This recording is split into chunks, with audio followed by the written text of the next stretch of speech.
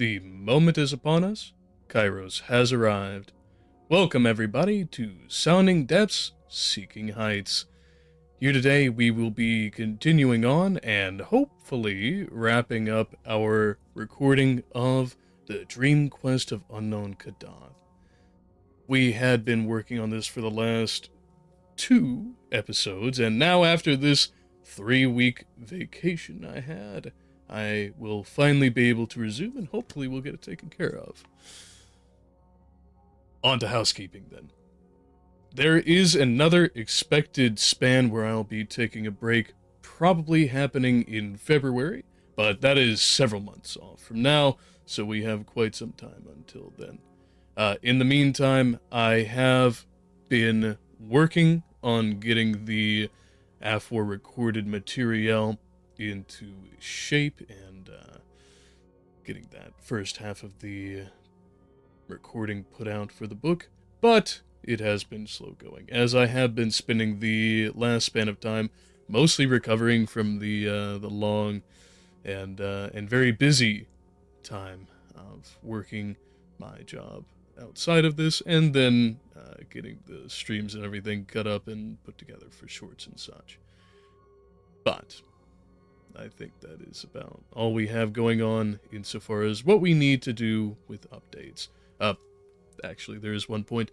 We are thankfully getting the Threefold Edifactory Discord server a little bit more active, thanks to, if you have noted, the recollections and reflections of the last several streams, and kept an eye, I should say, on the highlight reel, with completely nobody. We have one of the most talkative contributors to our server yet, and on a good topic, as he too is a writer of a, not quite a TTRPG system, but an entire setting of his own.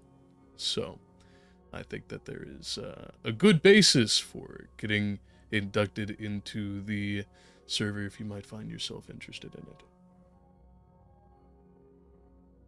Alongside, I have also referenced and posted some of the details from some of my own creations in there, and I think there's a lot of good opportunity, good material to discuss. But without further ado, housekeeping done, let us then get over to the book itself. Now, I do anticipate that I might be a tad rusty, but we will see how we take to it.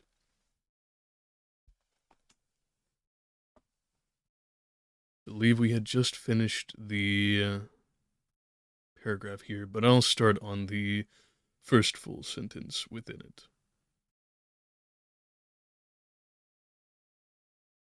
The ghasts try to come out when the gugs sleep, and they attack ghouls as readily as gugs, for they cannot discriminate. They are very primitive, and eat one another. They are very primitive, and eat one another. The gugs have a sentry at a narrow in the vaults of Zin, but he is often drowsy, and is sometimes surprised by a party of ghasts. Though ghasts cannot live in real light, they can endure the gray twilight of the abyss for hours. So at length, Carter crawled through endless burrows with 3 helpful ghouls bearing the slate gravestone of Colonel Gonna have to read that one a bit more carefully. So at length, Carter crawled through endless burrows with 3 helpful ghouls bearing the slate gravestone of Colonel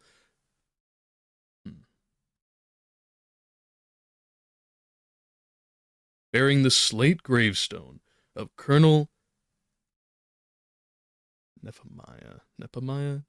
Yes, I think so.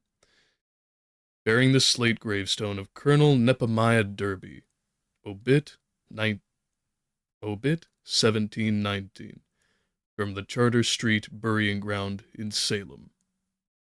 When they came again into open twilight, they were in a forest of vast lichened monoliths, reaching nearly as high as the eye could see, and forming the modest gravestones of the gugs. On the right, Thought I heard a car passing. On the right of the hole out of which they wriggled, and seen through aisles of monoliths, was a stupendous vista of cyclopean round towers mounting up illimitable into the gray air of inner earth. This was the great city of the Gugs, whose doorways are 30 feet high. Ghouls come here often, for a buried Gug will feed a community for almost a year, and even with the added peril, it is better to burrow for Gugs than to bother with the graves of men. Carter now understood the occasional titan bones he had felt beneath him in the Vale of Panoth. Straight ahead, and just outside the cemetery, rose a sheer perpendicular cliff, at whose base an immense and forbidding cavern yawned. This the ghouls told Carter to avoid as much as possible, since it was the entrance to the unhallowed This the ghouls told Carter to avoid as much as possible, since it is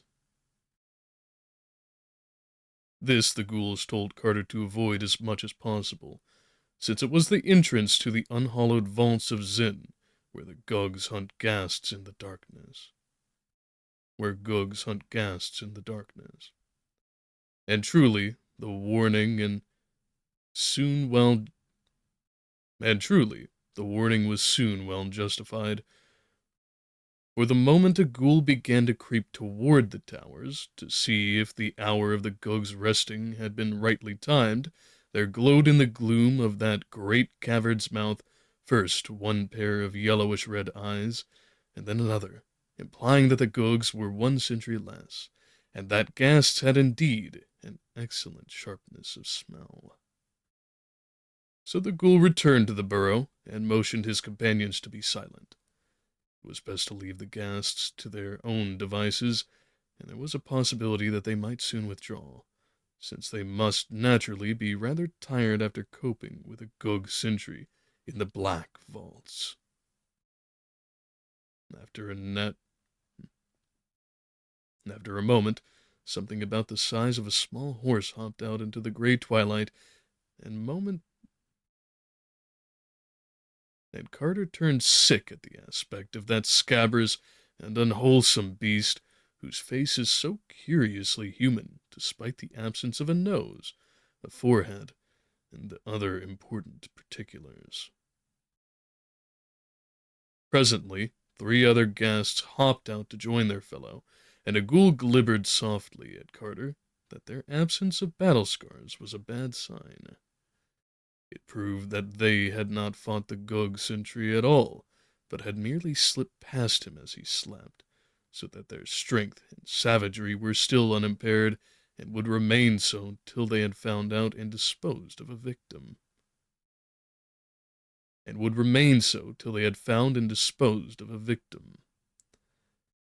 was very unpleasant to see those filthy and disproportioned animals which soon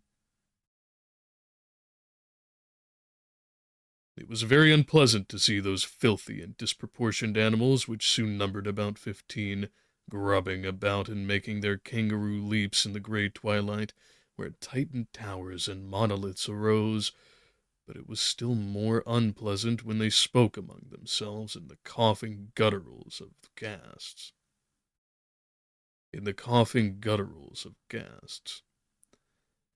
And yet, horrible as they were not so horrible as what presently came out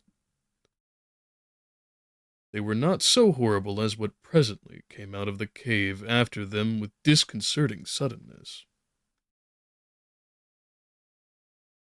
It was a paw, fully 2.5 feet across, and equipped with formidable talons. After it came another paw, and after that a great black furred arm to which both of the paws were attached by short forearms. Then 2 pink eyes shone, and the head of the awakened Gug sentry, large as a barrel, wobbled into view. The eyes jutted 2 inches from each side, shaded by bony protuberances overgrown with coarse hairs. But the head was chiefly terrible, Because of the mouth. That mouth had great yellow fangs and ran from the top to the bottom of the head, opening vertically instead of horizontally. But before that unfortunate Gug could emerge from the cave and rise to his full 20 feet, the vindictive ghasts were upon him. Carter feared for a moment that he would give an alarm and arouse all his kin, till a ghoul softly gibbered that Gugs have no voice, but talk by means of facial expression.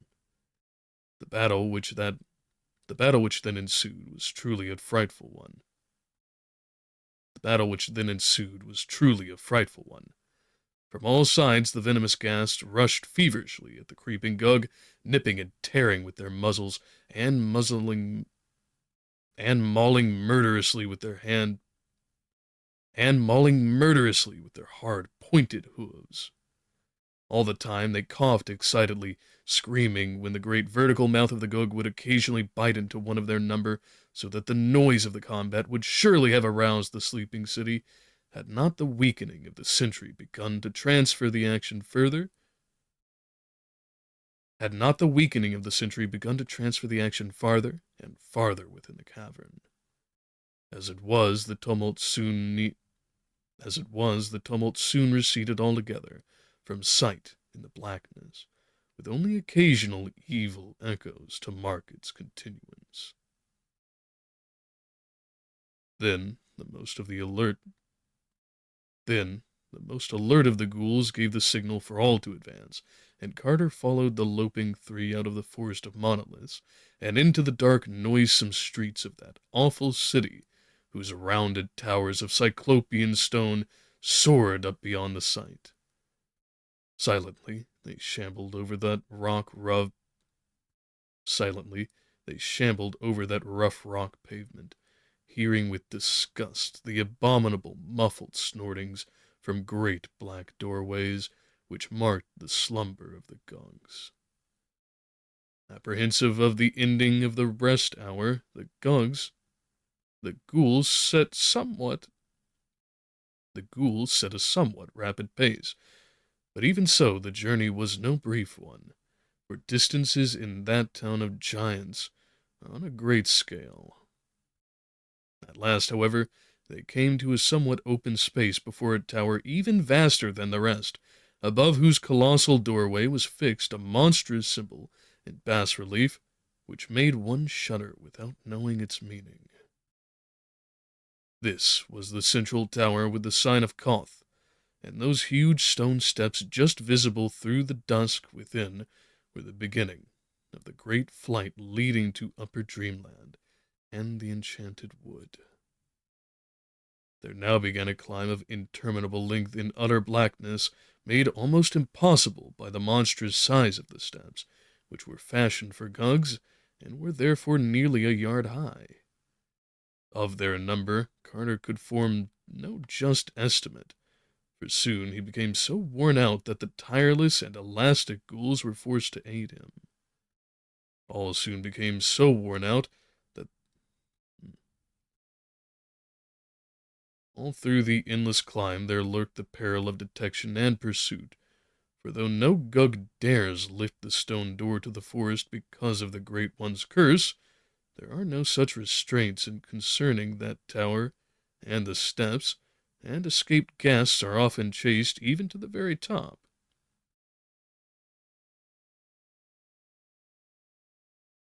So sharp are the ears of the Gugs that the bare feet and hands of the climbers might readily be heard when the city awoke, and it would of course take but little time for the striding giants, accustomed from their ghast hunts in the vaults of Zen to seeing without light,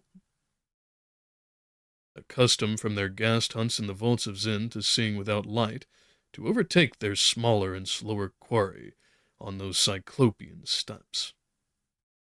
It was very depressing to reflect that the silent pursuing Gugs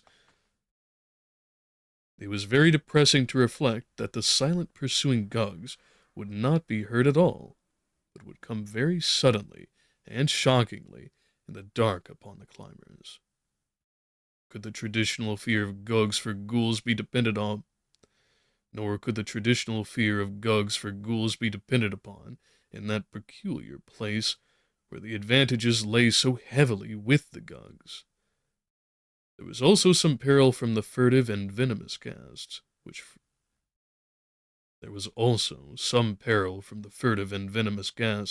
which frequently hopped up onto the tower during the sleep hour of the Gugs. Which frequently hopped up onto the tower during their sleep hour. Which frequently hopped up onto the tower during the sleep hour of the Gugs. If the Gugs slept long, and the guests returned soon from their deed in the cavern, the scent of the climbers might easily be picked up by those loathsome and ill-disposed things, in which case it would almost be better to be eaten by a Gug. Then, after aeons of climbing, there came a cough from the darkness above, and matters assumed a very grave and unexpected turn.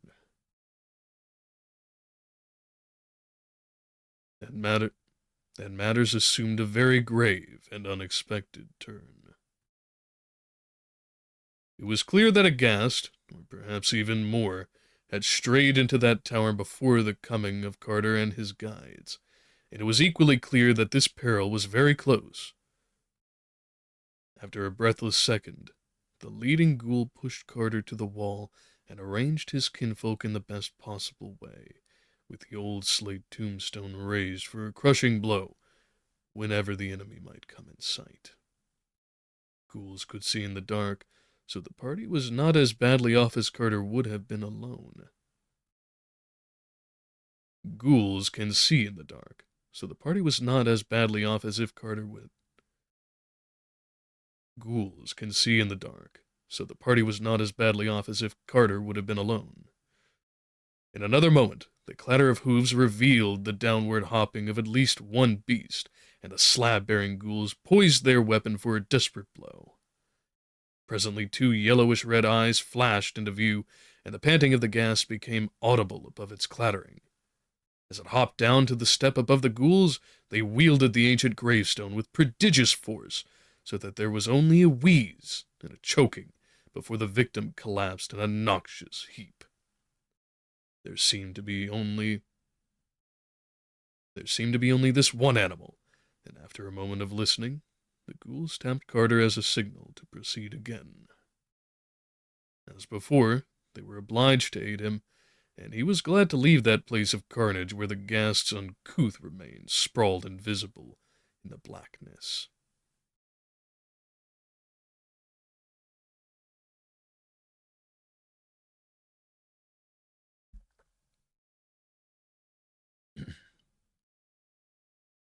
At last, the ghouls brought their companion to a halt, and feeling above him, Carter realized that the great stone trapdoor was reached at last.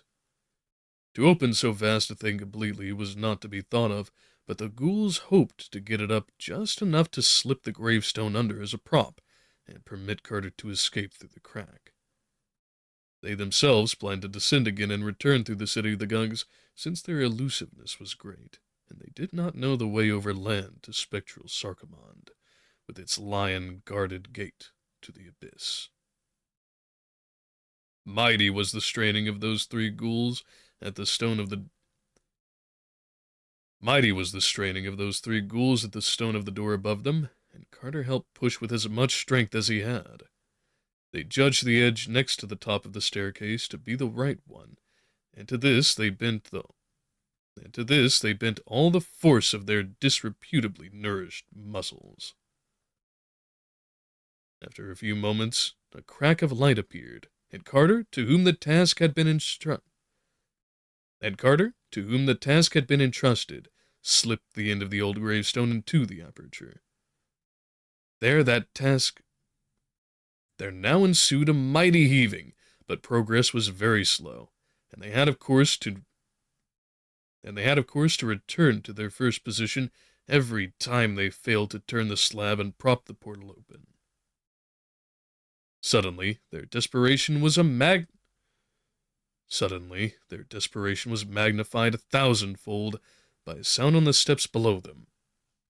It was only the thumping and rattling of a slain ghast's hooves. It was only the thumping and rattling of the slain guest's hooved body as it rolled down to lower levels. But of all the possible causes of that body's dislodgment and rolling, none was in the least reassuring. Therefore, knowing the ways of gungs, the ghouls set Therefore, knowing the ways of gungs, the ghouls set to it something of a frenzy. The ghouls set to some The ghoul set to with something of a frenzy, and in a surprisingly short time he had the doors so high that they were able to hold it still whilst Carter. Therefore, knowing the ways of the gungs, the ghouls set to with something of a frenzy, and in a surprisingly short time had the doors so high that they were able to hold it still whilst Carter turned the slab and left with a generous.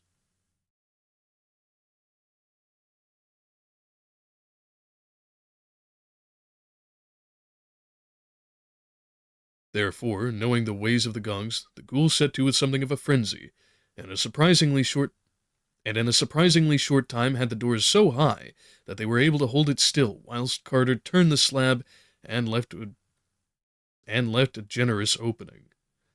They now helped Carter through, letting him climb up to their rubbery shoulders, and later guiding his feet as he clutched at the blessed soil of the upper dreamland outside. Another second, then they were through themselves, knocking away the gravestone and closing the great trapdoor, while a panting became audible beneath.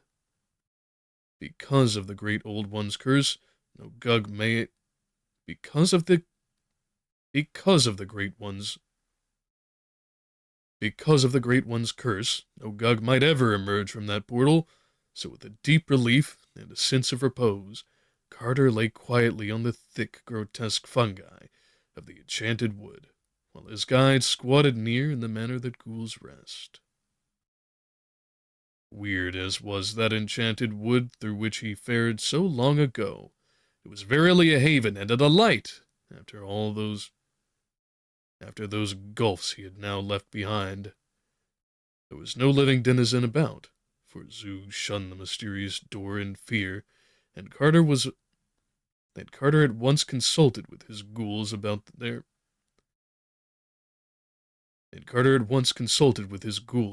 future course.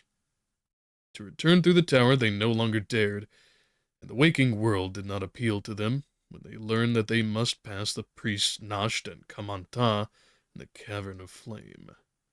So at length they decided to return through Sarkabond and its Gate of the Abyss, though of how to get there they knew nothing.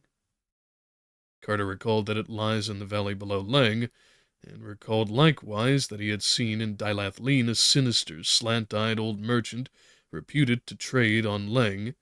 Therefore he advised the ghouls to seek out Dilathleen, crossing the fields to Nur and the sky, and following the river to its mouth. This they at once resolved to do, and lost no time in loping off, since the thickening of the dusk promised a full night ahead for travel. And Carter shook the paws of those repulsive beasts, thanking them for their help, and sending his gratitude to the beast which was once Pikmin, but could not help sighing with pleasure when they left. For a ghoul is a ghoul, and at best an unpleasant companion for a man. For a ghoul is a ghoul, and at best an unpleasant companion for man. After that, Carter sought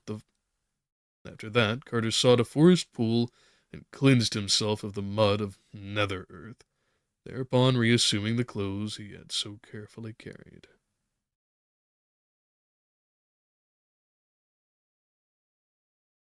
It was now night in that redoubtable wood of monstrous trees, but because of the phosphorescence one might travel as well as by day, wherefore Carter set out upon the well-known route toward Selaphias.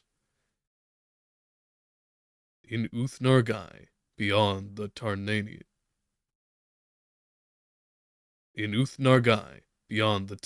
hills. And as he went, he thought of the zebra he had left tethered to an ash tree on Ingranek far away. And as he went, he thought of the zebra he had left tethered to an ash tree on Ingranek in far-away Uriab so many aeons ago, and wondered if any lava-gatherers had fed and released it. And he wondered, too, if he would ever return to Baharna and pay for the zebra that was slain by night in those ancient ruins by Yath's shore, and if the old tavern keeper would remember him. Such were the thoughts that came to him in the air of the regained upper dreamland. But presently his progress was halted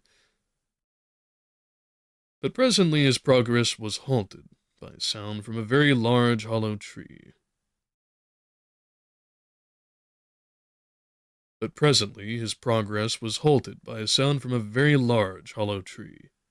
He had avoided the great circle of stones, since he did not care to speak with Zeus just now, but it appeared from the singular fluttering in that huge tree that important councils were in session elsewhere. Upon drawing nearer, he made out the accents of a tense and heated discussion. Before long, became conscious of matters which he viewed as the greatest concern.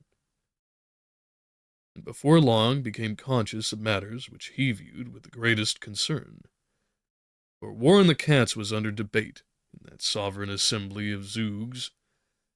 It all came from the loss of the party which had sneaked after Carter to Ultar, and which the Cats had justly punished for unsuitable intentions.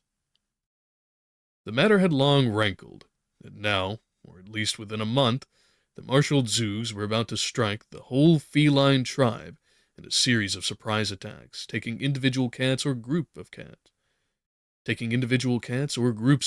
unawares, and giving not even the myriad cats of Ultar a proper chance to drill and mobilize. This was the plan of the Zoogs, and Carter saw that he This was the plan of the Zoogs, and Carter saw that he must foil it before leaving upon his mighty quest.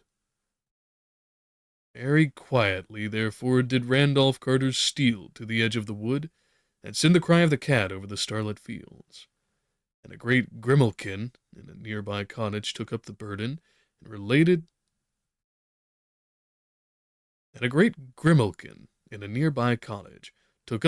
and related across leagues of rolling meadow to warriors large and small, black, gray, tiger, white, yellow, and mixed, and it echoed through Nur, and beyond the sky, even into Ultar, and Ultar's numerous cats called in chorus and fell into line of march.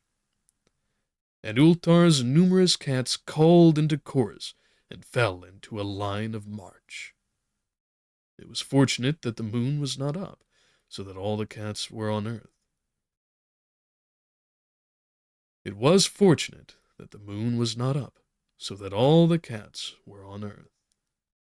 Swiftly and silently leaping, they sprang from every hearth and housetop, and poured in a great furry sea across the plains to the edge of the wood.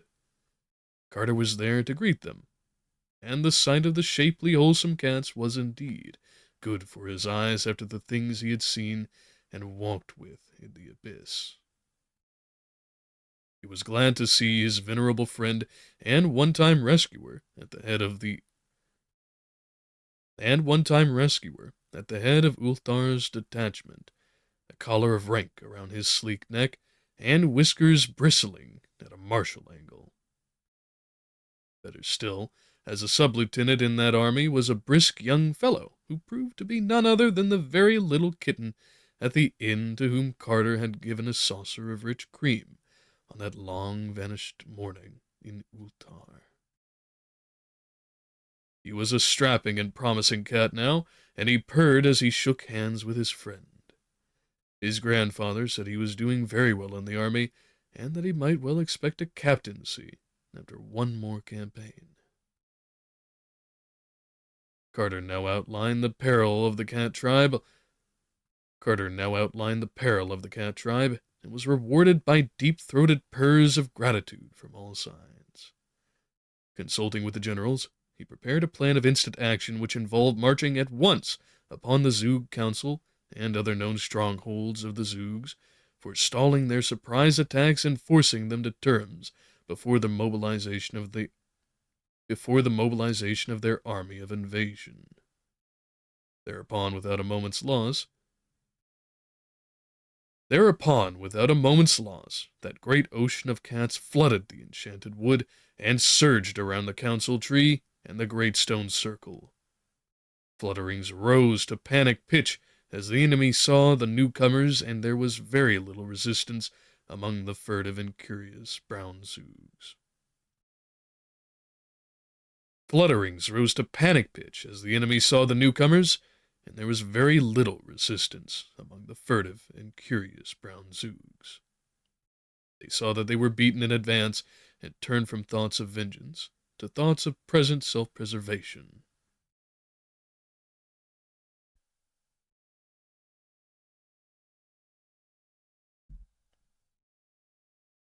They saw that they were beaten in advance and turned from thoughts of vengeance to thoughts of present self-preservation. Half the cats now seated themselves in a circular formation with the captured Zoogs in the center, leaving open a lane down which were marched the additional captives rounded up by the other cats in other parts of the wood. Terms were discussed at length, and Carter, acting as an interpreter, as it went. Terms were discussed at length, Carter acting as interpreter, and it was decided that the Zoogs might remain a free tribe on condition of rendering to the cats a large tribute of grouse, quail, and pheasants from the less fabulous parts of the forest. 12 young Zoogs of noble families were taken as hostages. 12 young Zoogs of noble families were taken as hostages to be kept in the Temple of Cats at Ultar, and the victors made it plain that any disappearances of cats on the borders of the Zoog domain would be followed by consequences highly disastrous to Zoogs. These matters disposed of, the assembled cats broke ranks and permitted the Zoogs to slink off, one by one, to their respective homes, which they hastened to do with many a sullen backward glance. The old cat general now offered Carter an escort through the forest to whatever border he wished to reach, deeming it likely that the Zoogs would harbor dire resentment against him for the frustration of their warlike enterprise. This offer he welcomed with gratitude, not only for the safety it afforded, but because he liked the graceful companionship of cats. So, in the midst of a pleasant and playful regiment, relaxed after the successful performance of its duty, Randolph Carter walked with dignity through that enchanted and phosphorescent wood of Titan trees, talking off of his quest.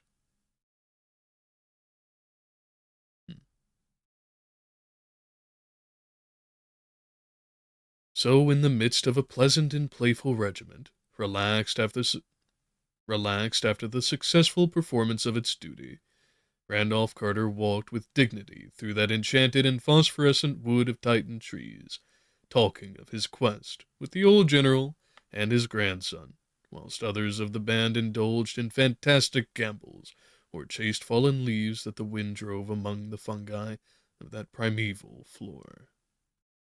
And the old cat said that he had heard much of unknown Kadath in the cold waste, but did not know where it was.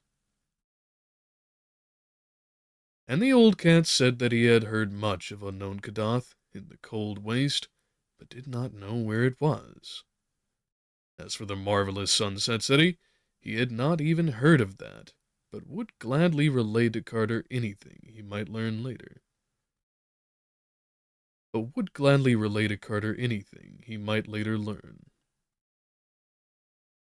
He gave the seeker some passwords of great value among the cats of Dreamland, and commended him especially to the old chief of the cats in Celophias, whither he was bound.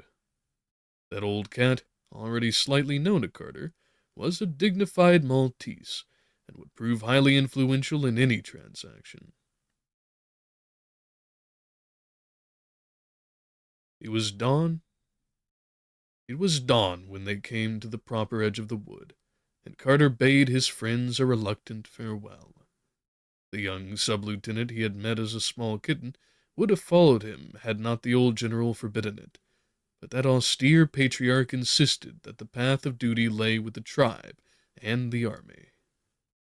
So Carter set out alone over the golden fields that stretched mysterious beside a willow-fringed river, and the cats went back into the wood.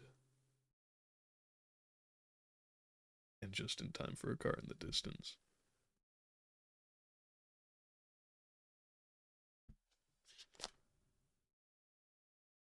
Although I will say, 40 minutes deep, not bad for the quiet we've been able to get.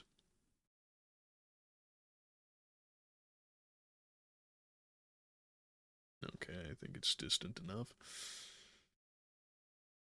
Sound canceling headphones. Good for some things, but not good for checking the environs.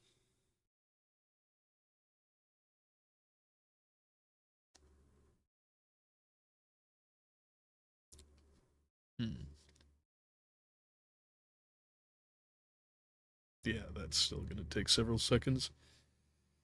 Ah, well.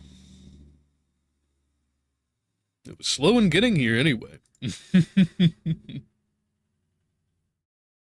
That gives me time to readjust anyhow.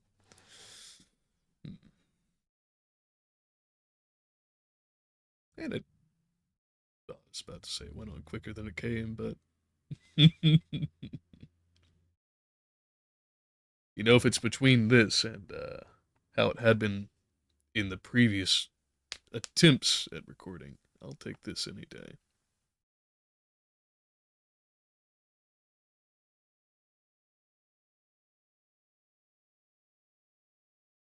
Yeah, I think that the noise filtering can take care of that.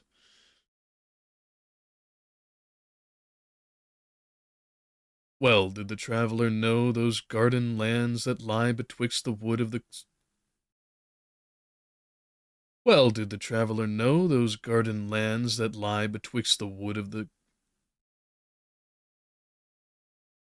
Carinarian.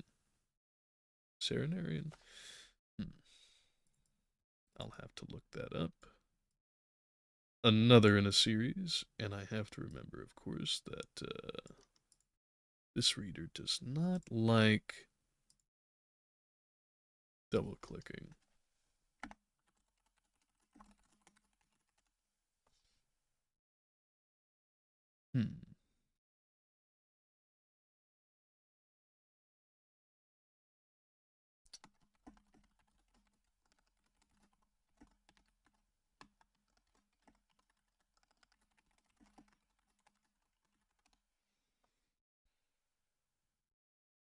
Okay, Serenarian.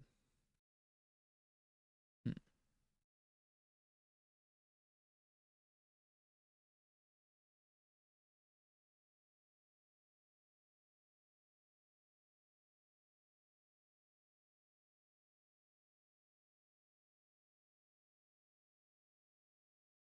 Hmm. Well, given the spelling, I would think Serenarian, but that on offer is Senerarian. Let me double check to see if this is a proper spelling.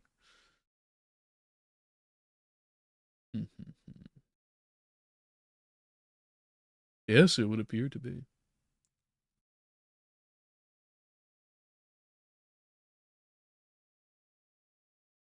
Okay. Well, if that is the case, then I will go by the phonetic pronunciation. We resume. Well, did the Well, and then the chair immediately gets me. I do need to upgrade a little bit on that front. It is awfully creaky. Maybe some grease will do it. We'll see.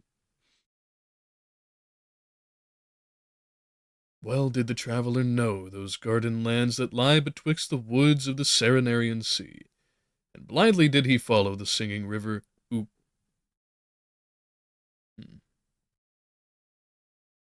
And blindly did he follow the singing river Okeanos.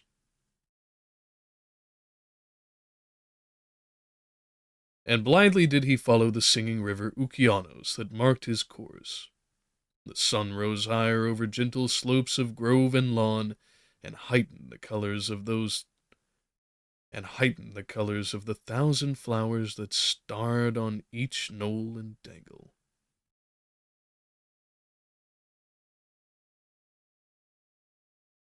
And heightened the colors of the thousand flowers that starred. Yes, I think my original pronunciation was right. Yes. A blessed haze lies upon all this region, wherein is held a little more of the sunlight than other places hold, and a little more of the summer's humming music of birds and bees, so that men walk through it as through a fairy place, and feel greater joy and wonder than they ever afterward remember. And feel greater joy and wonder than they ever afterward remember. By noon Carter reached the jaspered terraces of Kieran, which slope down to the river's edge and bear that temple of loveliness wherein the king of Elec-Vad. Okay. Wherein the king of Elec-Vad comes from his far realm.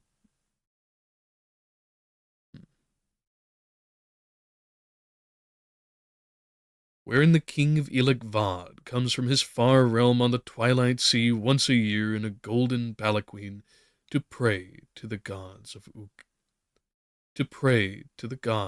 Okeanos, who sang to him in youth when he dwelt in a cottage by its banks. Let's try that one again. By noon Carter reached the jaspered terraces of Kieran, which slope down to the river's edge, and bear that temple of loveliness wherein the king of Elec-Vad comes from, and bear that temple of loveliness. By noon Carter reached the jaspered terraces of Kieran, which slope down to the river's edge, and bear the By noon Carter reached the jaspered terraces of Kieran, which slope down to the river's edge, and bear that temple of loveliness wherein the king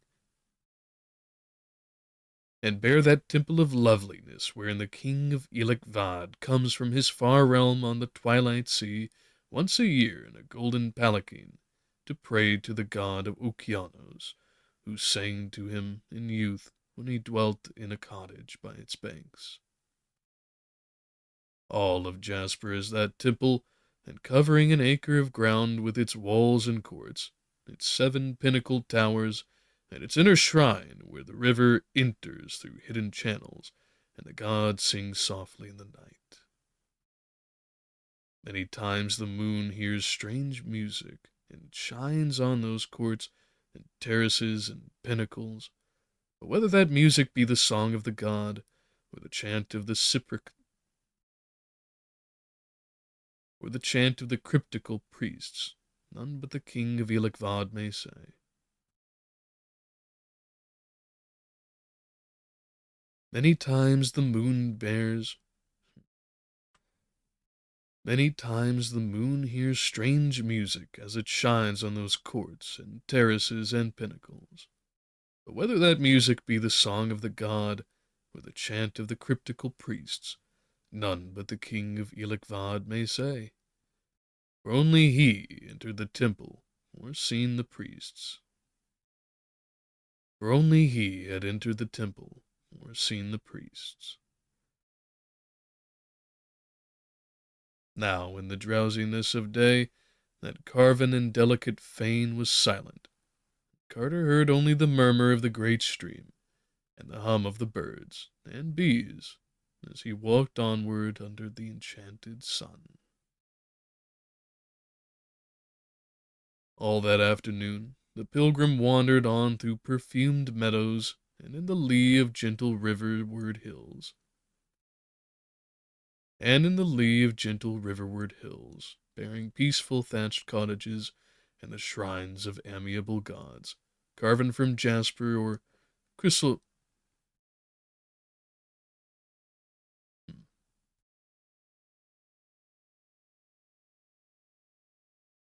All that afternoon, the pilgrim wandered on through perfumed meadows, and in the lee of gentle riverward hills, bearing peaceful thatched cottages, and the shrines of amiable gods carven from jasper or chrysoberyl.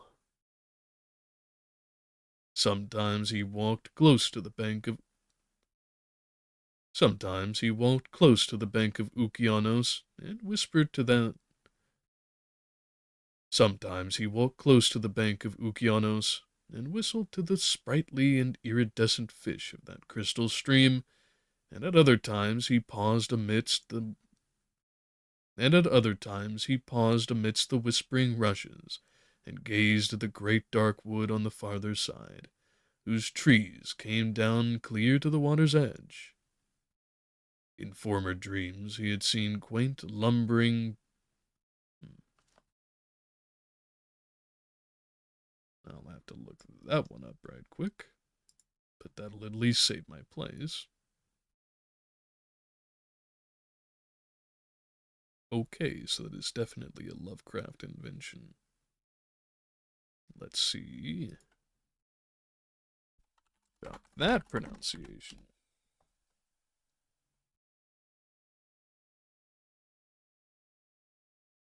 Hmm.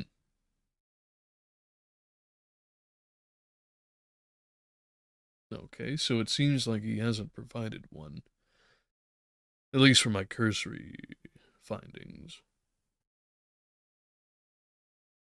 I'm going to phonetically go with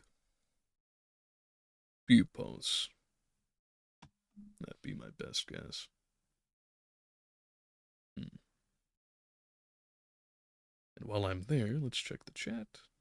All right, very good. And back to it.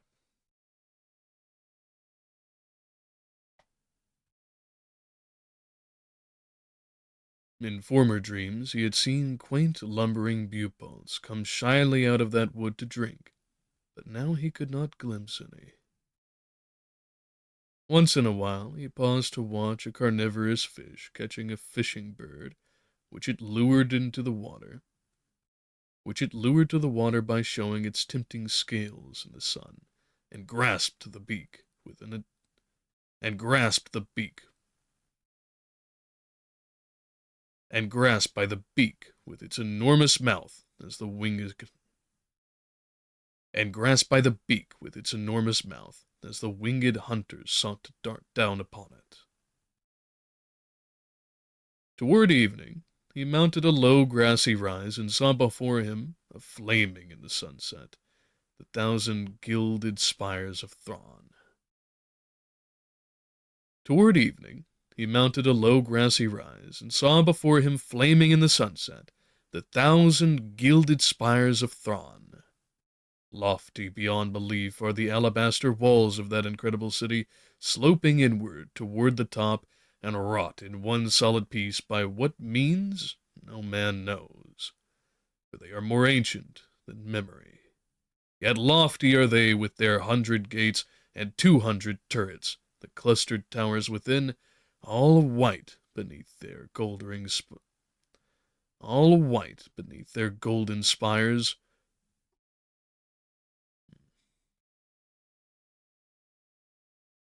Yet so yet lofty are Yet lofty as they are within their 100 gates and 200 turrets, the clustered towers within, all white beneath their golden spires, are loftier still, so that men on the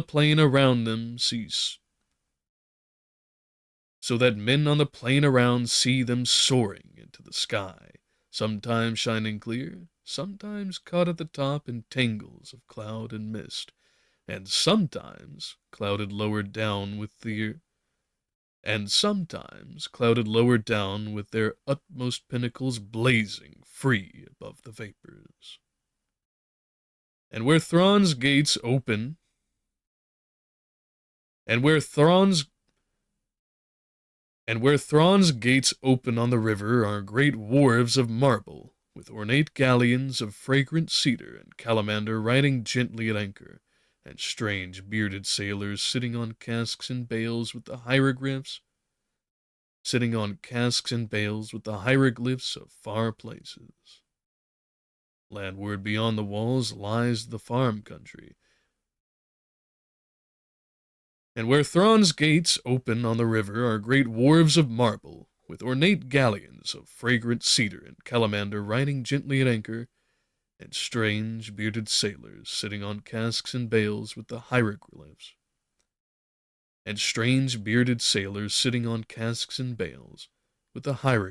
of far places. Landward beyond the walls lies the farm country, where small white cottages dream between little hills and narrow roads with many stone bridges wind wind.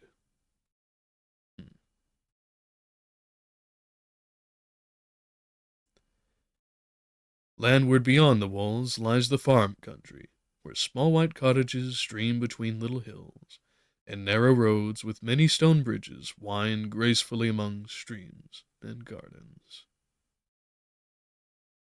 Down through this verdant land Carter walked at evening, and saw twilight float up from the river to the marvelous golden spires of Thrawn. And just at the hour of dusk, he came to the southern gate, and was stopped by a red-robed sentry, till he had told 3 dreams beyond belief, and proved himself a dreamer worthy to walk up Thrawn's steep, mysterious streets, and linger in the bazaars where the wares of the ornate galleons were sold. Then into that incredible city he walked, through a wall so thick that the gate was a tunnel, and thereafter amidst curved and undulated ways winding deep and narrow between the heavenward towers. Light shone through grated and balconied windows, and the sound of lutes and pipes stole timid from inner courts. And the sound of lutes and pipes stole timid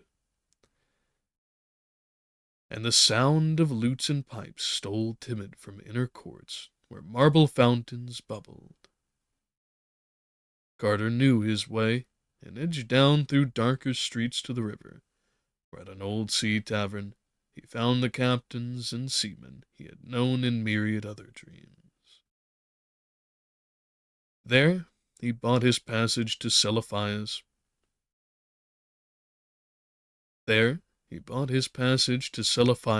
On a great green galleon, and there he stopped for the night, after speaking gravely to the venerable cats of the inn, who blinked dozing before an enormous hearth, and dreamed of old wars and forgotten gods.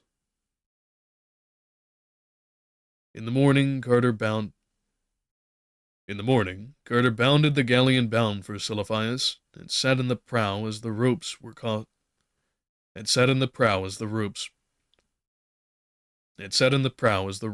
cast off, and the long sail down to the Serenarian Sea begun.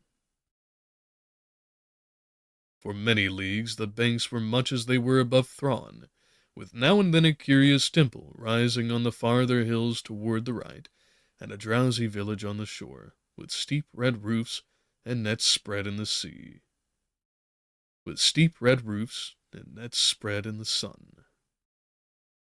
Mindful of his search, Carter questioned all the mariners closely about those whom he had met. They had met in the taverns of Celophaeus, asking the names and ways of the strange men with long, narrow eyes, long-lobed ears, thin noses, and pointed chins, who came in dark ships from the north and traded onyx for the carved jade and spun gold and little red singing birds of Salaphias. Of these men the sailors knew not much, save that they talked but seldom, and spread a kind of awe about them.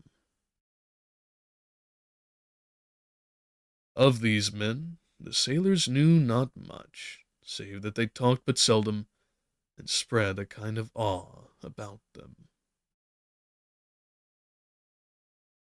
Their land, very far, their land, very far away, was called Inquinoc, and was and not many people cared to go thither, because it was a cold twilight land, and said to be close to unpleasant Leng, although high impassable mountains towered on the side where Leng was thought to lie, so that none may say whether this place... Okay, thought I heard the beginnings of a rumble.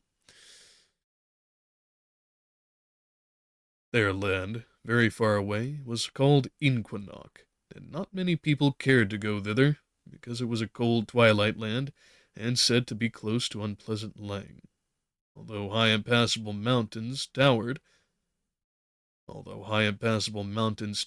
the side where Leng was thought to lie, so that none might say whether this evil plateau, with its horrible stone villages and unmentionable monastery, were really there, or whether the rumor were only a fear that timid people felt in the night, when those formidable barrier peaks loomed black against a rising moon. Certainly, men reached Leng from very different oceans.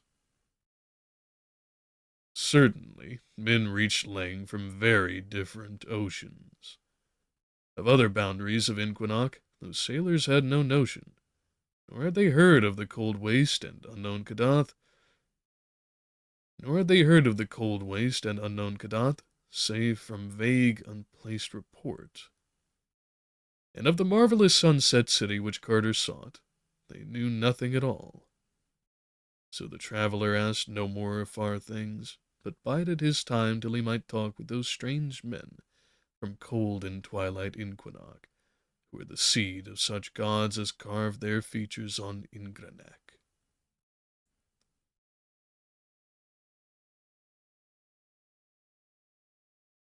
So the traveler asked no more of far things, but bided his time till he might talk with those strange men from cold and twilight Inquinoc, who are the seed of such gods as carve their features on Ingranek. Late in the day, the galleon reached those bends of the river which traverse the perfumed jungles of Kiad. Here, Carter wished he might disembark, for in those tropic tangles sleep wondrous places of ivory, lone and unbroken, where once dwelt fabulous monarchs of a land whose name is forgotten. Spells of the Elder Ones kept those places unharmed and undecayed, for it is written that there may one day be need of them again, and elephant caravans have glimpsed them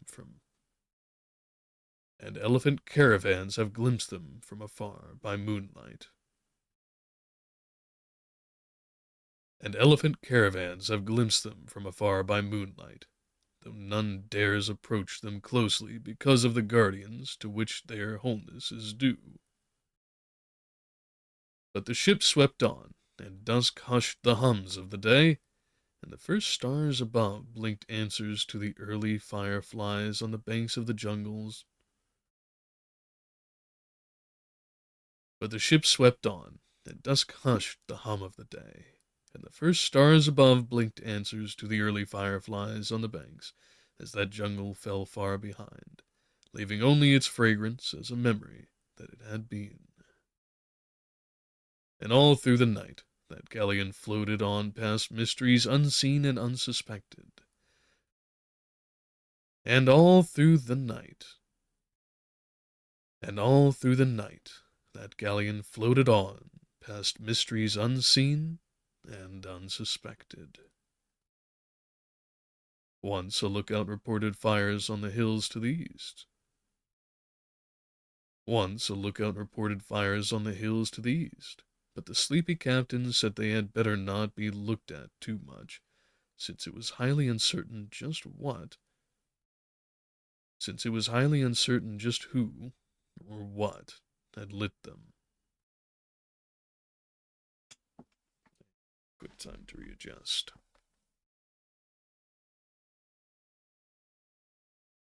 In the morning, the river had broadened out greatly. And Carter saw by the houses along the banks that they were close to the vast trading city of Halanith. Halanith. I think I'll go with Halanith. That Halanith sounds more appropriate.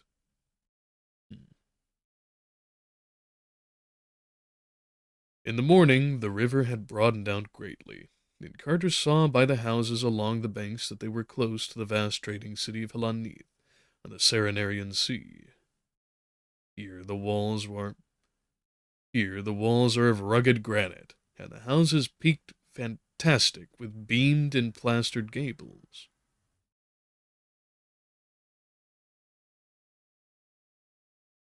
Here the walls are of rugged granite, and the houses peaked fantastic with beamed and plastered gables.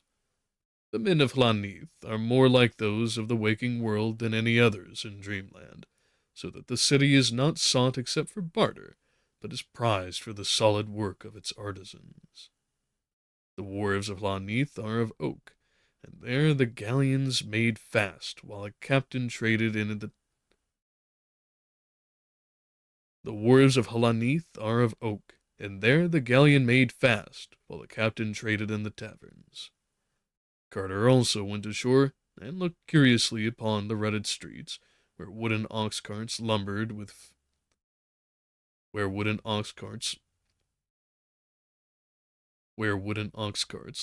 and feverish merchants cried their wares vacuously in the bazaars. The sea taverns were all close to the wharves, on cobbled lanes salted with the spray of high tides, and seemed exceedingly ancient with their low, black-beamed ceilings and casements of greenish bull's-eye panes. Ancient sailors in those taverns talked much of distant ports, and told many stories of the curious men from twilight Inquinac, but had little to add to what the seamen of the galleon had told. Then, at last, after much unloading and loading, the ship set sail more over the sunset sea. The ship set sail once more over the sunset sea, and the high walls and gables of Halanith grew. And the high walls and gables of Halanith grew less as the gold. And the high walls and gables of Halanith. And the high walls and gables of Halanith grew less as the last golden light of day lent them a wonder and beauty beyond any that men had given them.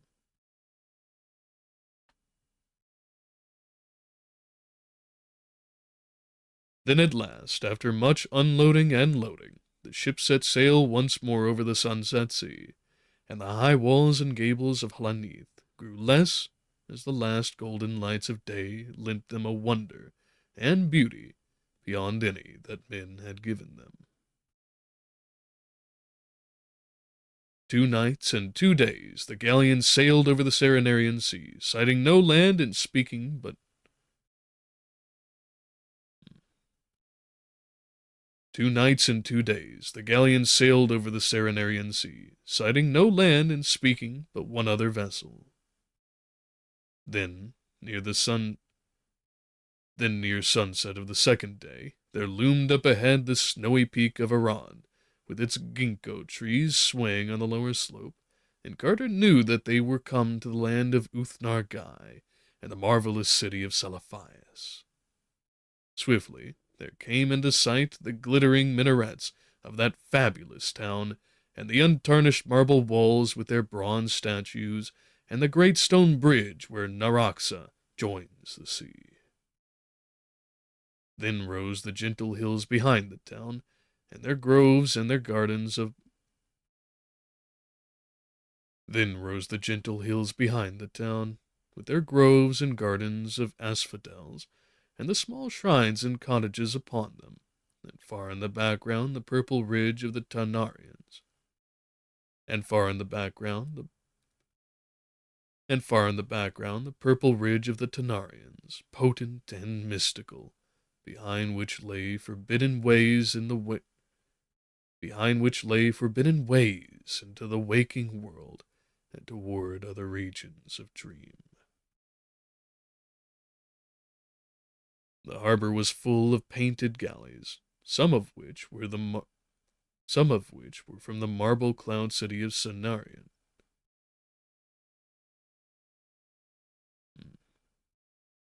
Sereninian. Sereninian? Sereninian. I think that'll do. The harbor was full of painted galleys, some of which were from the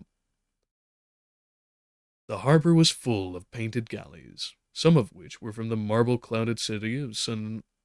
Serenanian?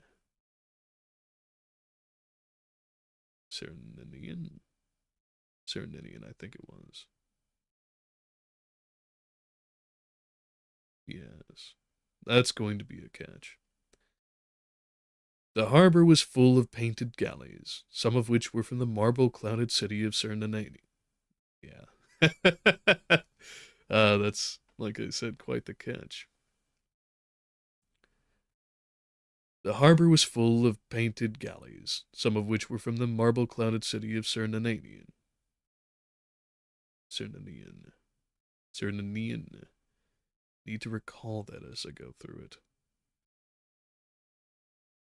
The harbor was full of painted galleys, some of which were from the marble-clouded city of Serenanian, that lies in ethereal space beyond where the sea meets the sky, and some of which were from more substantial parts of dreamland. And some of which were from more substantial parts of dreamland. And some of which were from more substantial parts of dreamland. Among these, the steersman threaded his way up to the spice-fragrant wharves, where the galleon made fast in the dusk as the city's million lights began to twinkle out over the water.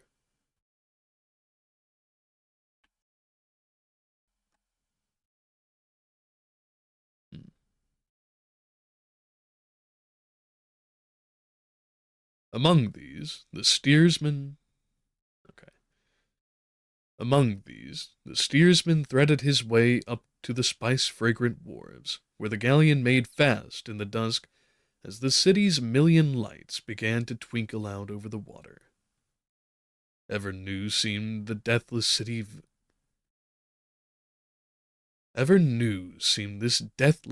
of vision, for here time had no power to tarnish or destroy. As it has always been, is still the turquoise of North Horthath, and the 80 orchid-wreathed priests are the same who builded it 10,000 years ago. Shining still is the bronze of the great gates, nor are the onyx pavements ever worn or broken, and the great bronze statues on the walls look down on merchants and camel drivers older than fable, yet without one gray hair in their forked beards.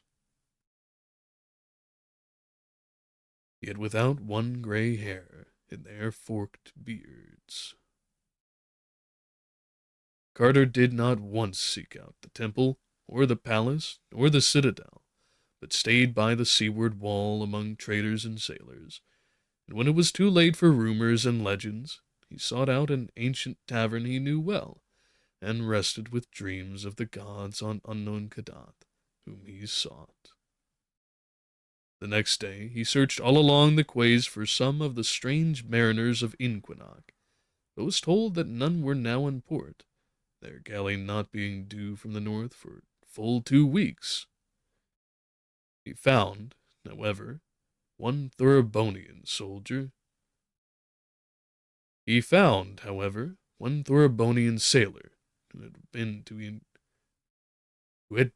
Inquanac and had worked in the onyx quarries of that twilight place, and this sailor said there was certainly a descent to the north of the peopled region, which everybody seemed to fear and shun. The Thoroughbonian opined that this desert led around the utmost rim of impassable peaks. The Thoroughbonian, the Thor, the Thoroughbonian opined that the desert led around the utmost rim of impassable peaks into Lang's horrible plateau, and that this is why men feared it, though he admitted there were other vague tales of evil presences and nameless sentinels. Whether or not this could be the fabled waste where an unknown Kadath stands, he did not know, but it seemed unlikely that those presences and sentinels, if indeed they existed, were stationed for naught. And we're making great time, but in that good time, I think I need a quick break, so we will be one recess later and then come back to it. Till then.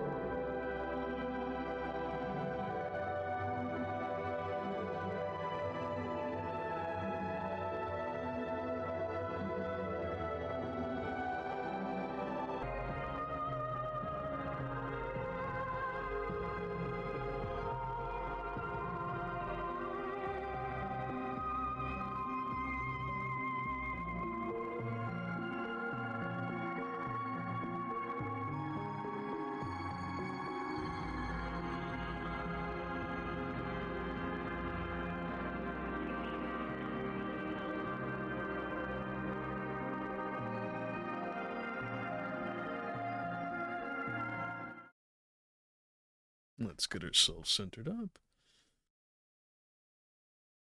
Okay, cool. And we resume. Now, back to where we were.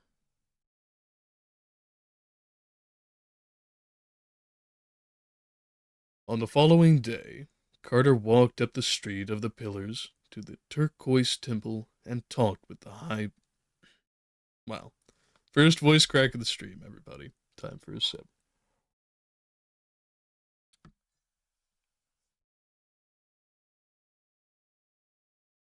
On the following day, Carter walked up the street of the Pillars to the turquoise temple and talked with the high priest. Though Nath Hortath is chiefly worshipped in Celiphias, all the great ones are mentioned in diurnal prayers. All the great ones are mentioned in diurnal prayers, and the priest was reasonably versed in their moods.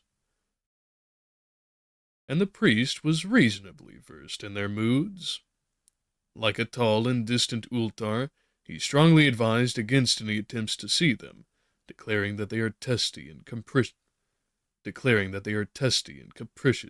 and subject to strange protection from the mindless other gods from outside, whose soul and messenger is the crawling chaos, Nyarlathotep. And I remembered this time, guys, the proper pronunciation. Their jealous hidings of the marvelous Sunset City shewed clearly that they did not wish Carter to reach it, and it was doubtful that they would regard a guest whose object was to see them and plead before them. No man had ever found Kadath in the past. And it might be just as well if none ever found it in the future. Such rumors as were told about that onyx castle of the Great Ones were not by any means reassuring. Having thanked the orchid-crowned high priest, Carter left the temple and sought out the bazaars of the sheep butchers, where the old chief of Celiphias cats dwelt sleek and contented. That gray and dignified being was sunning himself on the onyx pavement, and extended a languid paw as his caller approached. That gray and dignified being was sunning himself on the onyx pavement, and extended a languid paw as his caller approached. But when Carter repeated the passwords and introduction furnished him by the old cat general of Ultar, the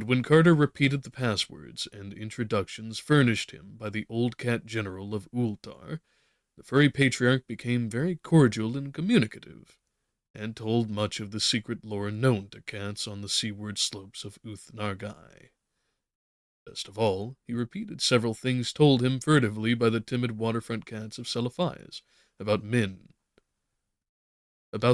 of Inquinac, on whose dark ships no cat will go.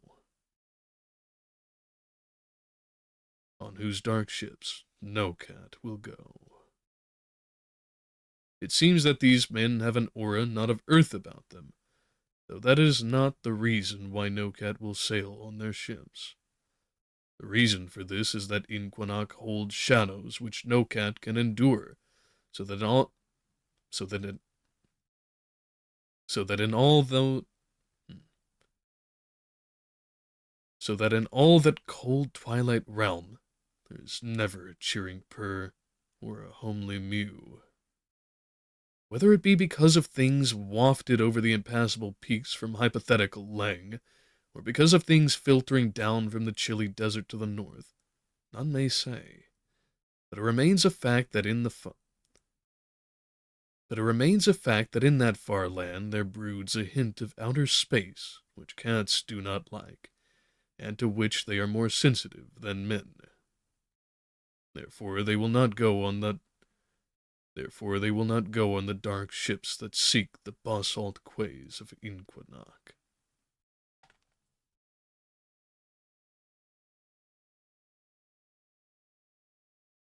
The old chief of the cats also asked him where to find his friend King Karains, who in Carter's latter dreams had reigned alternately in the rose...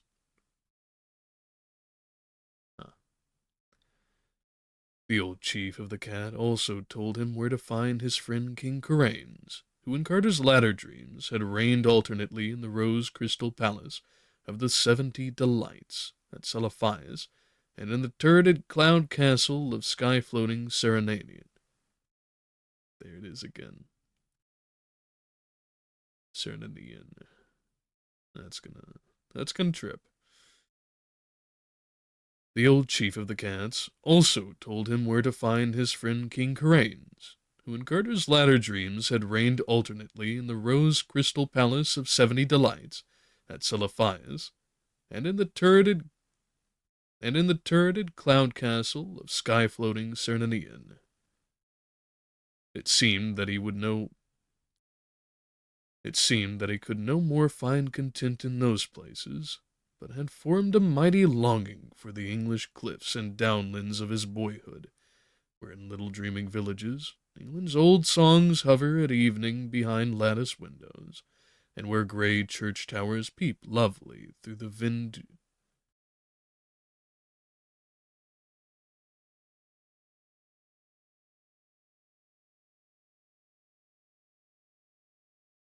It seemed that he could no more find content in those places, but had formed a mighty longing for the English cliffs and downlands of his boyhood, where in little dreaming villages England's old songs hover at evening behind lattice windows, and where grey church towers peep lovely through the verdure of distant valleys. He could not go back to those things in the waking world because his body was dead. But he had done the next best thing and dreamed a small tract of. But he had done the. But he had done the next best thing and dreamed a small tract of such countryside in the region east of the city where the meadows roll gracefully up from the sea cliffs to the foot of the Tanarian hills. There he dwelt in a grey Gothic manor house of stone looking on the sea, and tried to think it was ancient Trevored Towers, where he was born, and where 30 generations of his forefathers had first seen the light. And on the coast nearby, he had built a little Cornish fishing village, and steep cobbled ways, settling therein such people as had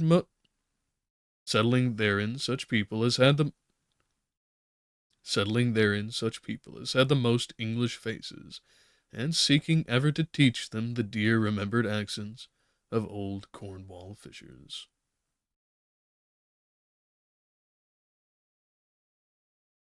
In a valley not far off, he had reared a great Norman abbey whose tower he could see from his window, placing around it in the churchyard grey stones with the names of his ancestors carved thereon, and with a moss somewhat like old England's moss.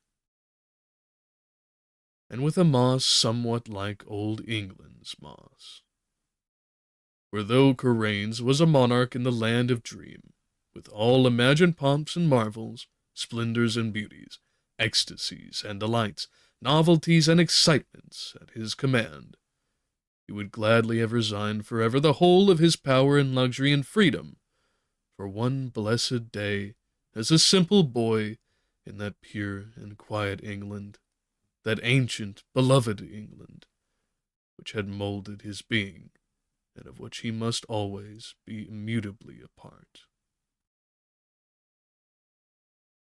So when Carter bade that old grey chief of the cats adieu, he did not seek the terraced palace of rose crystal, but walked out the eastern gate and across the daisied fields towards a peaked gable which he glimpsed through the oaks of a park sloping up to the sea cliffs.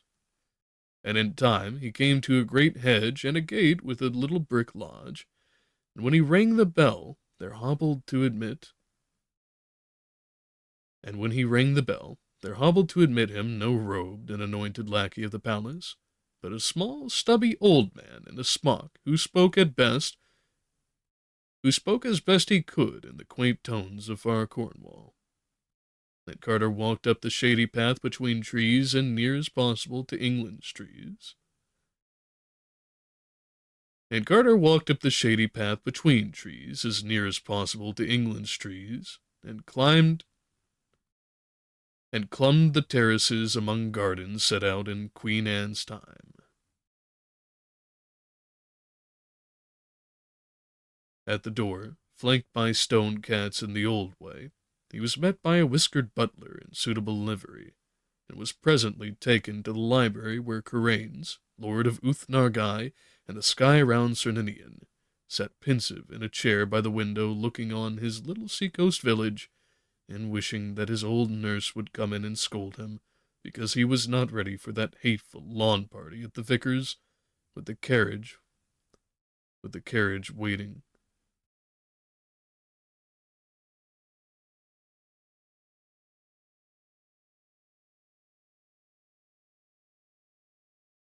At the door, flanked by stone cats in the old way, he was met by a whiskered butler in suitable livery, and was presently taken to the library where Karains, Lord of Uth-Nargai and the sky round Sereninian, sat pensive in a chair by the window, looking on his little seacoast village, and wishing that his old nurse would come in and scold him, because he was not ready for that hateful lawn party at the vicar's, with the carriage waiting, and his mother nearly out of patience.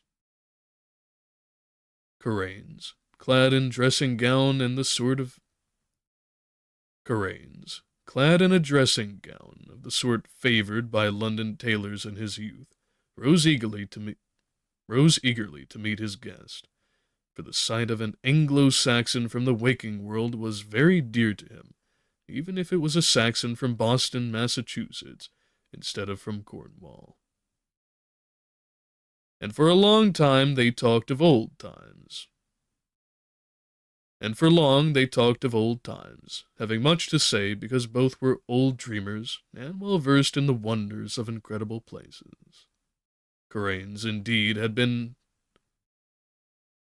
And for long they talked of old times, having much to say because both were old dreamers and well versed in the wonders of incredible places.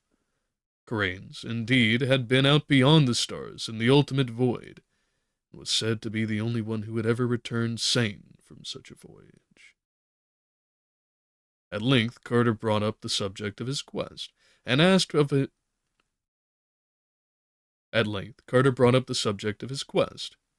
his host those questions.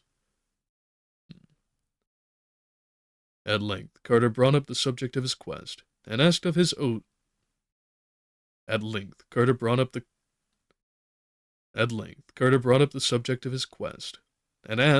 host those questions that he had asked of so many others.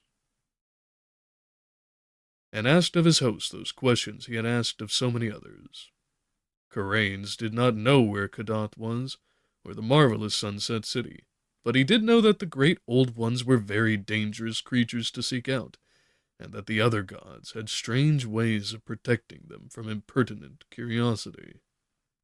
He had learned much of the other gods in distant parts of space, especially in that region where form does not exist, and colored gases study the innermost secrets. The violet gas I thought I would have had that one. We'll see.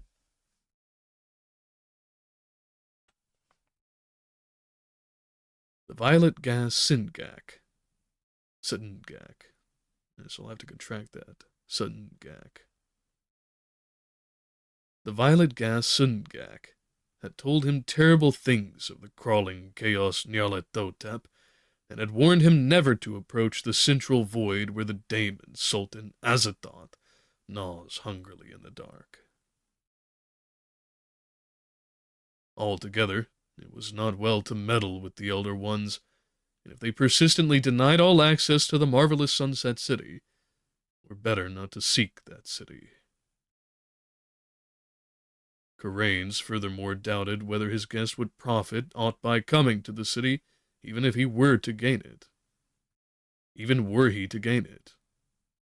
He himself had dreamed and yearned long years for lovely Celophias and the land of Uth-Nargai, but for the freedom and color and high experience of life devoid of its chains and conventions and stupidities.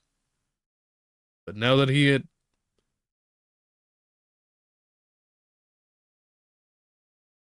himself had dreamed and yearned long years for lovely Celophias and the land of Uth-Nargai, and for the freedom and color and high experience of life devoid of its chains and conventions and stupidities. But now that he was come into that city and that land, and was the king thereof, he found the freedom and the vividness all too soon worn out, and monotonous for want of linkage with anything firm in his feelings and memories. He was a king in Uth-Nargai, but found no meaning therein, and drooped always for the old familiar things of England that shaped his youth. All his kingdom would he give for a sound of All his kingdom would he give for the sound of Cornish church bells over the downs, and all the thousand minarets of Celiphias for the steep, homely roofs of that village near his home. So he told his guest that the unknown sunset city might not hold quite the content he sought, and that perhaps it had better remain a glorious and half-remembered dream. For he had visited Carter often in the old waking days, and knew well the lovely New England slopes that had given him birth. At last he was very certain the seeker would At last he was very certain the seeker would not At last he was very certain the seeker would long only for the early remembered scenes, the glow of Beacon Hill at evening, the tall steeples and winding hill streets of quaint Kingsport, the hoary gambrel roofs of ancient and witch-haunted Arkham, and the blessed meads and valleys where stone walls rambled and white farmhouse gables peeped out from bowers of verdure. These things he told Randolph Carter, but still the seeker held to his purpose, and in the end they parted each with his own conviction. Carter went back through the bronze gate into Celiphias, and down the street of pillars to the old sea wall, where he talked more with the mariners of far ports and waited for the dark ship from cold and twilight Inquinoc, whose strange-faced sailors and onyx traders had, in them, the blood of the great ones. One starlit evening, when the Pharos shone splendid over the harbor, when the Pharos shone splendid over the harbor, the longed for ship put in, and strange-faced sailors and traders appeared one by one and group by group in the ancient taverns along the sea wall. It was very exciting to see those living faces, so like the godlike features of Ingranec, but Carter did not hasten to speak with the silent seaman. He did not know much of pride and secrecy, and dim supernal memory might fill him. He did not know much of pride and secrecy, and dim supernal memory might fill those children of the great ones. Was sure it would not be wise to tell them of his quest, or ask too closely of that cold desert stretching north of their twilight land. They talked little with the other folk in those ancient sea taverns, but would gather in groups in remote corners and sing among themselves the haunting airs of unknown places, or chant long tales to one another in accents alien to the rest of dreamland. And so rare and moving were those airs and tales that one might guess their wonders from the faces of those who listened, even though the words came to common ears only as strange cadence and obscure melody. For a week the strange seamen lingered in the taverns and traded in the bazaars of Celiphias. Before they sailed, Carter had taken passage on their dark ship, telling them that he was an old onyx miner and wishful to work in their quarries. That ship was very lovely and cunningly wrought, being of teak wood with ebony fittings and That ship was very lovely and cunningly wrought, being of teak wood with ebony fittings and traceries of gold, and the cabin in which the traveler lodged had hangings of silk and velvet. One morning at the turn of the tide, the sails were raised. One morning, at the turn of the tide, the sails were raised and the anchor lifted, and as Carter stood on the high stern, he saw the sunrise blazing walls, and bronze statues and golden minarets of ageless Celiphias sink into the distance, and the snowy peak of Mount Man grow smaller and smaller. By noon there was nothing in sight save the gentle. By noon there was nothing in sight save the gentle blue of the Serenarian Sea, with one painted galley afar off bound for that realm of with one painted galley afar off bound for that realm of Serenanian. Almost had it. Serenanian. Sereninian, yes. With one painted galley afar off bound. With one painted galley afar off bound for that realm of Sereninian, where the sea beats the sky. And the night came with gorgeous stars, and the dark ship steered for Charles Wayne and the Little Bear as they swung slowly round the pale. As they swung slowly round the pole, and the sailors sang strange songs of unknown places, and they stole off one by one to the forecastle, while the wistful watchers murmured old chants and leaned over the rail to glimpse the luminous fish playing in bowers beneath the sea. Carter went to sleep at midnight and rose in the glow of a young morning, marking that the sun seemed farther south.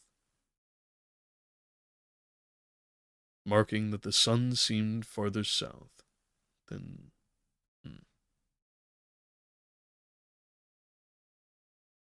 Carter went to sleep at midnight and rose in the glow of a young morning, marking that the sun seemed farther south than was its wont. And all through that second day, he made progress in knowing the men of the ship, getting them little by little to talk of their cold twilight land, of their exquisite onyx city, and of their fear of the high and impassable peaks beyond which Ling was said to be.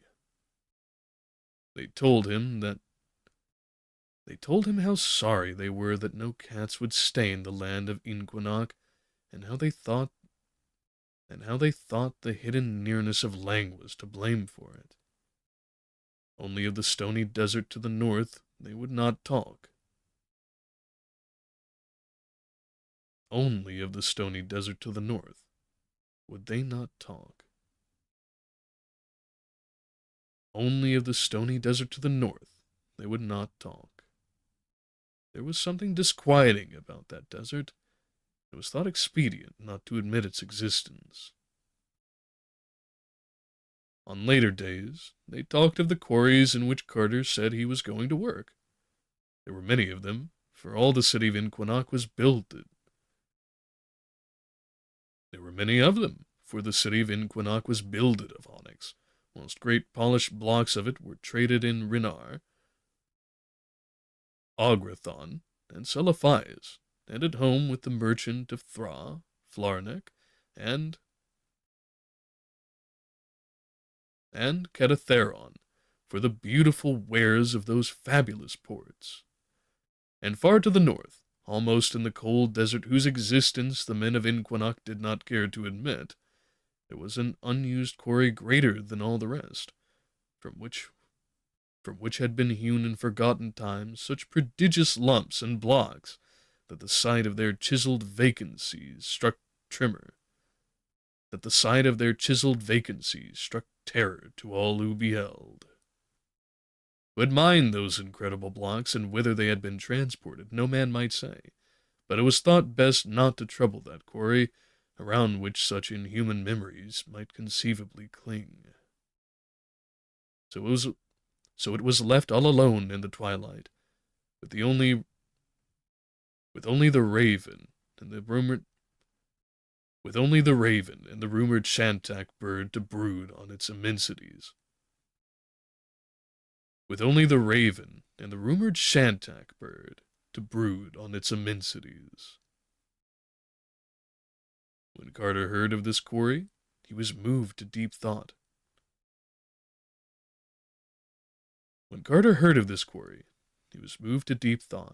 For he knew from old tales that the great old one's castle atop Unknoth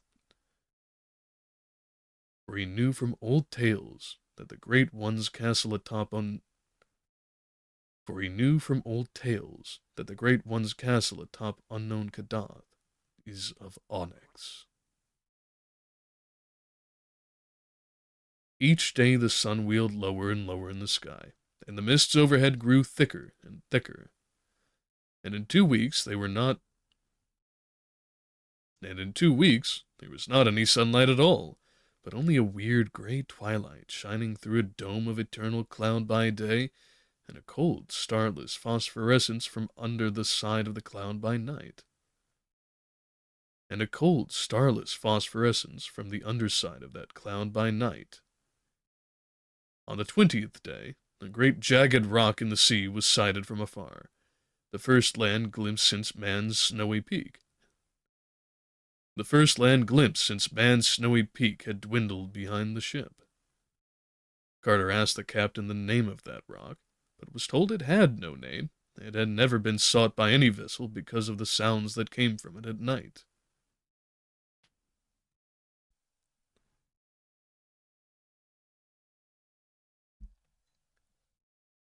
And when, after dark, a dull and ceaseless howling arose from that jagged granite place, the traveler was glad that no stop had been made, and that the rock had no name. The seaman prayed enchanted till the noise was out of earshot, and Carter dreamed terrible dreams within dreams in the small hours. 2 mornings after that, there loomed far ahead and to the 2 mornings after that, there loomed far ahead and to the east a line of gray. 2 mornings after that, there loomed far ahead and to the east a line of great gray peaks, whose tops were lost in the changeless clouds of that twilight world. And at the sight of them, the sailors sang glad songs, and some knelt down on the decks to pray, so that Carter knew that they were come close to the land of Inquinag, and would soon be moored to the basalt quays of the great town bearing the land's name.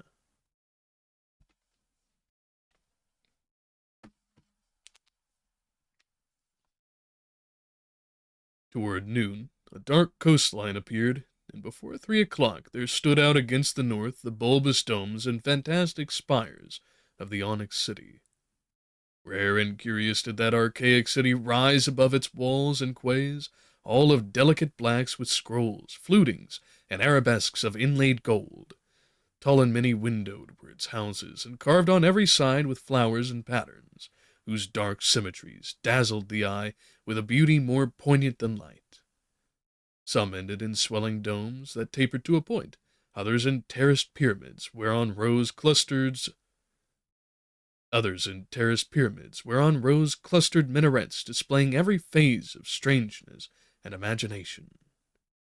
The walls were low, and pierced by frequent gates, each under a great arch rising high above the general level, and capped by the head of a god chiseled with that same skill displayed in the monstrous face on distant Ingranek. On a hill in the center rose a 16-angled tower, greater than all the rest, and bearing a high pinnacled belfry resting on a flattened dome.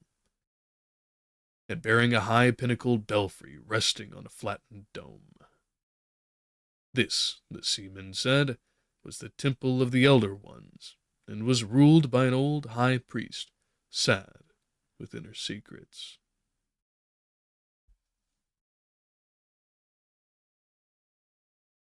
At intervals, the clang of a strange bell shivered over the onyx city, answered each time by a peal of mystic music made up of horns, viols, and chanting voices.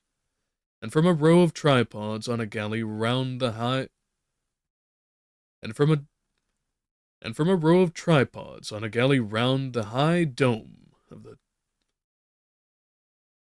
and from a row of tripods on a galley round the high dome of the temple there burst flares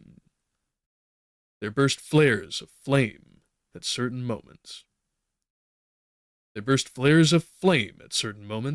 For the priests and people of that city were wise in the primal mysteries, and faithful in keeping the rhythms of the great old ones, as sent forth in scrolls older than the Nakhotic manuscripts.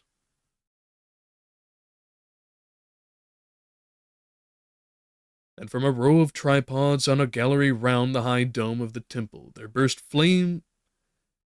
And from a row of tripods on a galley round the high dome of the temple there burst flame.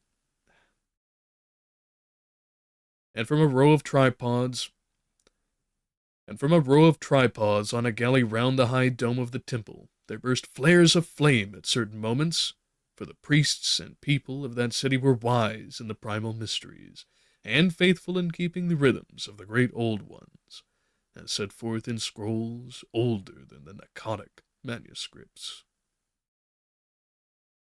As the ship rode past the great basalt breakwater into the harbor, As the ship rode past the great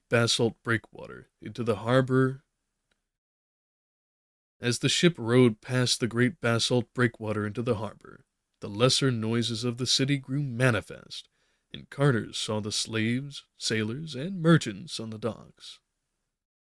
The sailors and merchants were the strange-faced race of the gods, but the slaves were squat, slant-eyed folk, said by rumor to have drifted somehow across or around the impassable peaks from the valleys beyond Lang.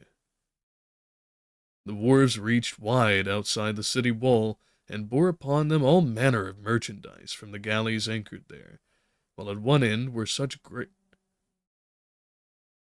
Right on time for a vehicle, not bad.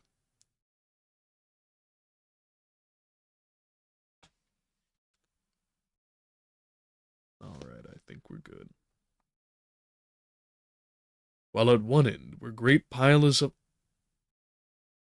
The wharves reached wide outside the city wall, and bore upon them all manner of merchandise from the galleys anchored there, while at one end were great piles of onyx, both carved and uncarved, awaiting shipment to the far markets of Renar, Augrathon, and Celophias. It was not yet evening when the dark ship anchored beside a jutting quay of stone, and all the sailors and traders filed ashore, and through the arched gates into the city. The streets of that city were paved with onyx, and some of them were wide and straight, while others were crooked and narrow. The houses near the water were lower than the rest, and bore above their curiously arched doorways certain signs of gold, said to be in honor of the respective small gods that favored each. The captain of the ship took Carter to an old seed tavern where flocked the mariners of quaint countries, and promised that he would next day shew him the wonders of the Twilight City, and lead him to the taverns of the onyx miners by the northern wall.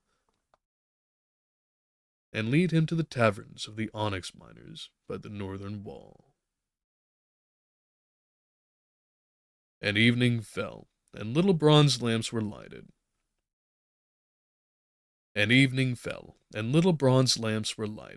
And the sailors in that tavern sang songs of remote places.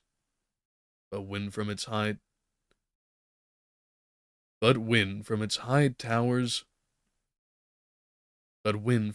tower the great bell shivered over the city, and the peal of the horns and viols and voices rose.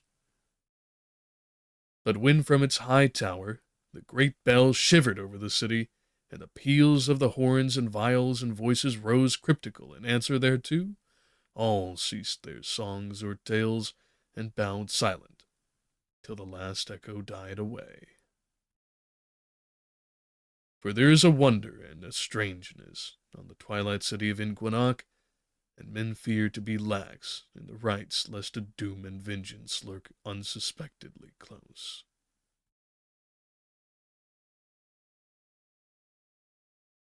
Far in the shadows of that tavern, Carter saw a squat form.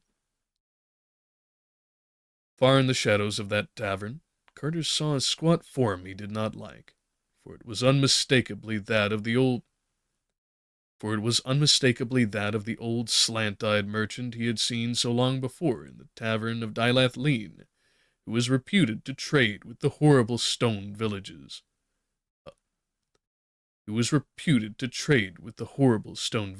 of Lang, which no healthy folk visit, and whose evil fires are seen at night from afar, and even to have dealt with that high priest not to be described, which wears a yellow silken mask over its face, and dwells all alone in a prehistoric stone monastery. This man had seemed to shew a queer gleam of knowing. This man had seemed to shew a clear gleam. This man had seemed to shew a queer gleam of knowing when Carter asked the traders of Dilathleen about the cold waste and Kadath, and somehow his presence in dark and haunted Inquinoc, so close to the wonders of the North, was not a reassuring thing. He slipped wholly out of sight before Carter could speak to him, and sailors later said that he had come with a yak caravan from some point not well determined, bearing the colossal and rich-flavored eggs of the rumored shantak bird to trade for the dexterous jade goblets that merchants brought from Illirak. For the dexterous jade goblets that merchants brought from Illarneck.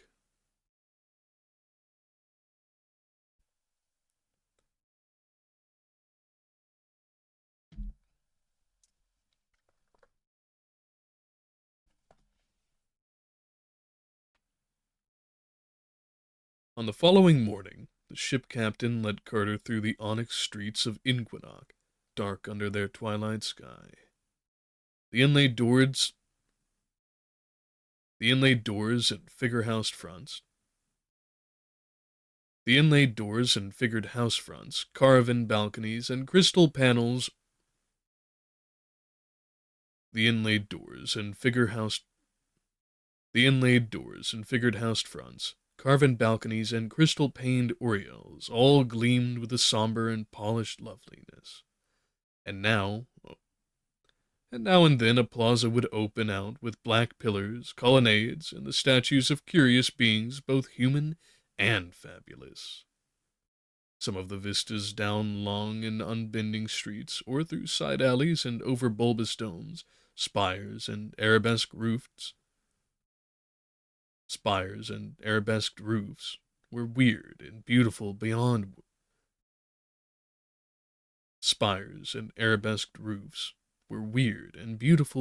words, and nothing was more splendid than the massive weird and wow. Some of the vistas down long and unbending streets, or through side alleys and over bulbous domes, spires, and arabesqued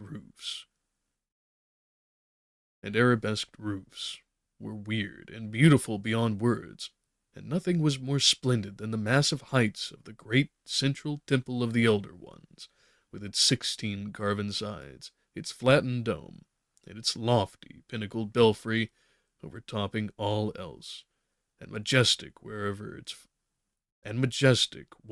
foreground. And always to the east, far beyond the city walls, and the leagues of pasture land rose the gaunt gray sides of those topless and impassable peaks, across which hideous Lang was said to lie. The captain took Carter to the mighty temple, which is set with its walled garden and a great round pond. The captain took Carter to the mighty temple, which is set with its walled garden and a great round plaza, whence the streets go as spokes from a wheel's hub. The 7 arched gates of that garden, each having over it a carven face like those of the city's gates, are always open, and the people roam reverently at will down the tiled paths and through the little lanes lined with grotesque termini and the shrines of modest gods. And there are fountains, pools, and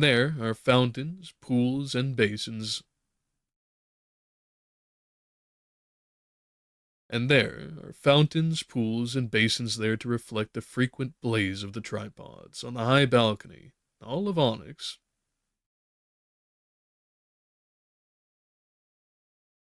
all of onyx, and having in them small luminous fish taken by divers from the lower bowers of ocean. When the deep clang from the temple belfry shivers over the garden and city. When the deep clang from the temple belfry shivers over the garden and the city, and the answers of the horns and viols and voices peals out over the 7 lodges by the garden gates, there issue from the 7 doors of the temple long columns of masked and hooded priests in black, bearing at arm's length before them the great golden bowls from which a curious steam rises.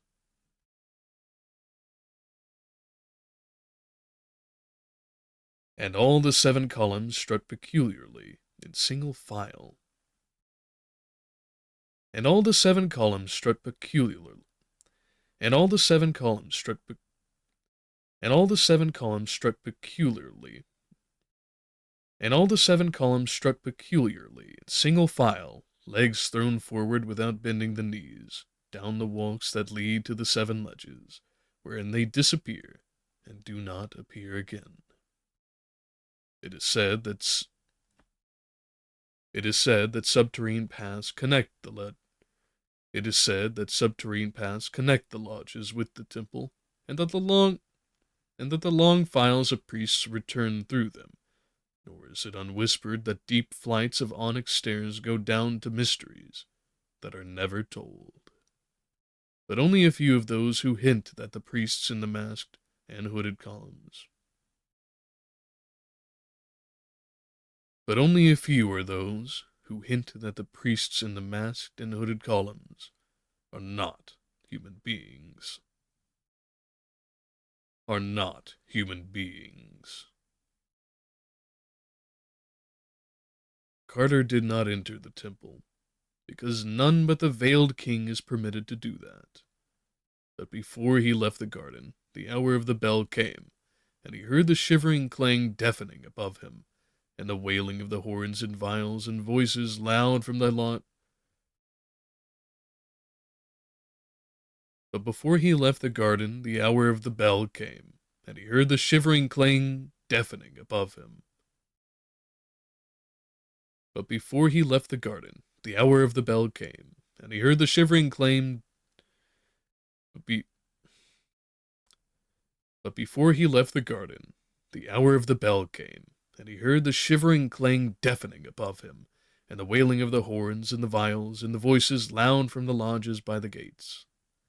And down the 7 great walks stalked the long files of bowl-bearing priests in their And down the 7 great walks stalked the long files of bowl-bearing priests in their singular way, giving to the traveler a fear from which human priests do not often give.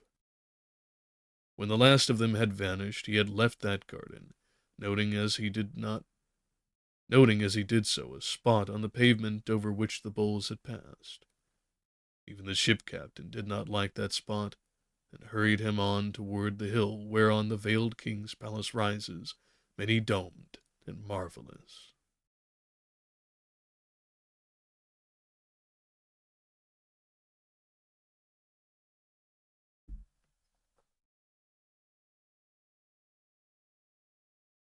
The ways to the onyx palace are steep and narrow, all but broad curving, The ways to the onyx palace are steep and narrow, all but the broad curving one where the king...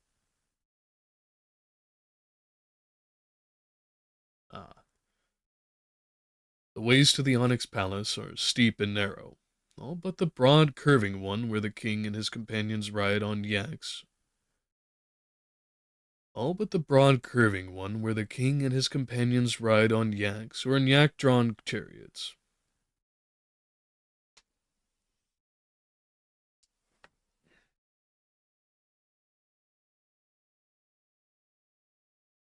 The ways to the onyx palace are steep and narrow, all but the broad curving one, where the king and his companions ride on yaks or in yak-drawn chariots.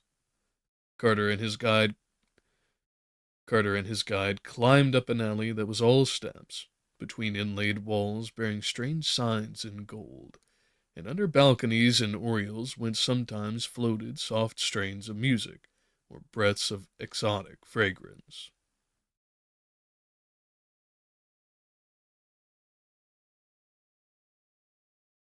Carter and his guide climbed up an alley that was all steps, between inlaid walls, hearing strange signs. Huh,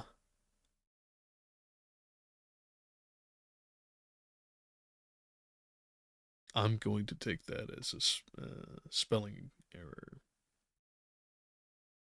Carter and his guide climbed up an alley that was all steps, between inlaid walls bearing strange signs in gold, and under balconies and oriels whence sometimes floated soft strains of music, or breaths of exotic fragrance.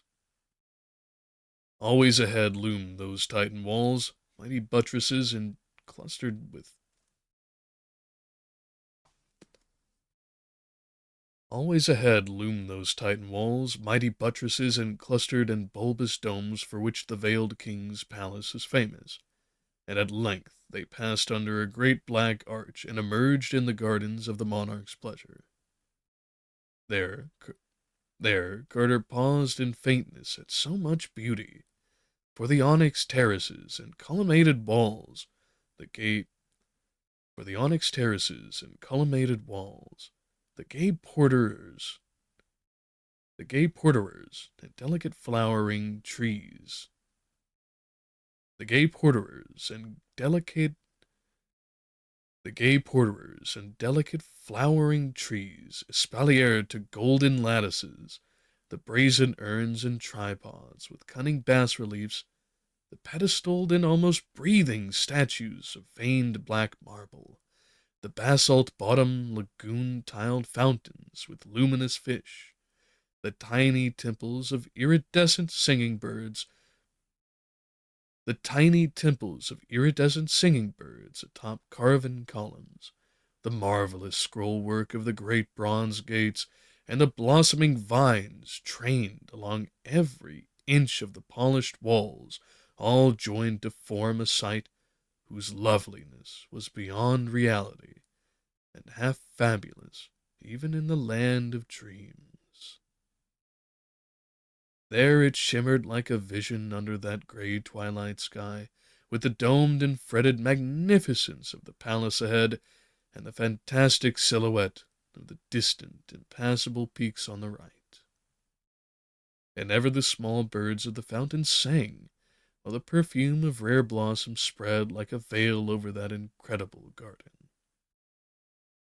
No other human presence was there, and Carter was glad it was so.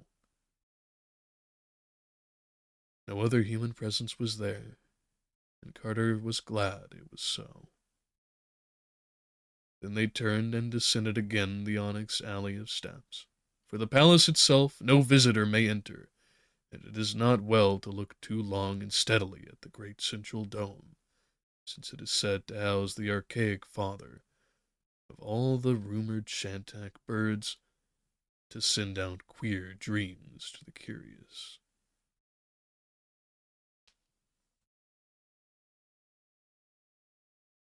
After the captain took Carter to the north quarter, After that, the captain took Carter to the north quarter of the town, near the gate of the caravans, where the taverns of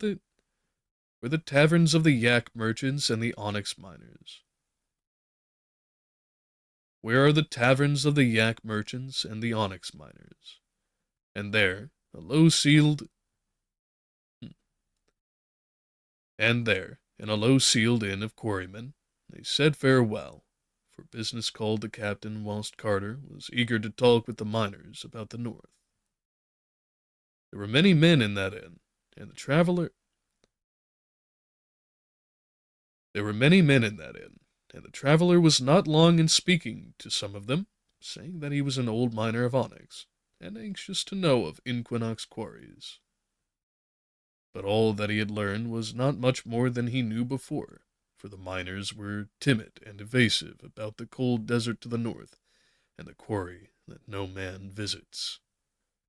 They had fears of fabled emissaries from around the mountains.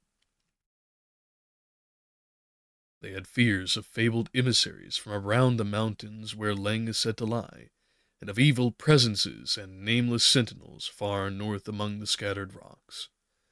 And they whispered also that the rumored shantak birds are no wholesome things, it being indeed for the best that no man ever truly seen one. It being indeed for the best that no man has ever truly seen one, for that fabled father of shantaks in the king's dome is fed in the dark. The next day, saying that he wished to look over all the various mines for himself and to visit the scattered farms and quaint onyx villages of Inquinoc, Carter hired a yak and staffed. Carter hired a yak and stuffed great leathern.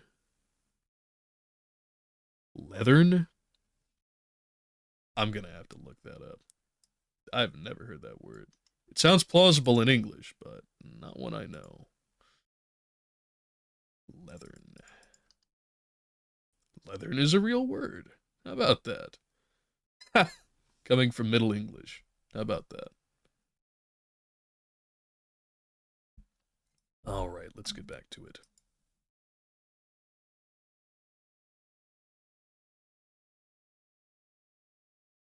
The next day, saying that he wished to look over all the various mines for himself, and to visit the scattered farms and quaint onyx villages of Inquinoc, Carter hired a yak and stuffed great leathern saddlebags for a journey. Beyond the gate of the caravans, the road lay straight betwixt tilled fields, with many odd farmhouses crowned by low domes. At some of these houses, the seekers stopped to ask questions.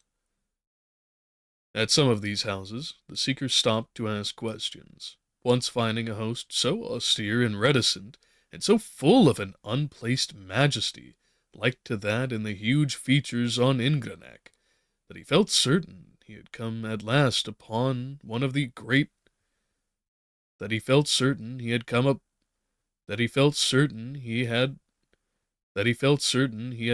last upon one of the great old ones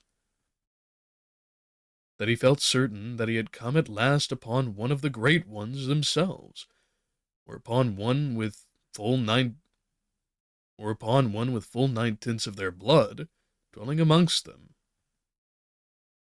or upon one with full 9/10 of their blood dwelling amongst men. I'm gonna redo that one.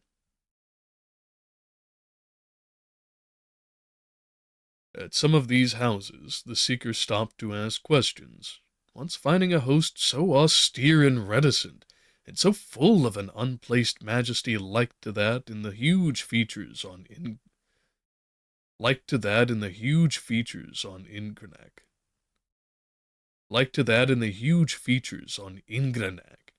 that he felt certain he had come up like to that in the huge features on Ingranek, that he felt certain he had come at last upon one of the great ones themselves, or upon one with full 9/10 of their blood, dwelling amongst men. And to that austere and reticent cotter, he was careful to speak very well of the gods, and to praise all the blessings they had ever accorded him. And to that austere and reticent cotter, he was careful to speak very well of the gods, and to praise all the blessings they had ever accorded him. That night, Carter camped in a roadside meadow beneath a great Lygeth tree, to which he tied his yak, and in the morning resumed his northward pilgrimage. At about 10 o'clock, he reached the small domed village of Urg, where traders rest and miners tell their tales, and paused in the taverns till where traders rest and miners tell their tales, and paused in its taverns till noon. It is here that the great caravan road turns west towards Salarn, but Carter kept on north by the quarry road. All the afternoon he followed that rising road, which was somewhat narrower than the great highway, and which now led through a region with more rocks than tilled fields.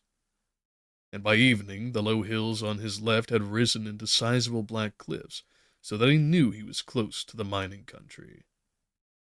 All that All the while, the great gaunt sides of the impassable mountains towered afar off at his right, and at the farthest and the farther he went, the worse tales he heard from and the farther he went, the worse tales he heard of them from the scattered farmers and traders and drivers of lumbering onyx carts along the way.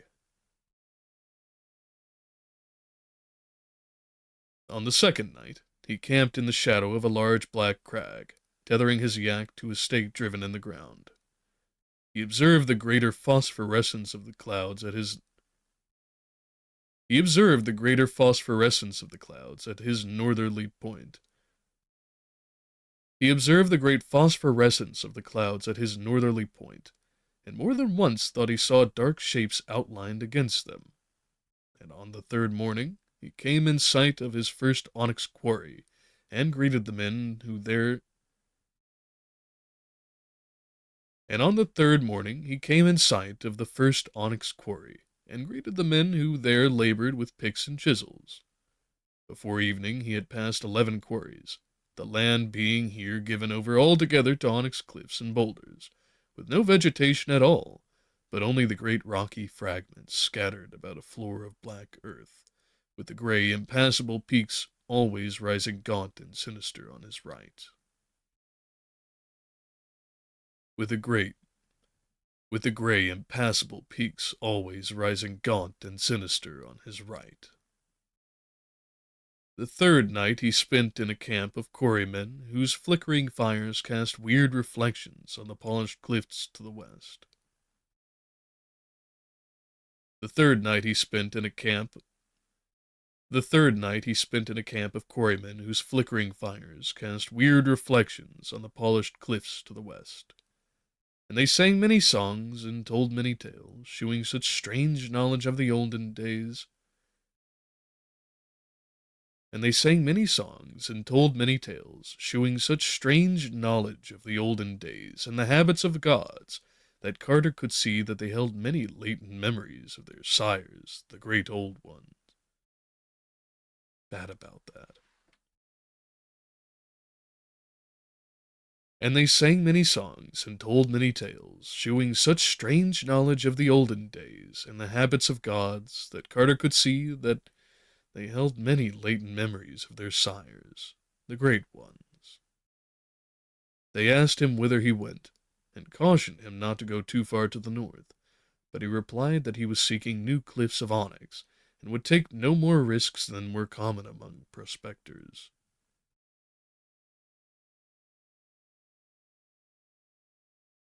They asked him whither he went, and cautioned him not to go too far north.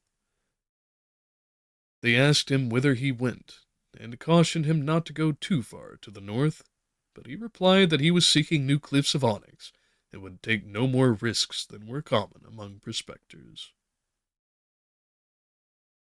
In the morning, he bade them adieu and rode in.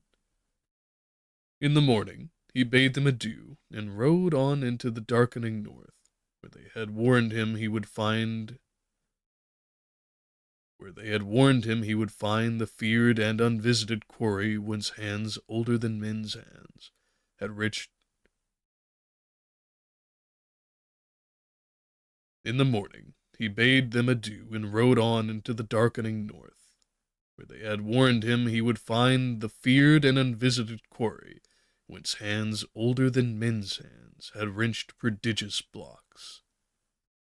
But he did not like it when, turning back to wave a last farewell, he thought he saw approaching the camp that squat and evasive old...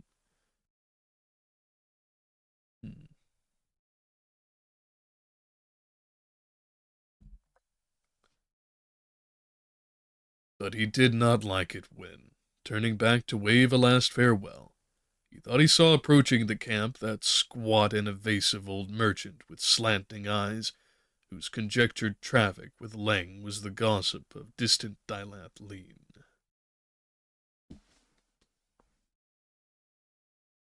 After two more quarries, the inhabited part of Inquinox seemed to end, and the road narrowed to a steeply rising yak path among forbidding black cliffs.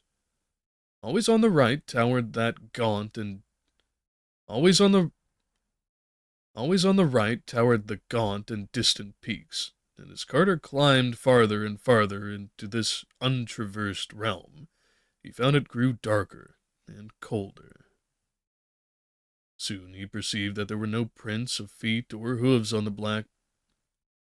Soon he perceived that there were no prints of feet or hooves on the black path beneath, and realized that he was indeed come into strange and deserted ways of elder time. Once in a while, a raven would creak far overhead, and now and then a flapping behind some vast rock would make him think uncomfortably of the rumored Shantak bird. But in the main, he was alone with his shaggy steed, and it troubled him to observe that this excellent yak became more and more reluctant to advance, and more disposed to snort affrightedly at any small noise along the route. And in time for another car. I'm glad to see that my attempts at making things a bit more amicable for recording are going well. Easily a full 2 hours of uninterrupted recording? That is unprecedented.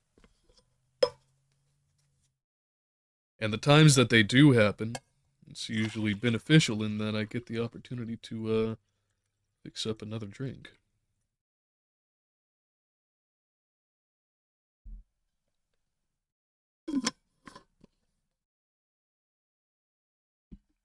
I think I've also discovered a bit of a improvement formula specifically for recording. Whenever I am, the stringency of coffee tends to be a little bit coarsening on the voice, I believe. And so it might be beneficial instead to add a bit of the stevia, which I am so fond. And in addition to that, to make something of a tonic for the voice, to soothe any of the aching that might come from a wee bit of, you know, continued exertion over time. Especially whenever I'm trying to voice all of the particularities of a book. A nice clove extract has come to be mighty valuable.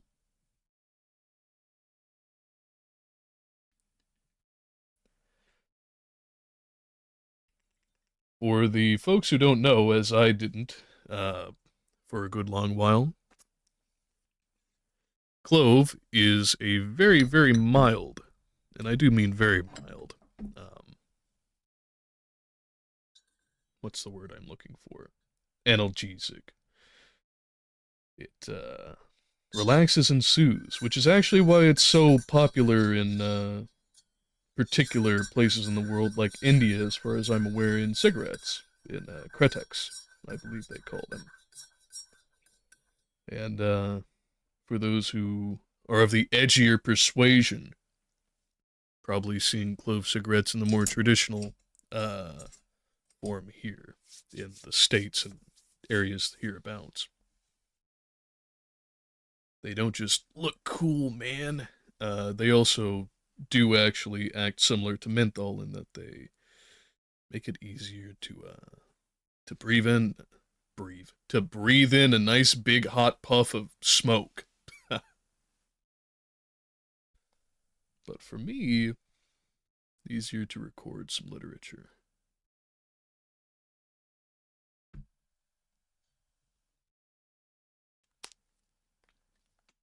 Anyhow, where were we?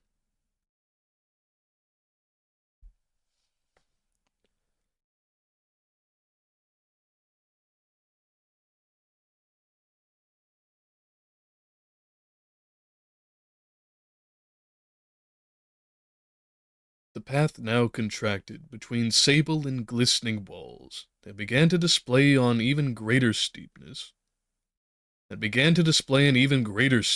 than before. It was a bad footing.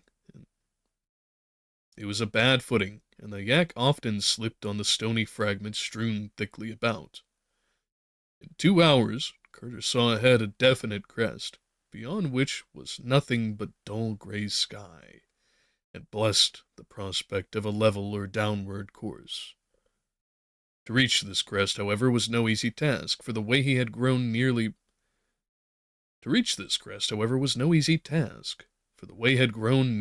perpendicular, and was perilous with loose black gravel and small stones. Eventually, Carter dismounted and led his dubious yak.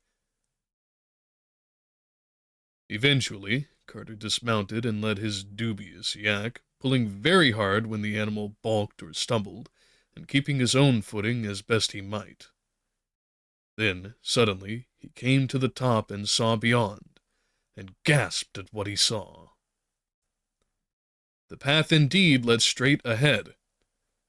And slightly down, with the same lines of high natural walls as before. I'll need to re-record that. The path indeed led slightly...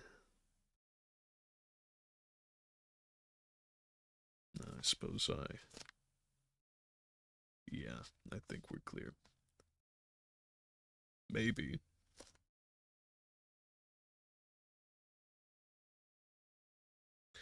The thing about having these big isolator foam cups is that they're really good at blocking out a lot of the higher range of sound, but it makes bass clearer because, of course, there's nothing to obfuscate that. So, got to check.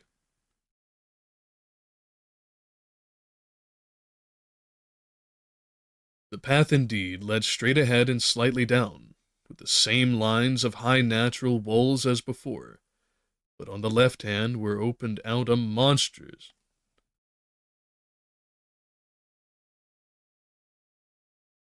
The path indeed led straight ahead and slightly down, with the same lines of high natural walls as before, but on the left hand there opened out a monstrous space, vast acres in extent, where some archaic power had riven and rent the native cliffs of onyx. But on the left hand there opened out a monstrous space, vast acres of extent, where some archaic power had riven and rent the natural cliffs of onyx in the form of a giant's quarry. Far back into the solid precipice ran that cyclopean gouge, and deep down within Earth's bowels its lower delvings yawned. It was no quarry of man, and the black concave sides were scarred with great squares, yards wide, which told of the size of the blocks once hewn by nameless hands and chisels. High over its jagged rim, huge ravens flapped and croaked. And vague whirrings in the unseen depths told of bats or urhags or less mentionable presences haunting the endless blackness. There Carter stood in the narrow way amidst the twilight, with the rocky path sloping down before him. Tall onyx cliffs on his right that led on as far as he could see, and tall cliffs on the left chopped off just ahead to make that terrible and unearthly quarry. All at once the yak uttered a cry and burst from his control, leaping past him and darting on in a panic till it vanished down the narrow slope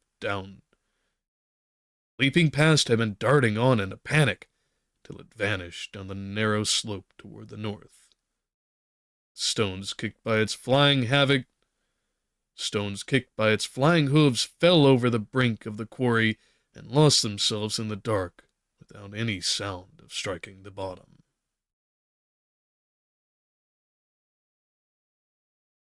All at once, the yak uttered a cry and burst from his control, leaping past him and darting on in a panic till it fell.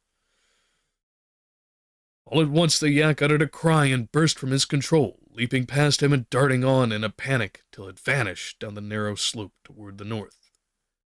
Stones kicked by its flying hooves fell over the brink of the quarry and lost themselves in the dark, without any sound of striking the bottom. But Carter ignored the perils of that scanty path as he raced breathlessly after the flying sleet. But Carter ignored the perils of that scanty path as he raced breathlessly after the flying steed. Soon, the left-behind cliffs resumed their course, making the way once more a narrow line. And still, the traveler leapt on after the yak, whose great wide prints told of its desperate flight. Once he thought he heard the hoof-beats of the frightened beast, and doubled his speed from the... Once he thought he heard the hoof-beats of the frightened beast, and doubled his speed from this encouragement. He was covering miles, and little by little the way was broadening in front, till he knew he must soon emerge on the cold and dreaded desert to the north. The gaunt gray flanks of the distant impassable peaks were again visible. The gaunt gray flanks of the distant impassable peaks were again visible.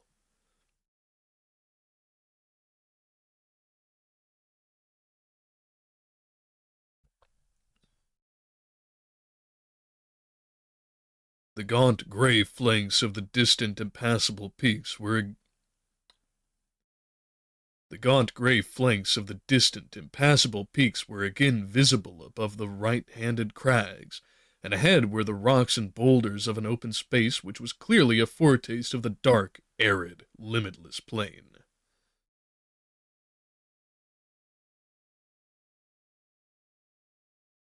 And once more, those hoof-beats sounded in his ears, plainer than before, but this time giving terror instead of encouragement, because he realized that they were not the frightened hoofbeats of this... Because he realized that they were not the frightened hoofbeats of his fleeing yak. The beats were ruthless and purposeful, and they were behind him.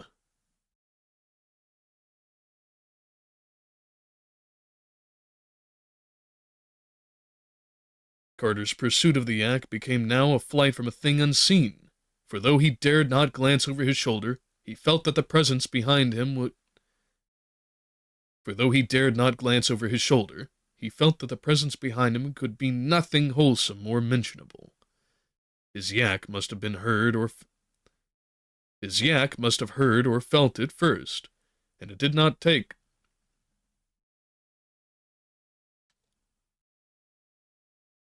His yak must have heard or felt it first, and he did not like to ask himself whether it followed him from the horn.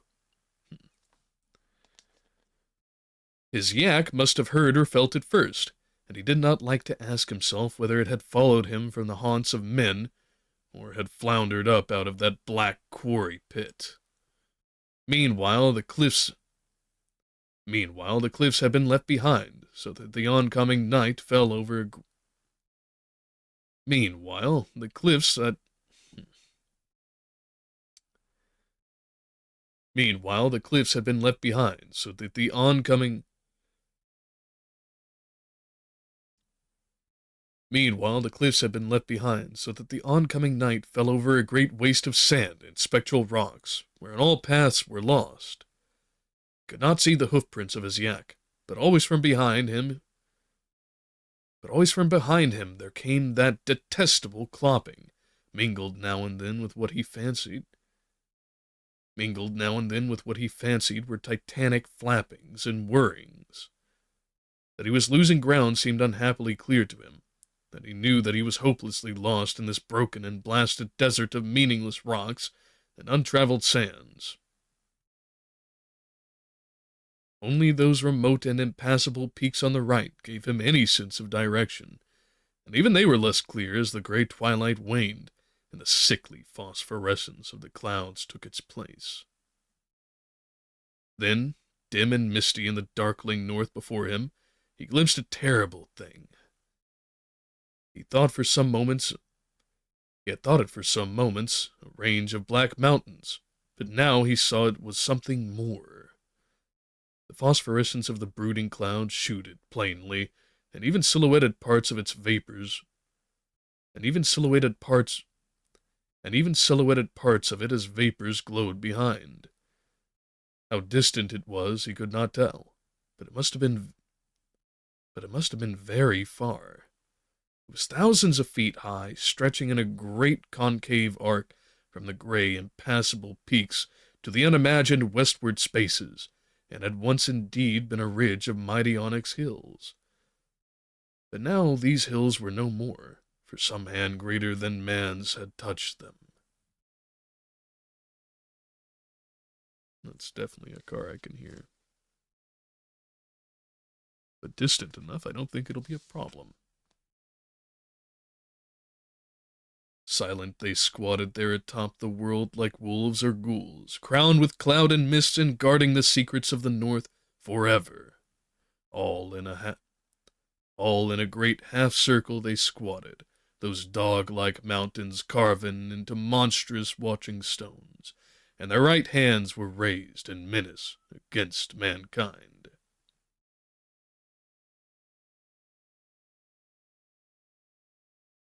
All in a great half-circle they squatted, those dog-like mountains carven into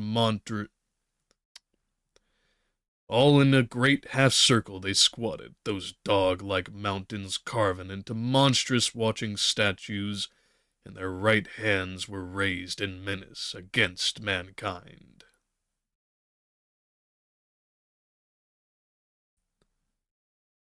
It was only the flickering light of the clouds that made their mitered.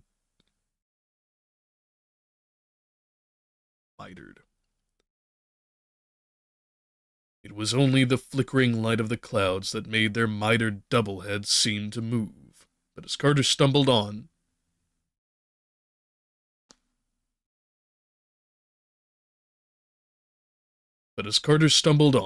he saw rise from their shadowy caps great forms whose motions were. It was only the flickering light of the clouds that made their mitered double heads seem to move. But as Carter stumbled on, he saw arise from their shadowy caps great forms whose motions were no delusion. Winged and whirring, those forms grew larger with every. Winged and whirring, those forms grew larger each moment, and the traveler knew his stumbling was at an end. There were not any birds or bats known elsewhere on earth or in dreamland. They were not any birds or bats known elsewhere on earth or in dreamland, for they were larger than elephants and had heads like a horse's.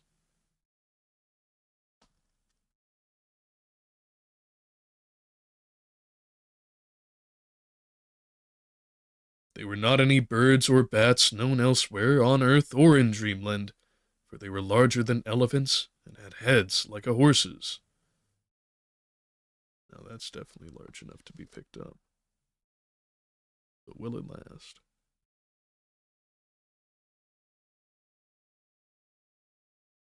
No, I don't think so. Carter knew that they must be the shantak birds of ill rumor, and wondered no more what evil guardians and nameless sentinels made men avoid the boreal, and wondered no more what evil guardians and nameless sentinels made men and wondered no more what evil guardians and nameless sentinels made men avoid the boreal. I don't know why that's hanging me up. And wondered no more what evil guardians and nameless sentinels made men avoid the boreal rock desert. And as he stopped in final resignation, he dared at last to look behind him, where indeed was trotting the squat, slant-eyed trader of evil legend, grinning astride a lean yak, and leaning on a noxious horde of leering shantags, to whose wings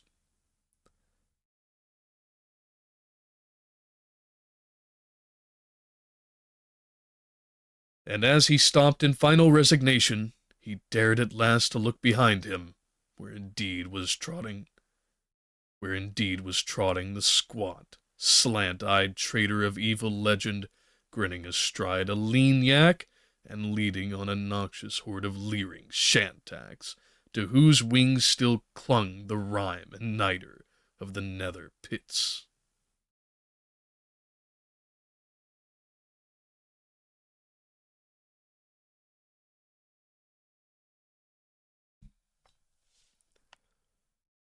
Trapped though he was by fabulous and trapped though he was by fabulous and hippocephalic winged trapped as he was by fabulous and hippocephalic winged nightmares that pressed around in great unholy circles, Randolph Carter did not lose consciousness. Lofty and horrible those Titan gargoyles towered above him, while the slant-eyed merchant leaped down from his yak and stood grinning before the captive.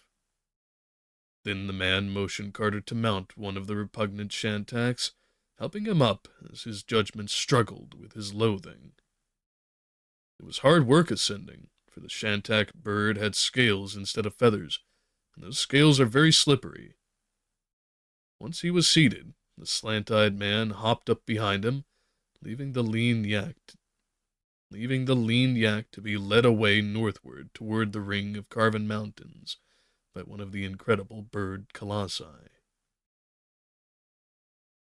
There now followed a hideous whirl through frigid space, endlessly up and eastward toward the gaunt gray flank of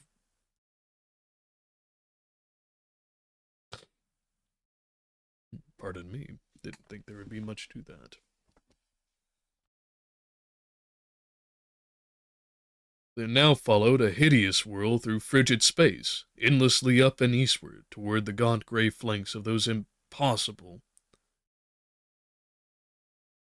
There now followed a hideous whirl.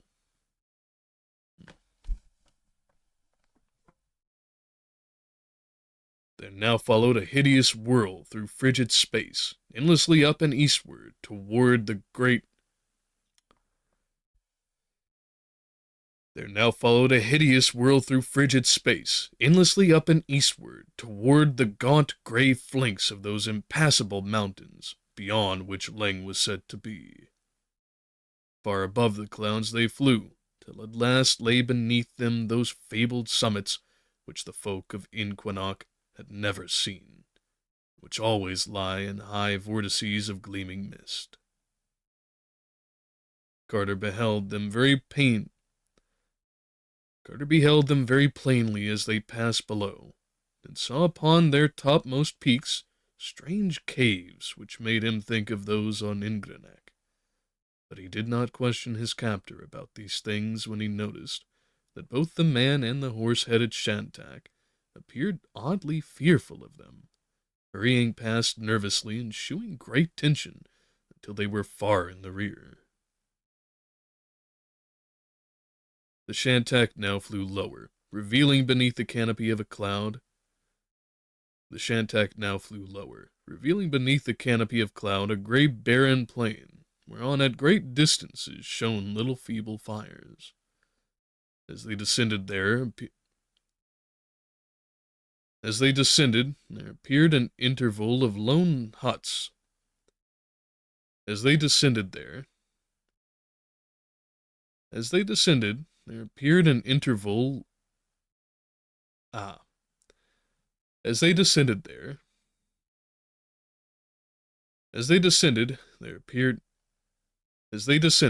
there appeared at intervals lone huts of granite and bleak stone villages, whose tiny windows glowed with pallid light. And there came from those huts and villages a shrill droning of pipes and a nauseous rattle of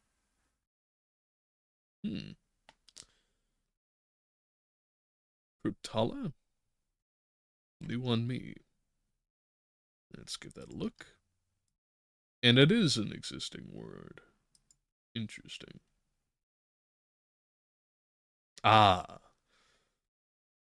of clapper or castanet used in religious dances.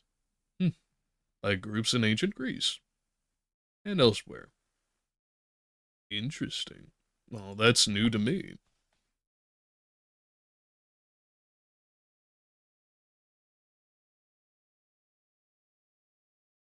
And there came from those huts and there came from those huts and villages a shrill droning of pipes and a nauseous rattle of crotala, which proved at once that Inquinox people are right in their geographic rumors.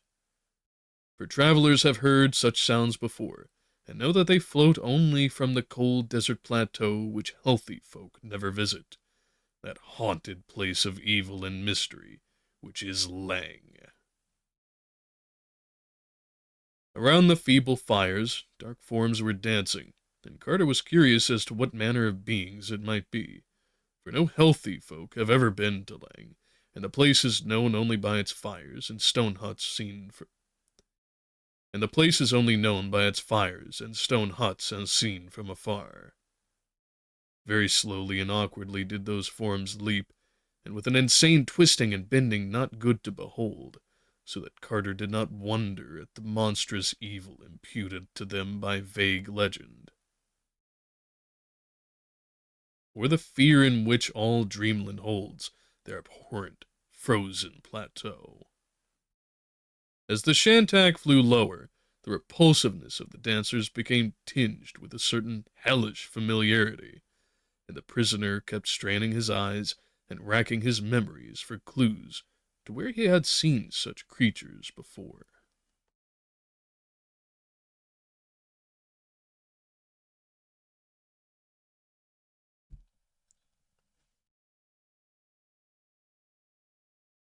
They leaped as though their They leaped as though they had hooves instead of feet, and seemed to wear a sort of wig or headpiece with small horns. Of other clothing they had none, but most of them were Of other clothing they had none, but most of them were quite furry. Behind, behind they had dwarfish tails, and when they glanced upward he saw the excessive width of their mouths. Then he knew what they were, and that they did not wear any wigs or headpieces after all. For the cryptic folk of Lang were of one race. For the cryptic folk of Lang were of one race with the uncomfortable merchants of the black galleys that traded rubies at Dilath Lane. Those not quite human merchants who were the slaves of the monstrous those not quite human merchants who were the slaves of the monstrous moon things. They were indeed the same dark folk who shanghaied Carter on their noisome galley so long ago, and whose kith he had seen driven in herds about the unclean wharves of that accursed lunar city, with the leaner ones toiling, and the fatter ones being with the leaner ones toiling, and the fatter ones taken away in crates for other needs of their polypus and amorphous masters. Now he saw where such ambiguous creatures came from, and shuddered at the thought that Lang must be known for these formless abominations from the moon. Now he saw where such ambiguous creatures came from, and shuddered at the thought that Lang must be known to those and shuddered at the thought that Lang must be known to these formless abominations from the moon. But the Shantak flew on past the fires, and the stone huts, and the less-than-human dancers, and soared over sterile hills of gray granite, and dim wastes of rock and ice and snow. Day came, and the phosphorescence of low clouds gave place to the misty twilight of that northern world, and still the vile bird winged meaningly through the cold and silence. At times the slant-eyed man talked with his steed in a hateful and guttural language, and the Shantak would answer with tittering tones that rasped like the scratchings of ground. At times the slant-eyed man talked with his steed in a hateful and guttural language, and the Shantak would answer with tittering tones that rasped like the scratching of ground glass. All the while, the land was getting higher, and finally they came to a windswept table. And finally they came to a windswept tableland, which seemed the very roof of a blasted and tenantless world. There, all alone in the hush and dusk and the cold. There, all alone in the hush. Blast it.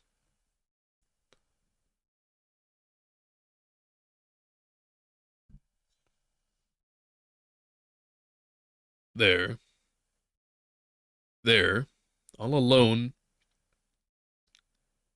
There, all alone in the hush and the dusk and the cold, rose the uncouth stones of a squat windowless building, around which a circle of crude monoliths stood. In all this arrangement there was nothing human, and Carter surmised from old tales that he was indeed come.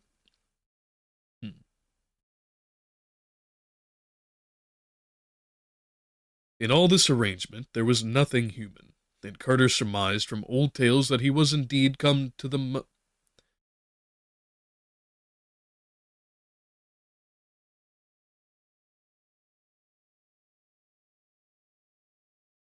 In all this arrangement there was nothing human, and Carter surmised from old tales that he was indeed come to that most dreadful and legendary of all places, the remote and prehistoric monastery, wherein dwells unaccompanied,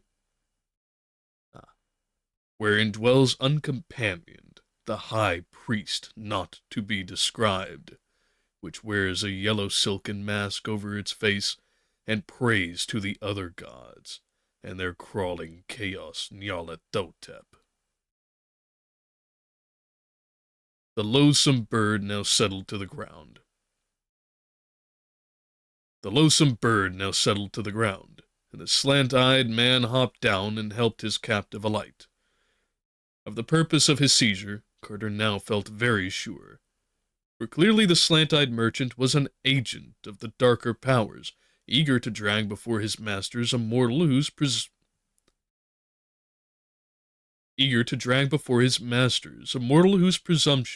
had aimed at the finding of unknown Kadath and the saying of a prayer before the faces of the great old ones in their onyx castle.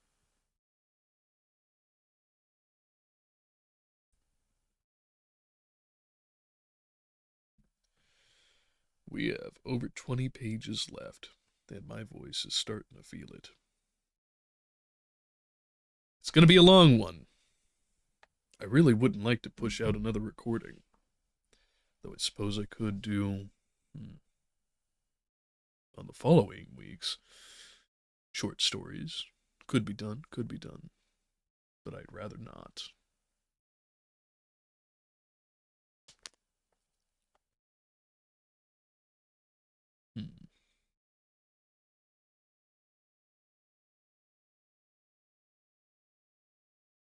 Well, let's get off of the recording desk. It seemed likely that this merchant had caused his former capture by the slaves of the moon things in Dilathleen, and that now he meant to do what he... and that now...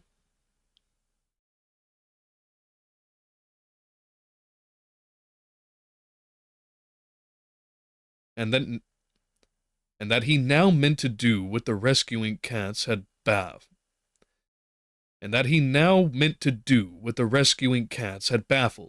Taking the victim to some dread rendezvous with monstrous Nyarlathotep, and telling with what boldness the seeking of unknown Kadath had been tried. Leng and the cold waste north of Inquinach must be close to the other gods, and there the passes of Kadath are well guarded. The slant-eyed man was small, but the great hippocephalic bird was there to see that The slant-eyed man was small, but the great hippocephalic bird was there to see he was obeyed. So Carter followed where he led, and passed within the circle of standing rocks, and into the low-arched doorway of that windowless stone monastery. There were no lights inside, but the evil merchant lit a small clay lamp bearing morbid bas-reliefs and prodded his prisoner on through mazes of narrow, winding corridors.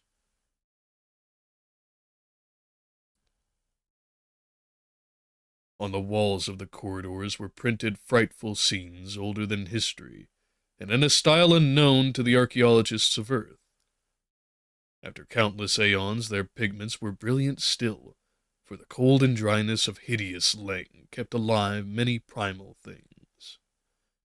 Carter saw them fleetingly in the rays of that dim and moving lamp, and shuddered at the tale they told. Through those archaic frescoes, Leng's annals stalked, and the horned, hooved, and wide-mouthed almost humans danced evilly amidst forgotten critics. And the horned, hooved, and wide-mouthed almost humans danced evilly amidst forgotten cities. There were scenes of old wars wherein Leng's almost humans fought.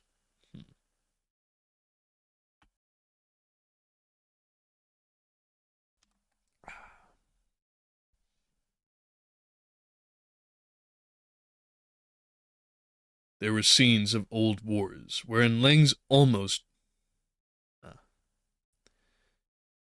There were scenes of old wars wherein Leng's almost humans fought with the bloated purple spiders of the neighboring vales, and there were scenes also of the coming of the black galleys from the moon, and the submission of Leng's people to the polypous and amorphous blasphemies that hopped and floundered and wriggled out of them.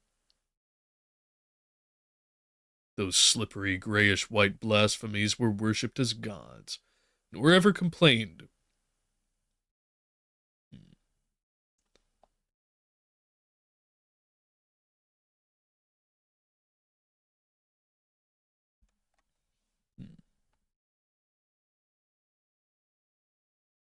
Those slippery grayish-white blasphemies they worshipped as gods, nor ever complained when scores of their best and fatted males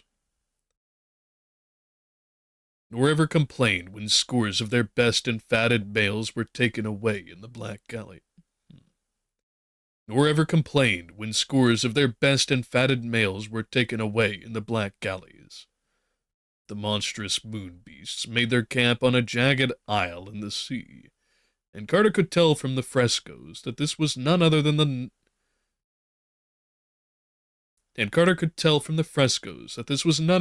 lone nameless rock he had seen when sailing to Inquinoc, that gray, accursed rock which Inquinoc's seamen shun, and from which vile howlings reverberate all through the night. And in those frescoes was shewn the great seaport and capital of the almost humans, proud and pillared betwixt the cliffs and the basalt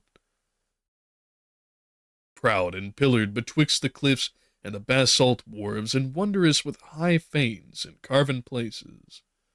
Great gardens and column streets led from the cliffs and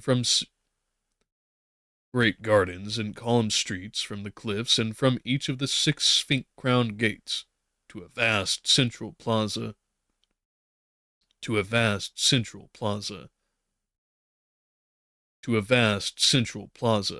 and in that plaza was a pair of winged colossal lions guarding the top of a subterranean staircase.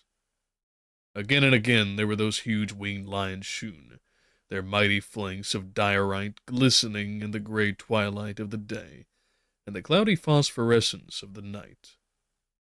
And as Carter stumbled past their frequent and repeated pictures, it came to him at last what indeed they were, and what city it was that the almost humans had ruled so anciently before the coming of the Black Galleys. There could be no mistake, for the legends of Dreamland are generous and profuse. Indubitably, that primal city was no less a place than storied Sarkomond, whose ruins had bleached for 1,000,000 years before the first true human saw the light, and whose twin Titan lions guarded eternally the steps that led down from Dreamland to the great abyss. Other views shewed the gaunt gray peaks dividing Leng from Inquinac, and the monstrous shantak birds that build nests on the ledges halfway up. They shewed likewise the curious caves near the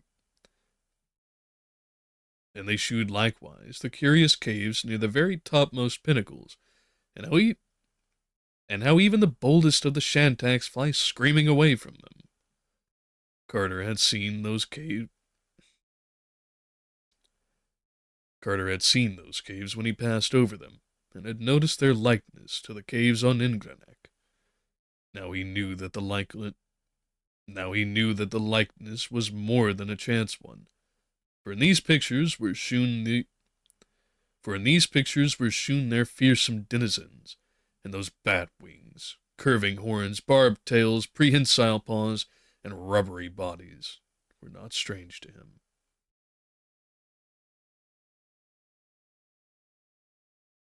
He had met those silent, flitting, and clutching creatures before, those mindless guardians of the great abyss whom even the great ones fear, and who own not Nyarlathotep, but hoary Nodens as their lord. For they were the dreaded night gaunts, who never laugh or smile, because they have no faces, and who flop unendingly in the dark betwixt the Vale of Panath and the passes to the outer world.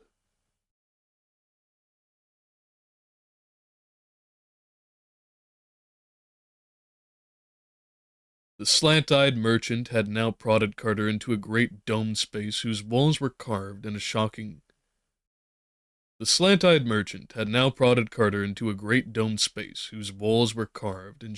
bas-reliefs, and whose center held a gaping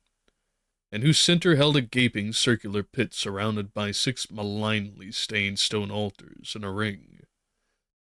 There was no light in this vast, evil-smelling crypt, and the small lamp of the sinister merchant shone so feebly that one could grasp details only little by little.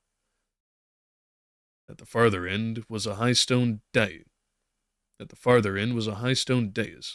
reached by 5 steps, and thereon a golden throne sat a lumpish figure robed in yellow silk, figured with red, and having a yellow silken mask over its face. To this being the slant-eyed man made certain signs with his hands, and the lurker in the dark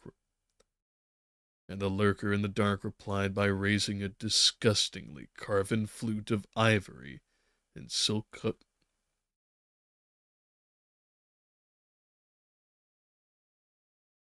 To this being, the slant-eyed man made certain signs with his hands, and the lurker in the dark replied by raising a disgustingly carven flute of ivory in silk-covered paws, and blowing certain loathsome sounds from beneath its flowing yellow mask. This colloquy went on for some time, and to Carter,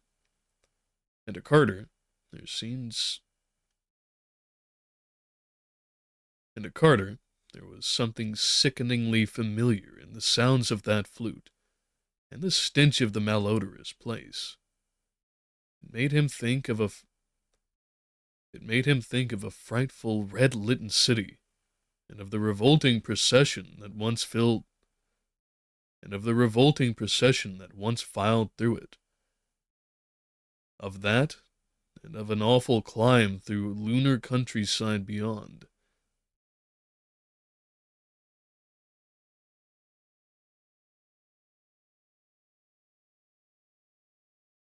Of that,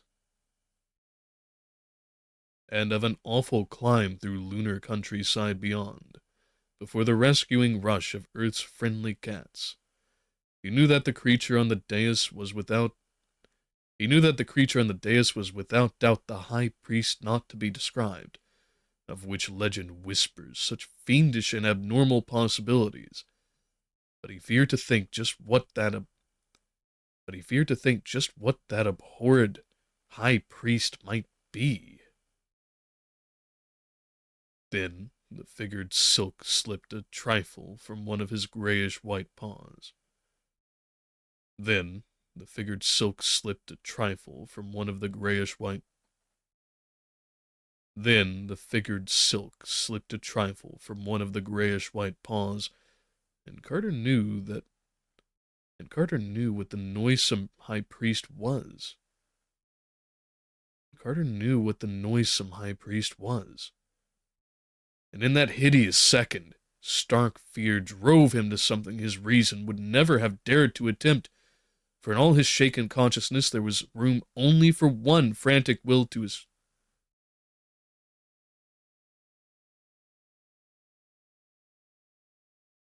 And in that hideous second, stark fear drove him to something his reason would never have dared to attempt, for in all his shaken consciousness there was room only for one frantic will to escape from what squatted on that golden throne. He knew that hopeless labyrinths of stone lay betwixt him and the cold tableland outside, and that even on the tableland the noxious Shantak, and that even on that tableland the noxious Shantek still waited. And that even on that tableland the noxious Shantek, and that even on that tableland the noxious Shantek still waited. Yet in spite of all this,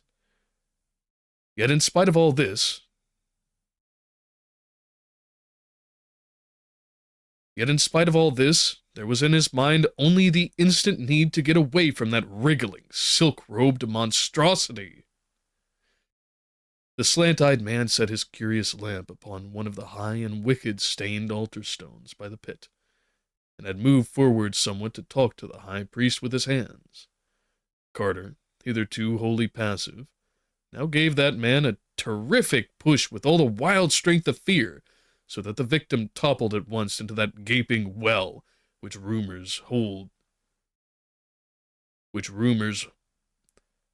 holds to reach down to the hellish vaults of Zin, where googs hunt ghasts in the dark. In almost the same second, he seized the lamp from the altar and darted out into the frescoed labyrinths, racing this way and that, as chance determined, and trying not to think of the stealthy padding of shapeless paws on the stones behind him, or of the silent wrigglings and crawlings which must be going on back there in the lightless corridors. After a few moments, he regretted his thoughtless haste, and wished he had tried to follow backward the frescoes he had passed on the way in. True, they were so confused and duplicated that this could not have done him much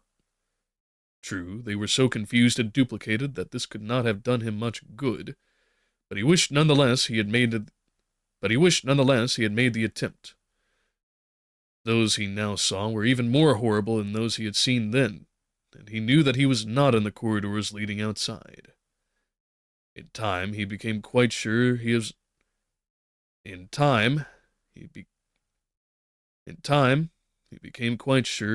not followed, and slackened his pace somewhat, but scarce had he breathed in half relief when a new peril beset him. His lamp was waning, and he would soon be in a pitch blackness with no means of sight or guidance.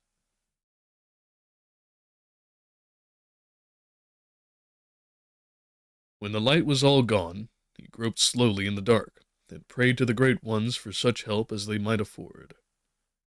At times he felt stone floors sloping up or down, and once he stumbled over a step for which no reason seemed to exist. The farther he went, the damper it seemed to be, and when he was able to feel a junction or the mouth of a side passage, he always chose the way which sloped downward the least. He believed, though, that his general course was down, and the vault-like smell and incrustations on the greasy walls and floors alike warned him that he was burrowing deep in Lang's unwholesome tableland.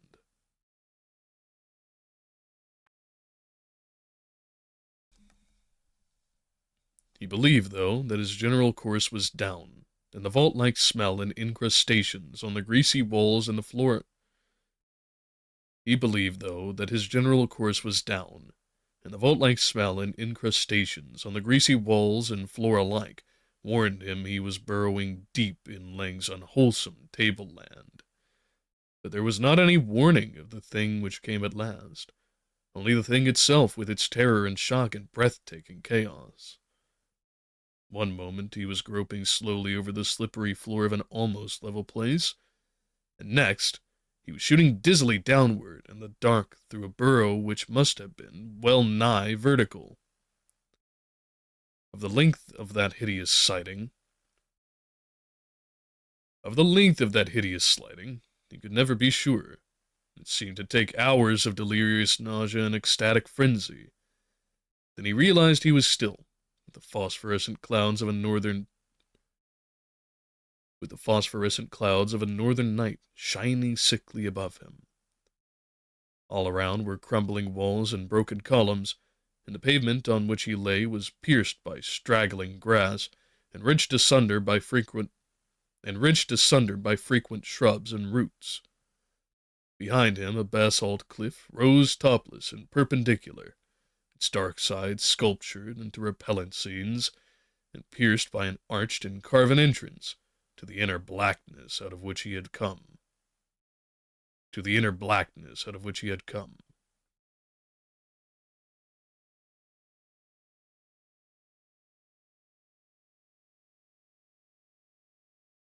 Ahead stretched double rows of pillars, and the fragments and pedestals of pillars that spoke of a broad and bygone street, and from the urns and basins along the way, he knew it had been a great street of gardens. And from the urns and basins along the way, he knew it had been a great street of gardens. Far off, at its end, the pillars spread to mark a vast, round plaza, and in that open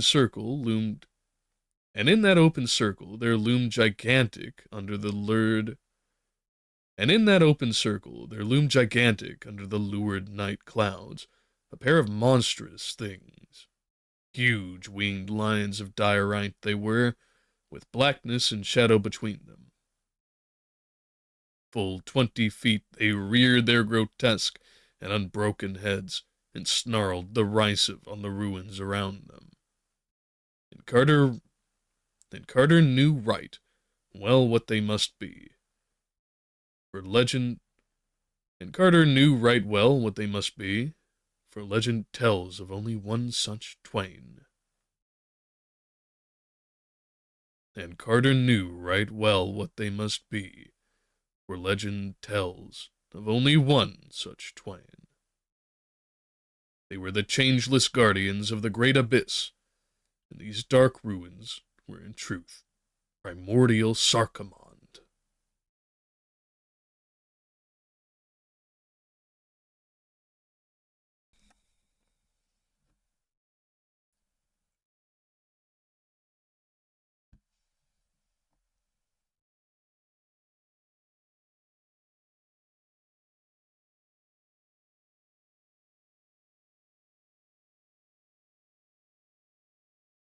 Carter's first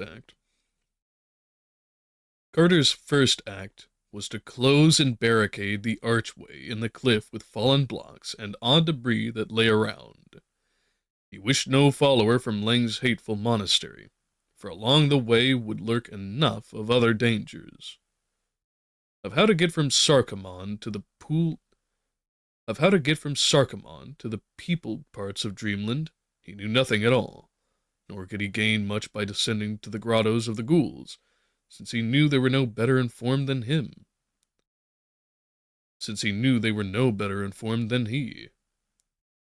The three ghouls which had helped him through the city of Gugs to the outer world had not known how to reach Sarcomond in the journey.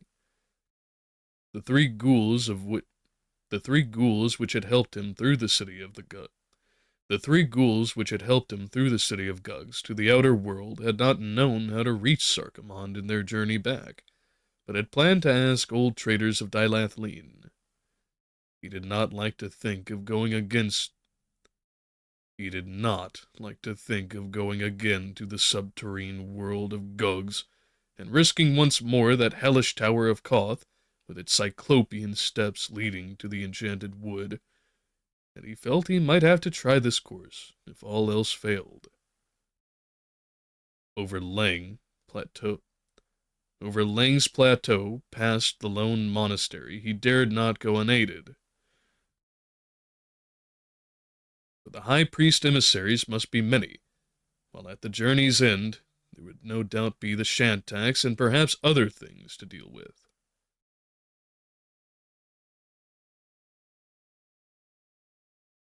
If he could get a boat, he might sail back to Inquinoc past the jagged and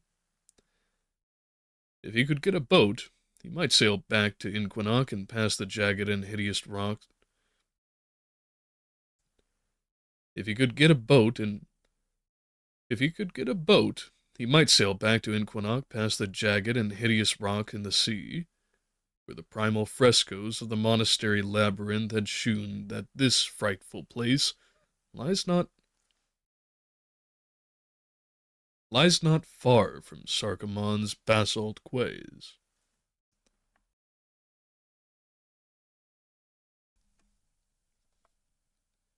But to find a boat in this aeon-deserted city was no probable thing, that it did not appear likely that he could ever make one.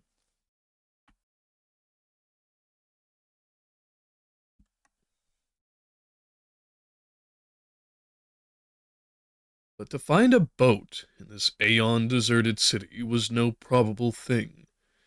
It did not appear likely that he could ever make one. Such were the thoughts of Randolph Carter, when a new impression began beating upon his mind.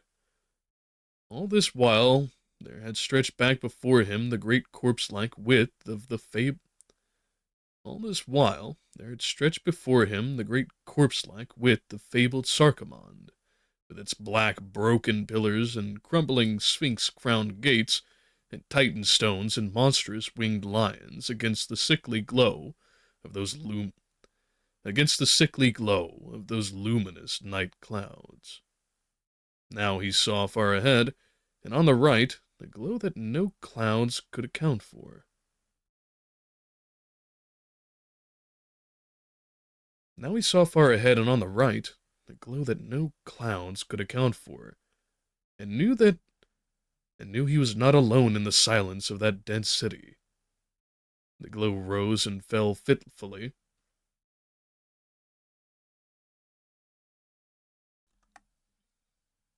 The glow rose and fell fitfully, flickering with a greenish tinge which did not reassure the watcher. And when he crept closer, down the littered street and through some narrow gaps between tumbled walls. And when he crept closer, down the littered street and through some narrow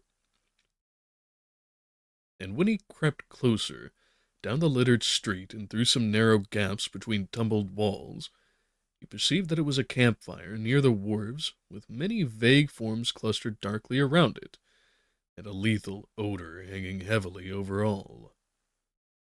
Beyond was the oily lapping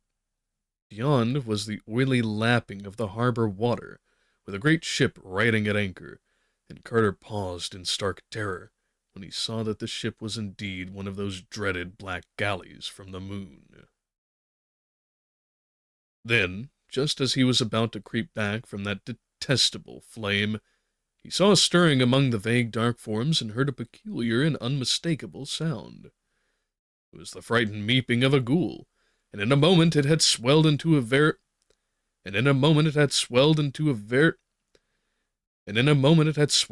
veritable chorus of anguish. Secure as he was in the shadow of monstrous ruins, Carter allowed his curiosity to conquer his fear.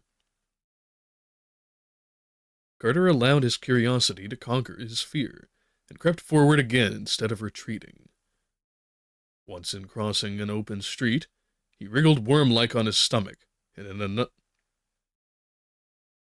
and in an and in an once in a crossing in an open street, he wriggled worm-like on his stomach, and in another place he had to rise to his feet to avoid making a noise among heaps of fallen marble. But always he succeeded in avoiding discovery, and so that in a short time he had found a spot but he had always succeeded in avoiding discovery, so that but he had always succeeded in avoiding discovery, so that in a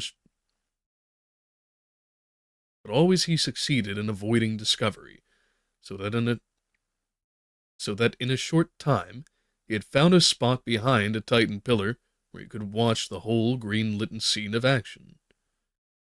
There, around a hideous fire fed by the obnoxious stems of lunar fungi, there squatted a stinking circle of the toad-like moon beasts, and their almost human slaves. Some of these slaves were heating curious iron spears in the leaping flames, and at intervals applying their white-hot points to three tightly trussed prisoners that lay writhing before the leaders of the party. From the motions of their tentacles, Carter could see that the blunt-snouted moon beasts were enjoying the spectacle hugely, and vast was his horror when he suddenly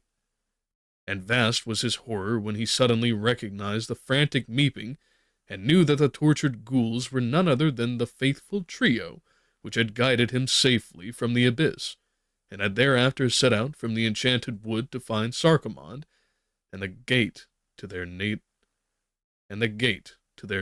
deeps.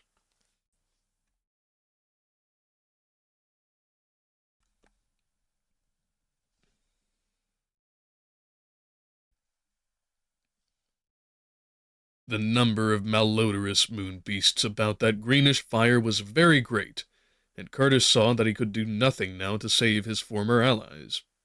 Of how the ghouls had been captured he could not guess. He fancied that the great toad-like blasphemies had heard them inquire in Dilath Lean concerning the way to Sarkomond, and had not wished them to approach so closely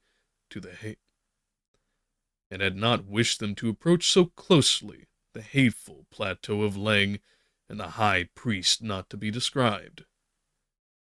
For a moment he pondered on what he ought to do, and recalled how near he was to the gate of the ghouls' black kingdom.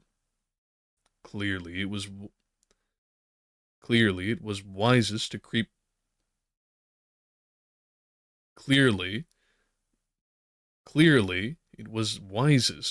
east to the Plaza of Twin Lions and descend at once to the Gulf, where assuredly he would meet no horrors worse than those above, and where he might soon find ghouls eager to rescue their brethren and perhaps to wipe out the moon beast from the Black Galley.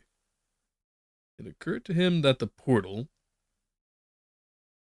like other gates to the abyss, might be guarded by flocks of night gaunts, but he did not fear these faceless creatures now. He had learned that they are bound by sullen treaties with the ghouls, and the ghoul which was Pikmin had taught him how to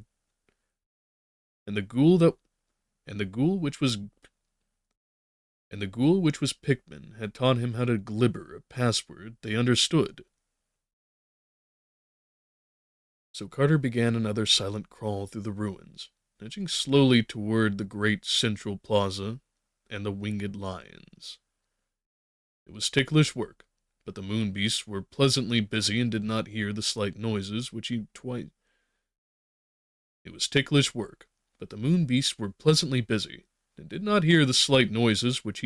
made by accident among the scattered stones.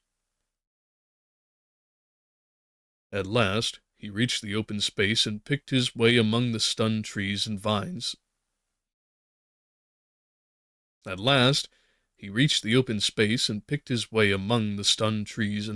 That had grown up therein. The gigantic lions loomed terrible above him in the sickly glow of the phosphorescent night clouds, but he manfully persisted toward them, and presently crept round to their faces, Knowing it was on that side, he would find the mighty darkness which they guard. 10 feet apart crouched the mocking 10 feet apart crouched the mocking-faced beasts of diorite, brooding on cyclopean pedestals whose sides were chiseled in fearsome bas-reliefs. Betwixt them was a tiled court with a central space which had once railed with a central space which had once been railed with balusters of onyx. Midway in this space, the black well opened, and Carter soon saw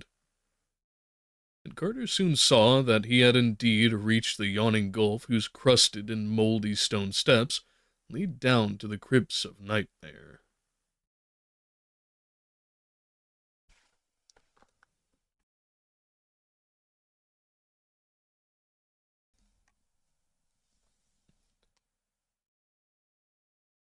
Terrible is the memory of that dark descent in which hours wore themselves away, whilst Carter wound sightlessly round and round down a fathomless spiral of steep and slippery stairs. So worn and narrow were the steps, and so greasy with the ooze of inner earth, that the climber never quite knew when to expect a breathless fall and hurtling down to the ultimate pits. And he was likewise uncertain just when or how the guardian night gaunts would suddenly pounce upon him, if indeed there were any stationed in this primeval passage. All about him was a stifling odor of nether gulfs, and he felt the air of these choking depths was not made for mankind. In time, he became very numb and somnolent, moving more from automatic impulse than from reasoned will. Nor did he realize any change when he stopped moving altogether, as something quietly seized him from behind.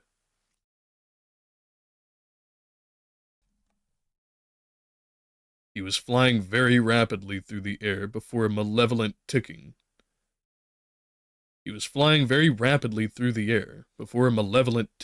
told him that the rubbery night gaunts had performed their duty.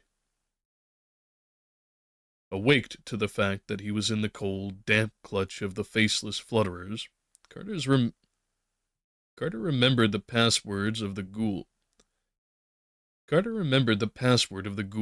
and glibbered it loudly as he could amidst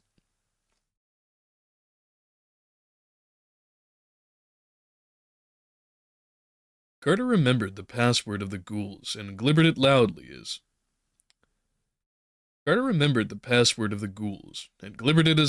as he could amidst the wind and chaos of flight.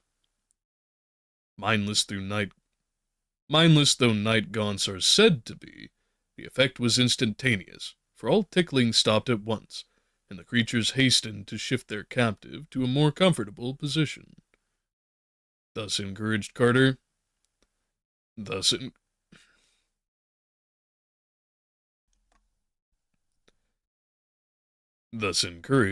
Carter ventured some explanations, telling of the seizure and torture of 3 ghouls by the moon beast, and of the need of assembling a party to rescue them. The night gaunts, though inarticulate, seemed to understand what he said, and shewed greater haste and purpose in their flight. Suddenly, the dense blackness gave place to the gray twilight of inner earth, and there opened up ahead one of those flat, sterile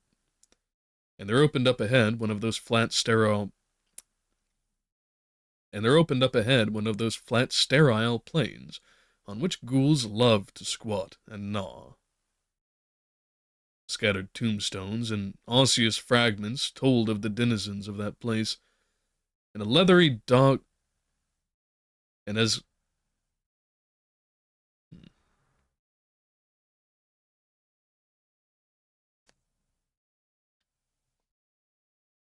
Carter gave a loud meep of urgent summons, a score of burrows emptied forth with their leathery dog-headed tenants. The night gaunts now flew low and set their passengers upon his feet. The night gaunts now flew low and set their passenger upon his feet, afterward withdrawing a little and forming a hunched semicircle on the ground while the ghouls greeted the newcomer.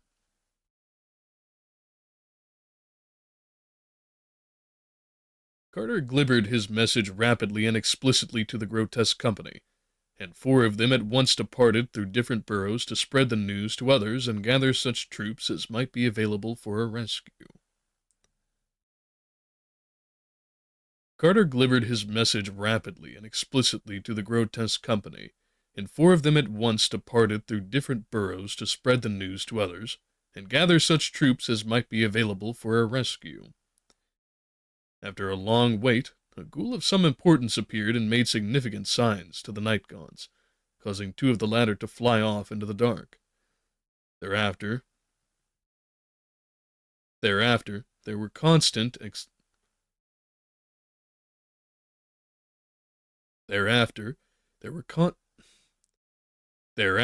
there were constant accessions to the hunched flock of night gaunts on the plain. Thereafter there were constant accessions to the hunched flock of night. Thereafter were constant accessions to the hunched flock of night gaunts on the. Thereafter there were constant accessions to the hunched flock of night gaunts on the plain, till at length the slimy soil was fairly black with. Thereafter there were constant accessions to the hundred. Thereafter there were constant accessions to the hunched flock of night gaunts on the plain, till at length the slimy soil was fairly black with them. Meanwhile, fresh ghouls crawled out of the burrows one by one, all glibbering excitedly, and forming in crude battle array not far from the hundle. All glibbering excitedly and forming in crude battle array not far from the. All glibbering excitedly and forming in crude battle array not far from the huddled night gaunts. In time, there appeared that proud and influential ghoul which was once the artist, Richard Pickman, of Boston. And to him Carter.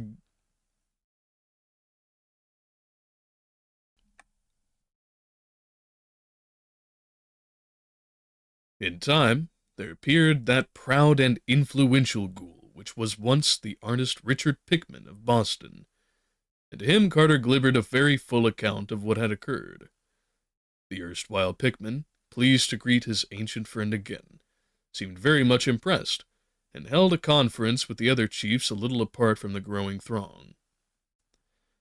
Finally, after scanning the ranks with care, the assembled chiefs all meeped in unison and began glibbering orders to the crowds of ghouls and night gaunts.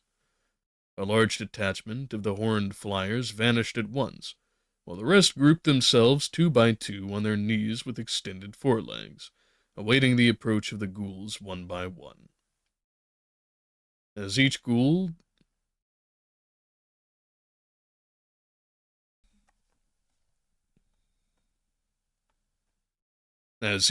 reached the pair of night gaunts to which he was assigned, he was taken up and borne away into the blackness, till at last the whole throng had vanished save for Carter, Pickman, and the other chiefs, and a few pairs of night gaunts. Pickman explained that night gaunts are the advanced guards and battle steeds of the ghouls, and that the army was issuing forth to Sarkomen to deal with the moon beasts. Then Carter and the ghoulish chiefs approached the waiting bearers and were taken up by the damp, slippery paws. Another moment, and all were whirling in wind and darkness, endlessly up, up, up, to the gate of the winged and the special ruins of primal Sarkomand. When, after a great interval, Carter saw again the sickly light of Sarkomand's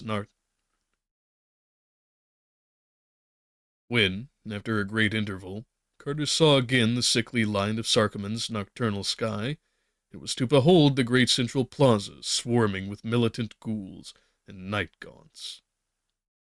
They, he felt sure, must be almost due. But so strong was the army that no surprise of the enemy. But so strong was the army that no surprise of the enemy would be needed. The greenish flare near the wharves still glimmered faintly, though the absence of ghoulish meeping shewed that the torture. The greenish flare near the war. The greenish flare near the wards still glimmered faintly, though the absence of ghoulish meeping shewed that the torture of the prisoners was over for the nonce. Softly glibbering directions to their steeds and to the flock of riders. Softly glibbering directions to their steeds and to the flock of riderless Softly glibbering directions to their steeds and to the flock of riderless. Softly glibbering directions to their steeds and to the flock of riderless night gaunts ahead. The ghouls presently rose in wide whirring columns and swept on over the bleak ruins toward the evil flame. Carter was now beside Pickman in the front rank of the ghouls, and saw as they approached the noisome camp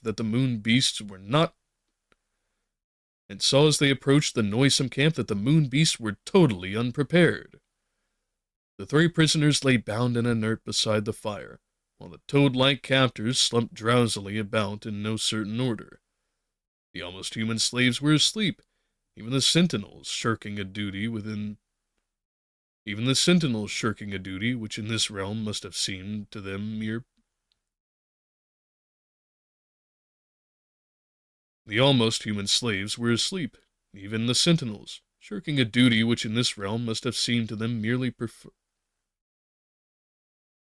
The almost human slaves were asleep, even the sentinels shirking a duty which in this realm must have seemed to them merely perfunctory.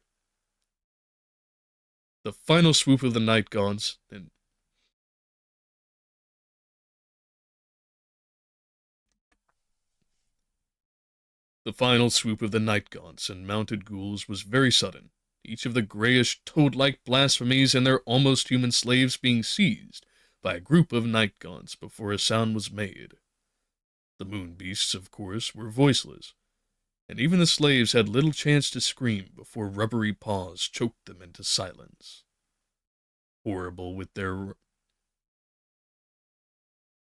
were the writhings of those great jellyfish abnormalities as the sardonic night gaunts clutched them, but nothing availed against the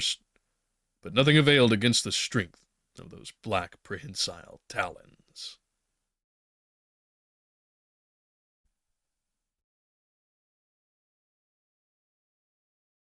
We're knocking it out.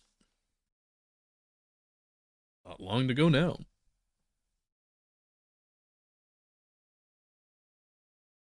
When a moon beast writhed too violently, the night gaunt would seize and pull its quivering pink tentacles, which seemed to hurt so much that the victim would cease its struggles.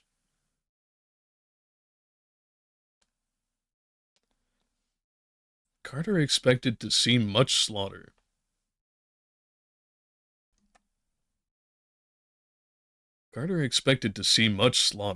But found that the ghouls were far subtler in their plans.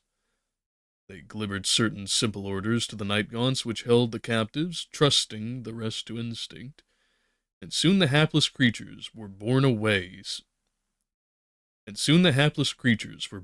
silently into the great abyss, to be distributed impartially amongst the doles, gugs, ghasts, and other dwellers in darkness whose modes of nourishment are not painless to their chosen victims.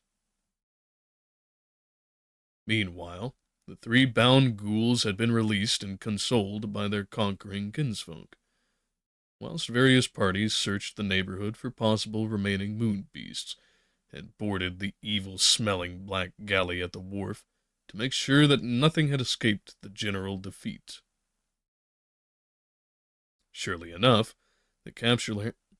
Surely enough, the capture had been thorough, for not a sign of further life.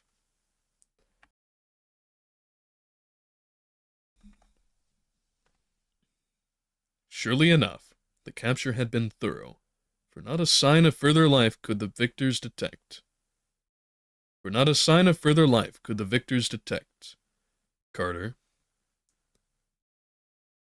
Carter, anxious to preserve a means of access to the rest of Dreamland, urged them not to sink the anchored galley, and this request was freely granted out of gratitude for his act in reporting the plight of the captured trio.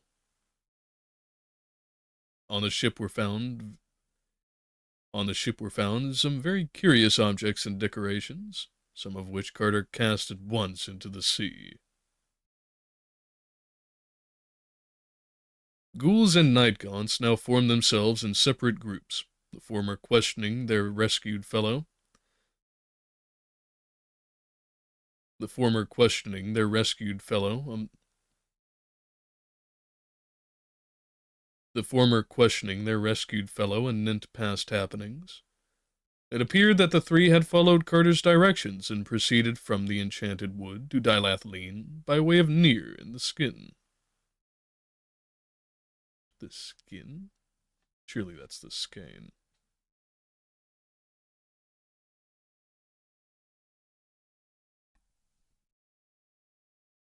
It appeared that the three had followed Carter's directions, and proceeded from the enchanted wood to Dilathleen, by way of Nur in the Skein, stealing human clothes at a lonely farmhouse, and loping as closely as possible in the fashion of a man's walk. In Dilathleen's taverns, their grotesque ways and faces had aroused much comment, but they had persisted in asking the way to Sarkomand until at last an old traveler was able to tell them. Then they knew that only a ship for Lalag Lang would serve their purpose, and prepared to wait patiently for such a vessel.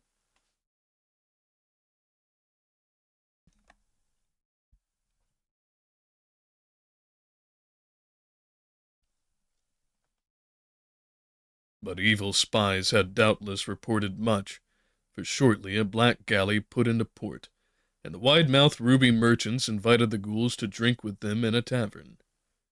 Wine was produced from one of those sinister bottles grotesquely carven from a single ruby, and after that the ghouls found themselves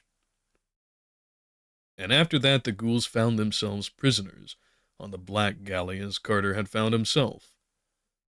This time, however, the unseen rowers steered not for the moon, but for antique Sarkomand, bent evidently on taking their captives before the high priest not to be described.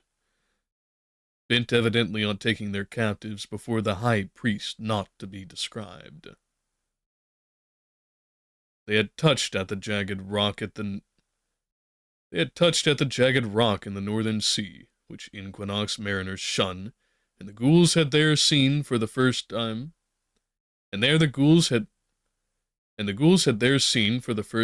the red masters of the ship, being sickened despite their own callousness by such extremes of malign shapelessness and fearsome odor. There, too, were witnessed the nameless pastimes of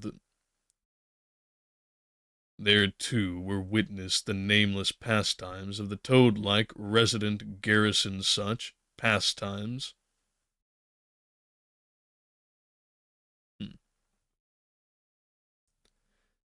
There, too, were witnessed the nameless pastimes of the toad-like resident garret.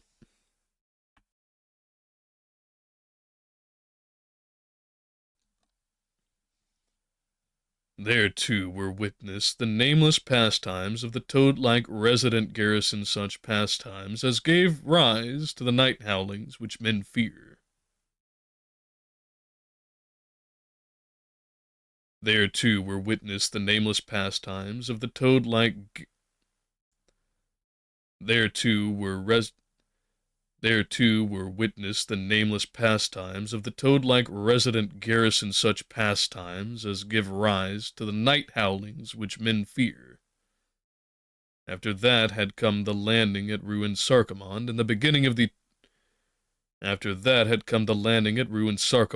the beginning of the tortures, whose continuance the present rescue had prevented. Future plans were next discussed.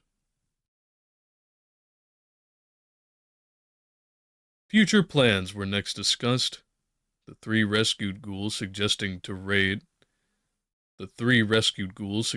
raid on the jagged rock, and the extermination of the toad-like garrison there.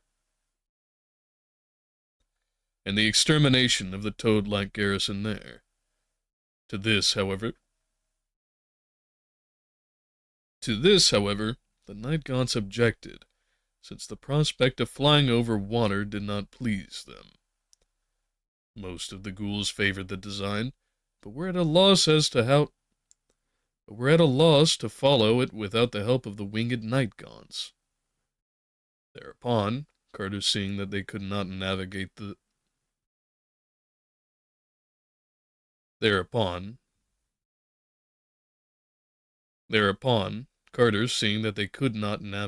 anchored galley, offered to teach them the use of the great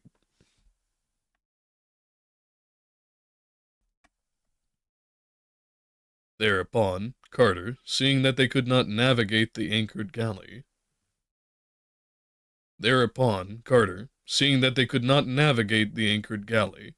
offered to teach them the use of the great banks of oars, to which proposal they eagerly assented. Gray day had now come, and under that leaden northern sky, a picked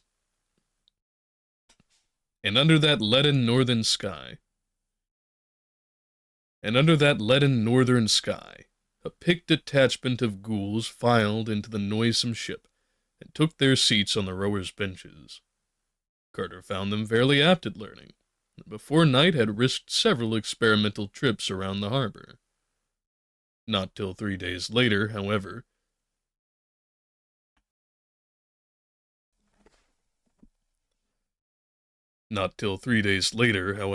did he deem it safe to attempt the voyage of conquest.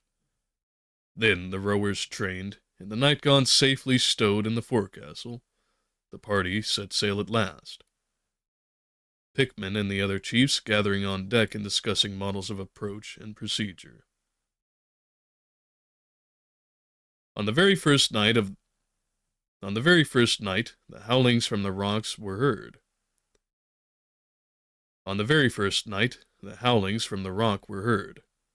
Such was their timber that all the galley's crew shook visibly, but most of all trembled the three rescued ghouls who knew precisely what those howlings meant.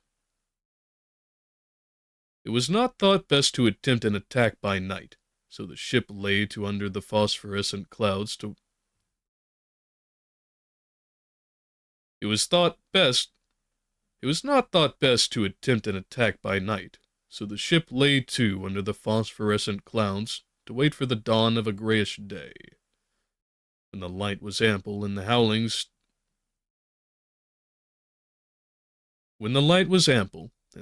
still, the rowers resumed their strokes, and the galley drew closer and closer to that jagged rock whose granite pinnacles clawed fantastically at the dull sky. The sides of the rock were very steep, but on ledges here and there could be seen the bulging walls of queer windowless dwellings, and the low railings guarding traveled highroads. No ship of men had ever come so near to the place, or at least had never come so near and departed again. But Carter and the ghouls were void of fear, and kept inflexibly on, rounding the eastern face of the rock, and seeking the wharves which the rescued trio described as being on the southern side, within a harbor formed of steep headlands.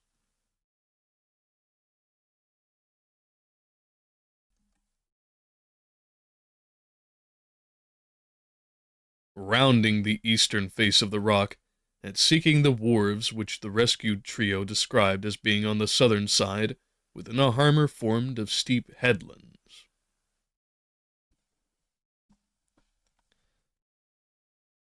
The headlands were prolongations of the island proper, and came so closely together that only one ship at a time might pass between them. There seemed to be no watchers on the outside, so the galley was steered boldly through the flume-like strait, and into the stagnant, putrid harbor beyond. Here, however, all the bustle and activity, with several ships lying at anchor along a forbidding stone quay, and scores of almost human slaves and moon beasts by the waterfront handling crates and boxes, or driving nameless and fabulous horrors hitched to lumbering lorries. There was a small stone town hewn out of the vertical cliff above the wharves. There was a small stone town hewn out of the vertical cliffs above the wharves, and the start of a winding road that spiraled out of sight toward higher ledges of the with the start of a winding road that spiraled out of sight towards with the start of a winding road that spiraled out of sight toward higher ledges of the rock. Of what lay inside that prodigious peak of granite none might say. Of what lay inside that prodigious peak of granite none might say, but the things one saw on the outside were far from encouraging. At sight of the incoming galley, the crowds on the wharves displayed much eagerness, those with eyes staring intently, and those without eyes wriggling their pink tentacles expectantly. They did not, of course, realize that the black ship had changed hands, for ghouls look much like the horned and hooved almost humans, and the night gaunts were all out of sight below. By this time, the leaders had fully formed a plan, which was to loose the night gaunts as soon as the wharf was touched, and then to sail directly away, leaving matters wholly to the instincts of those almost mindless creatures. Marooned on the rock, the horned flyers would first of all seize whatever living things they found there.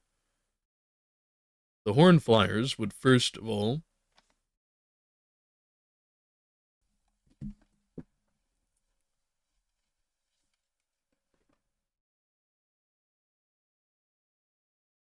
horned flyers would first of all seize whatever living things they found there, and afterward, quite helpless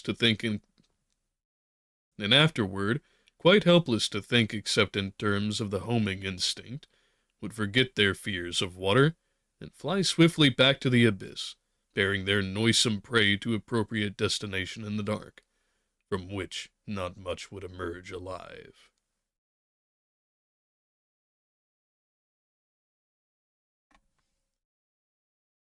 The ghoul that was Pickman now went below and gave the night gaunts their simple instructions.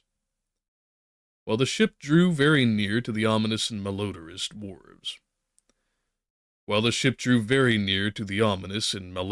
wharves. Presently a fresh stir rose along the waterfront, and Carter saw that the motions of the galley had begun to excite suspicion. Evidently, the steersman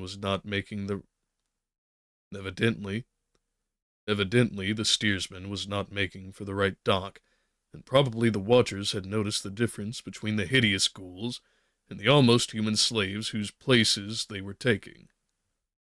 Some silent alarm must have been given, for almost at once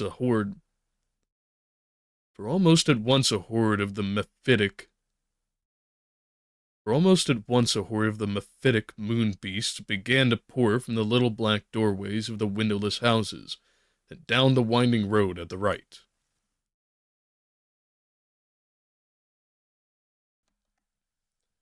A rain of curious javelins struck the galley as the prow hit the wharf, felling the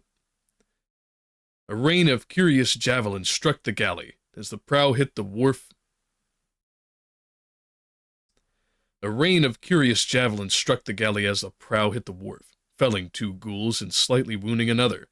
But at this point, all the hatches were thrown open to admit a black cloud of whirring night gaunts, which swarmed over the town like a flock of horned and cyclopean bats. The jellyish moon beasts had procured a great pole and were trying to push off the invading ship, but when the night gaunts struck them, they thought of all such things no more. It was a very terrible spectacle to see those faceless and rubbly. It was a ter. It was a very terrible spectacle to see those faceless and rubbery ticklers at their pastime, and tremendously impressive to watch the dense cloud of them spreading through the town and up the winding roadway to the reaches above. And tremendously impressive to watch the dense cloud of them spreading through the town and up the winding roadway to the reaches above. Sometimes a group of the black flutterers would drop a toad-like prisoner from aloft by mistake, and the manner in which the victim would burst was highly offensive to the sight and smell. When the last of the night gaunts had left the galley, the ghoulish leaders glibbered in order of withdrawal, and the rowers pulled out quietly. When the last of the night gaunts had left the galley, the ghoulish leaders glibbered in order of withdrawal, and the rowers pulled quietly out of the harbor between the gray headlands, while still the town was a chaos of battle and conquest. The Pikmin Ghoul allowed several hours for the night gaunts to make up their rudimentary minds and overcome their fear of flying over the sea, and kept the galley standing about a mile off the jagged rock as he waited, and dressed the wounds of the injured men. Night fell, and the grey twilight gave place to the sickly phosphorescence of low clouds, and all the while the leaders watched the high peaks of that accursed rock for signs of the night gaunt's flight. Toward morning, a black speck was seen hovering timidly over the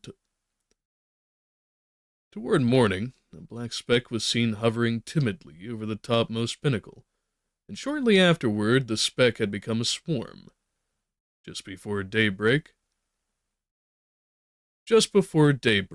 the swarm seemed to scatter, and within a quarter of an hour it had vanished wholly in the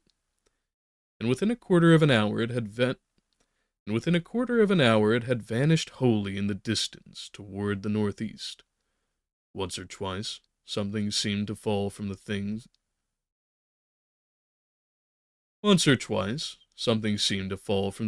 swarm into the sea, but Carter did not worry, since he knew from observation that the toad-like moon beasts cannot swim. At length, when the ghouls were satisfied that all the night gaunts had left for Sarkomand and the great abyss with their doomed burdens, the galley put back into the harbor betwixt the grey headlands, and all the hideous company landed and roamed curiously over the denuded rock, with its towers and eyries and fortresses chiseled from the solid stone.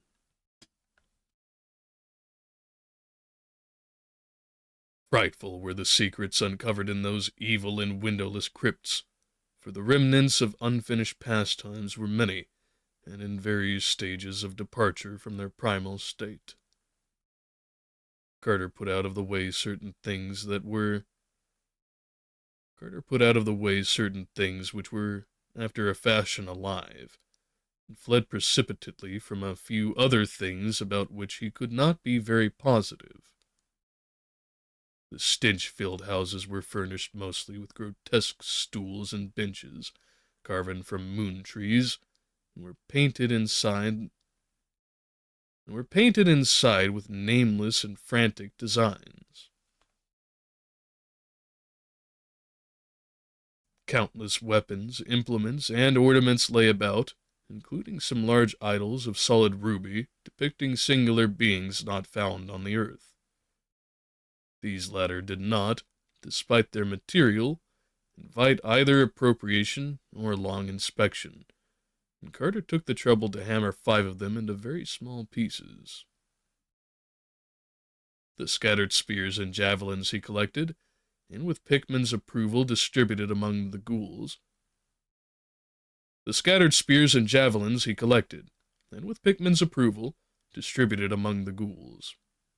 Such devices were new to the dog-like lopers, but their relative simplicity made them easy to master after a few concise hints. The upper parts of the rock held more temples than private homes, and in numerous hewn chambers were found terrible carven altars,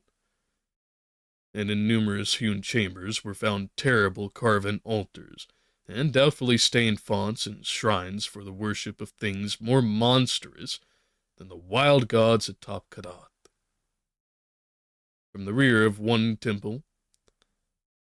rear of one great temple stretched a low black passage while Carter followed.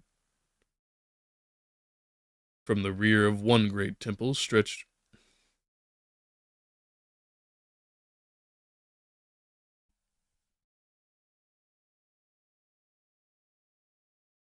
From the rear of one great temple stretched a low black passage which Carter followed far into the rock.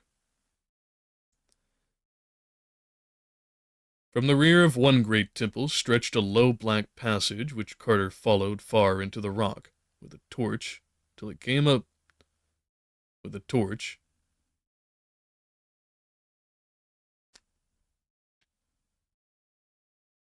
With a torch, till it came to a lightless domed hall of vast proportions, whose vaultings were covered with demoniac carvings, and in whose center yawned a foul and bottomless well, like that in the hideous monastery of Leng, where broods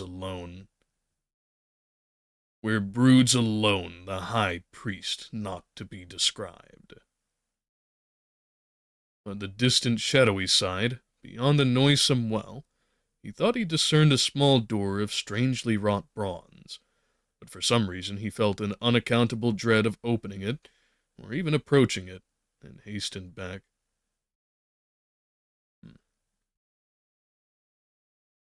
On the distant shadowy side, beyond the noisome well,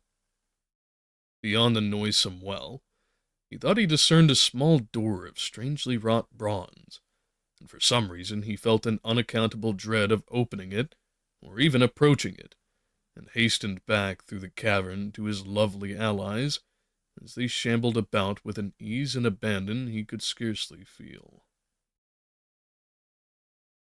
The ghouls had observed the unfinished pastimes of the moon beasts, and had profited in their fashion. They had also found a hogshead of potent moon wine, and were rolling it down to the wharves for removal and later use in diplomatic dealings, though the rescued trio, remembering its effects on them in Dilathleen, had warned their company to taste none of it. Of rubies from lunar mines there was a great store, both rough and polished, in one of the vaults near the water. But when the ghouls found they were not good to eat, they lost all interest in them. Carter did not try to carry any away, since he knew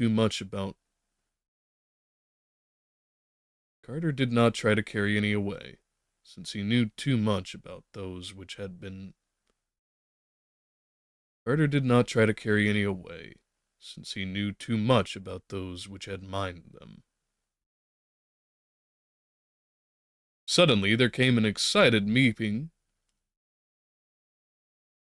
Suddenly there came an excited meeping from the sentries on the wharves, and all the loathsome foragers turned from their tasks to stare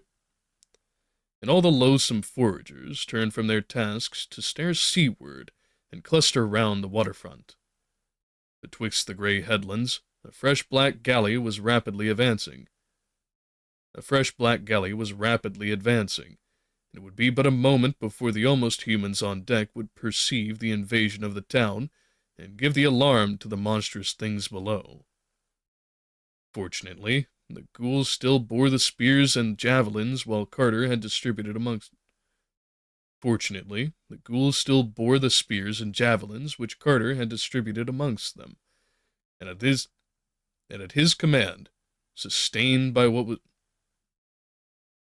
and at his command, sustained by the being that was Pickman, they now formed a line of battle and prepared to prevent the landing of the ship. Presently, a burst of excitement on the galley told of the crewmen. Presently, a burst of excitement on the galley told of the crew's discovery of the changed state of things, and the instant stoppage of the vessel proved the superior numbers of the ghouls. And the instant stoppage of the vessel proved that the superior numbers of the ghouls had been noted and taken into account. After a moment of hesitation, the newcomers silently turned and passed over. After a moment of hesitation, the newcomers silently turned and passed out between the headlands again. After a moment of hesitation, the newcomers silently turned and passed out between the headlands again, and not for an instant did the ghouls imagine that the conflict was averted. Either the dark ship would seek reinforcements, or the crew would try to land elsewhere on the island. Hence a party of scouts was at once sent up towards the pinnacle. To see what the enemy's course would be. In a very few minutes, the ghoul returned breathless. To say that the moon beasts and almost humans were landing on the outside of the more. In a very few minutes, the ghoul returned breathless to say that the moon beasts. In a very few minutes, the ghoul returned breathless to say that the moon beasts and almost humans were landing on the outside of the more easterly of the rugged gray headlands, and ascending by hidden paths and ledges which a goat could scarcely tread in safety. Almost immediately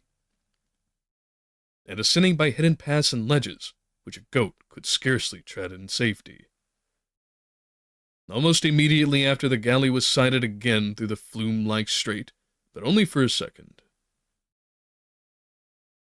Almost immediately afterward, the galley was sighted again through the flume-like strait, but only for a second.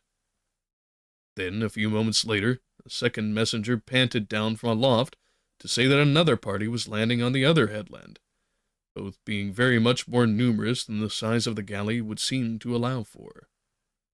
The ship itself, moving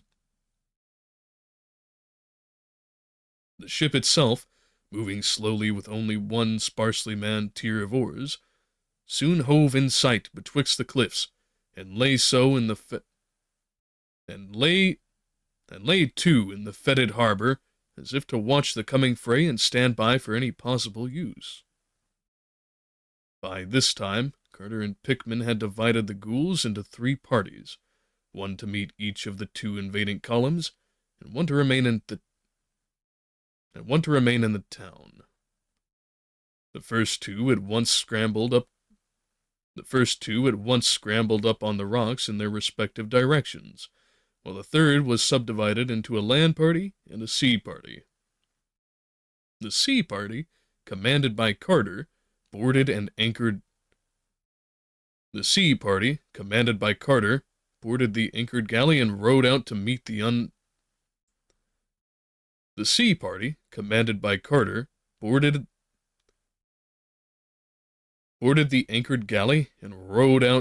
the undermanned galley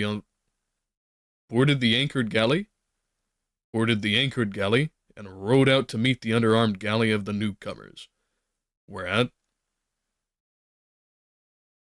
the latter retracted through the strait to the open sea. Carter did not at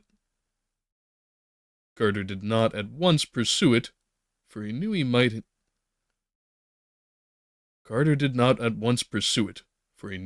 be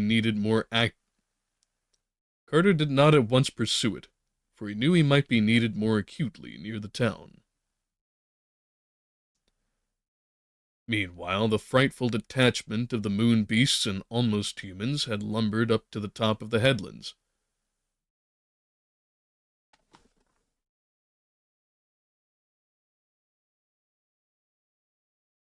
and were shockingly silhouetted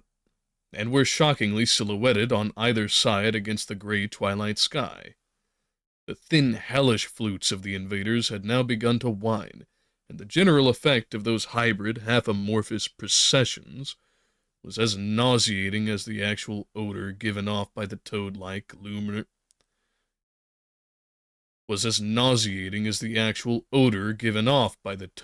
lunar blasphemies. Then the two parties of the ghouls swarmed into sight and joined the silhouetted panorama. Javelins began to fly from both sides, and the swelling meeps of the ghouls and the bestial howls of the almost humans gradually joined the hellish whine of the flutes to form a frantic and indescribable chaos of diamond cacophony. Now and then bodies fell from the narrow ridges of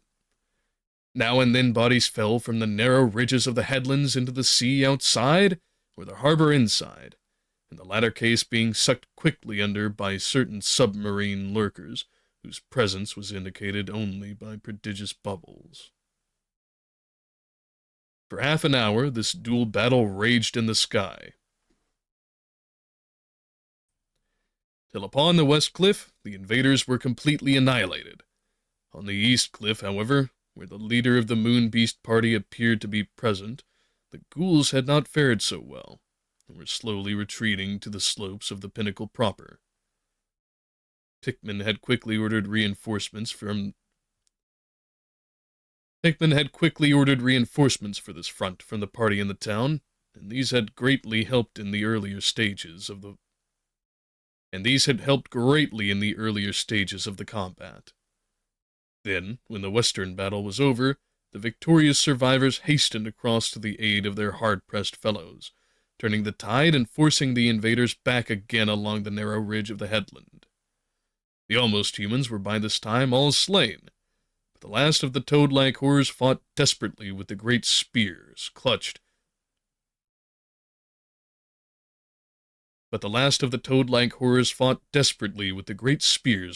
in their powerful and disgusting paws. The time for javelins was now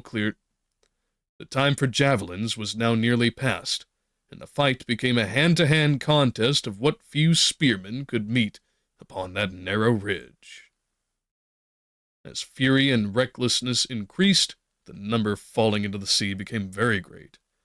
Those striking the harbor met nameless extinction from the unseen bubblers, but of those striking the open sea, some were able to swim to the foot of the cliffs.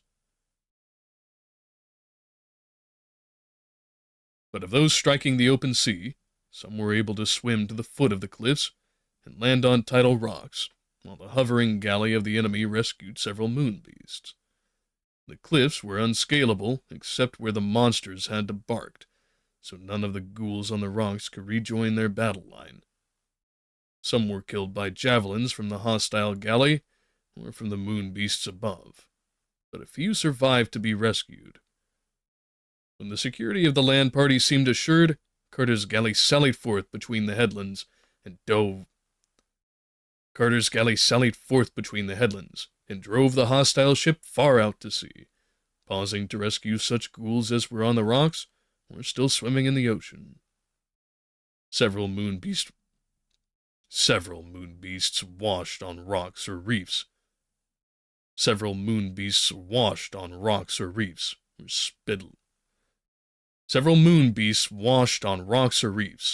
Were speedily put out of the way. Finally, the moon beast galley being safely in the distance, and the invading army concentrated in one place, Carter landed a considerable force on the eastern headland to the enemy's rear, after which the fight was short-lived indeed. Attacked from both sides, the noisome flounderers were rapidly cut to pieces or pushed into the sea, till by evening the ghoulish chiefs agreed that the island was again clear of them. The hostile galley, meanwhile, had disappeared, and it was decided that the evil jagged rock had better be evacuated before any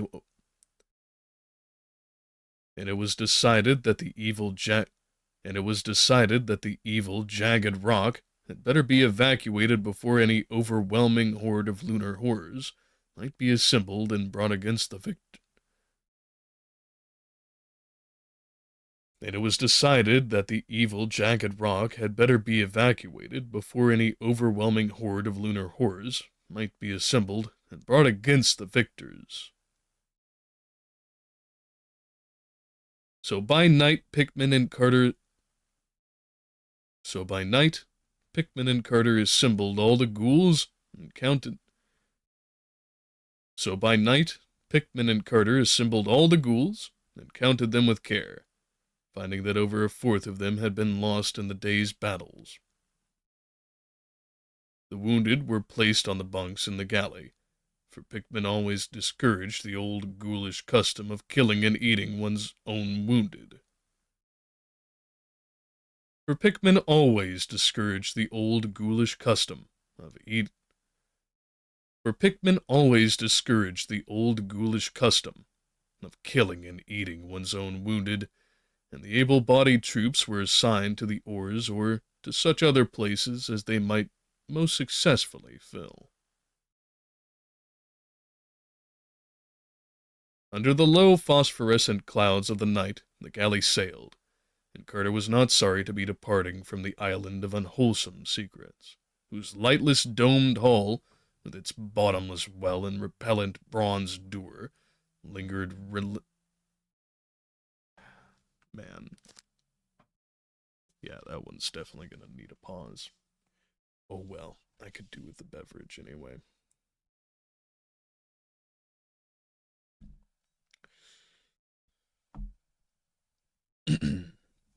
Something to whet the whistle. Good progress, though. Very good progress. I think we'll have this beat within the hour, perhaps.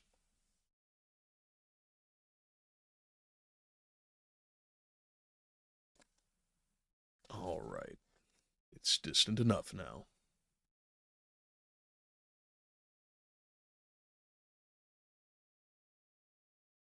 Under the low phosphorescent clouds of night, the galley sailed, and Carter was not sorry to be departing from the island of unwholesome secrets, whose lightless domed hull, with its bottomless well and repellent bronze door, lingered restlessly in his fancy.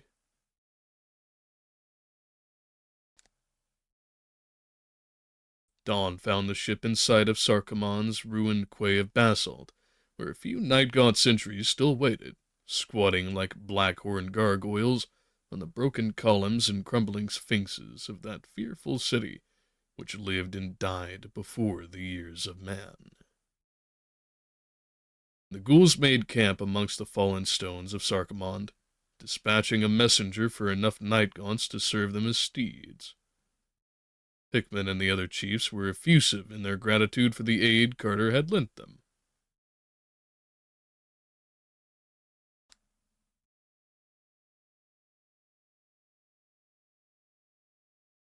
Carter now began to feel that his plans were indeed maturing well, and that he would be able to command the help of these fearsome allies not only in quitting this part of Dreamland, but in pursuing his ultimate quest for the gods atop unknown Kadath, and the marvelous sunset city they so strangely withheld from his slumbers. Accordingly, he spoke of these things to the ghoulish leaders, telling what he knew of the cold waste wherein Kadath stands, and of the monstrous Shantoks, and the mountains carven into double-headed images which guard it. He spoke of the fear of Shantoks from night-gaunts, and of how the vast hippocephalic birds fly screaming from the black burrows high upon the gaunt gray peaks that divide Inquanok from hateful Leng. He spoke, too, of the things he had learned concerning night-gaunts from the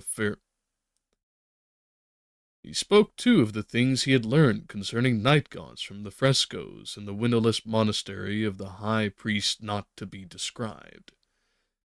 How even the great ones fear them, and how their ruler is not the crawling chaos Nyarlathotep at all, but hoary and immemorial Nodens, Lord of the Great Abyss.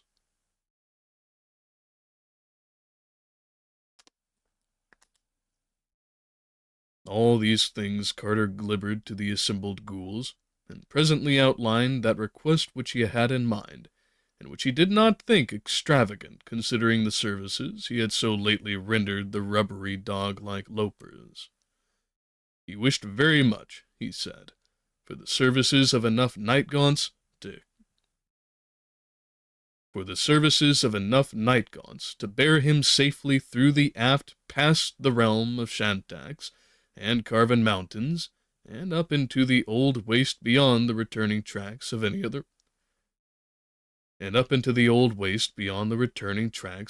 mortal.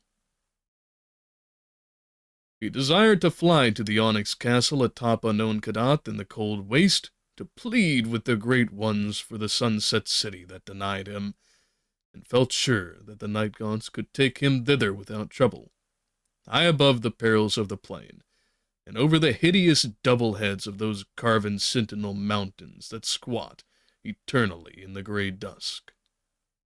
For the horned and faceless creatures there could be no danger from aught of earth, since the great ones themselves dread them, and even were unexpected things to come from the other gods, who are prone to oversee the affairs of earth's milder gods, the Night-Gaunts need not fear, for the outer hells are indifferent to matters to such silent and slippery flyers as own not Nyarlathotep for their master, but bow only to potent and archaic Nodens.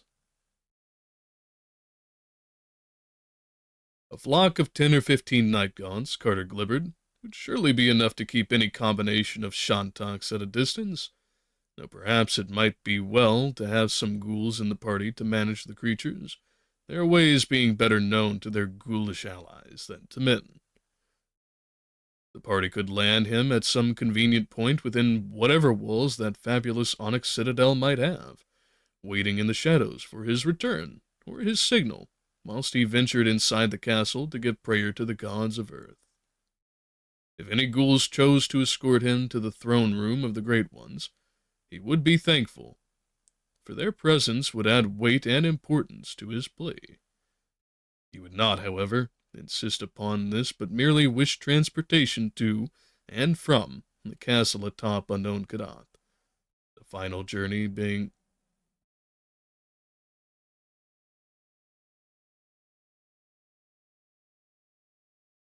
Now that's a car for sure. The final journey being either to the marvelous Sunset City itself, in case of gods prove favorable, or back to the earthward gate of deep slumber in the enchanted wood, in case his prayers were fruitless.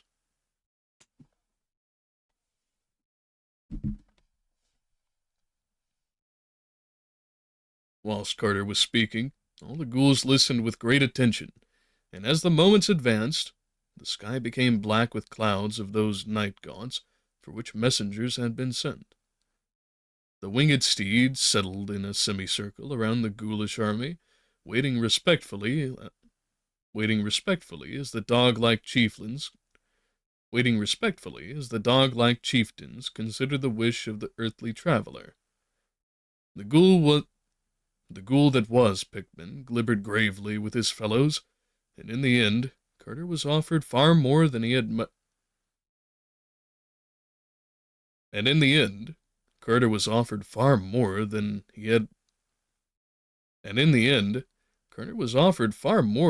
at most expected.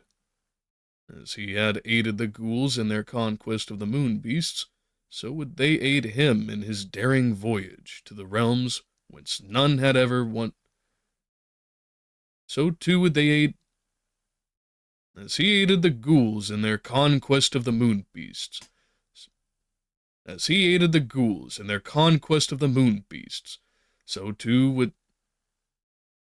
would they aid him in his daring voyage to realms whence none had ever returned, lending him not merely a few of their allied Night-Gaunts, but the entire army as then encamped, veteran fighting ghouls, and newly assembled night gaunts alike, save only a small garrison for the captured Black Galley and such spoils as had come from the jagged rock in the sea.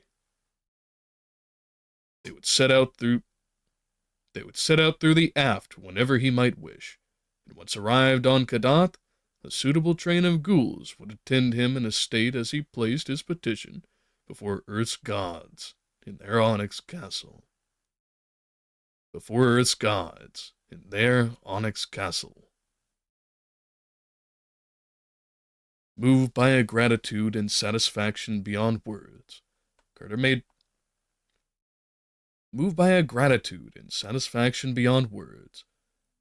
plans with the ghoulish leaders for his audacious voyage. The army would fly high, they decided, over hideous Lang, with its nameless monastery and wicked stone villages, stopping only at the vast gray peaks to confer with the Shantak frightening night gaunts, whose burrows honeycomb their summits. They would then, according to what advice they might receive from those denizens, choose their final course, approaching unknown Kadath, either through the desert of carven mountains north of Inquinnock, or through the more northerly reaches of repulsive Lang itself.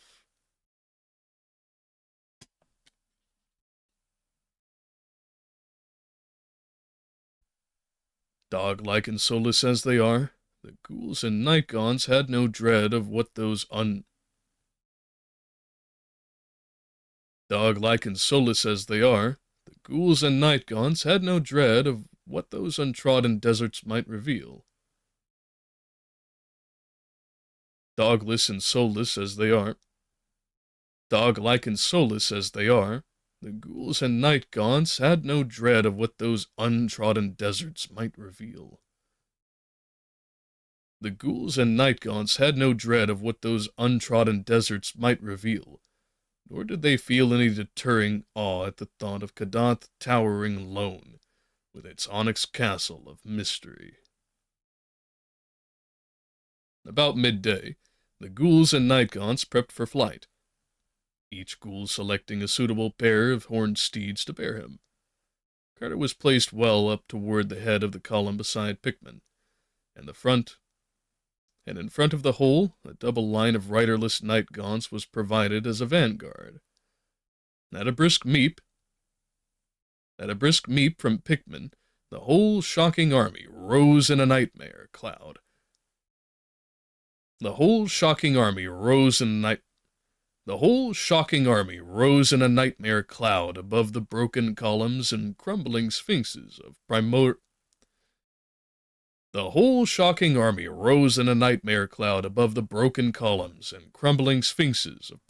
Sarkomond, higher and higher, till even the great basalt cliffs behind the town was cleared.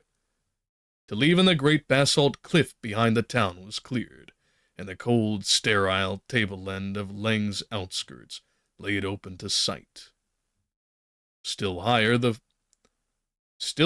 flew the black host, till even this tableland grew small beneath them, and as they worked northward over the windswept plateau of horror, Carter once saw again with a shudder the circle of crude monoliths, and the squat windowless building which he knew held that frightful silken-masked blasphemy from whose clutches he had so narrowly escaped. This time no descent was made as the army swept butt-like over the sterile. This time no descent was made as the army swept bat-like over the sterile landscape, passing the feeble fires of the unwholesome stone villages at a great altitude, and pausing not at all to mark the morbid twistings of the hooved, horned, almost humans that dance and pipe eternally therein. Once they saw a Shantak bird flying low over the plain, but when it saw them it screamed noxiously. It flapped off to the north in grotesque panic. At dusk, they reached the jagged gray peaks that formed the barrier of Inquinoc, and hovered about these strange caves near the summits, which Carter recalled as so frightful to the Shantax.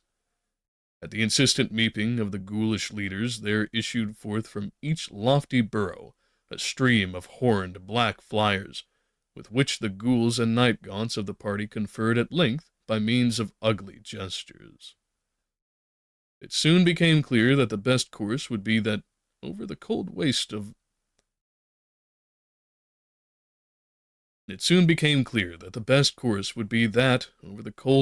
North Inquinoc, for Leng's northward reaches are full of unseen pitfalls that even the night gaunts dislike. Abysmal influences centering in certain white hemispherical buildings on curious knolls, which common folklore associates unpleasantly with the other gods and their crawling chaos Nyarlathotep.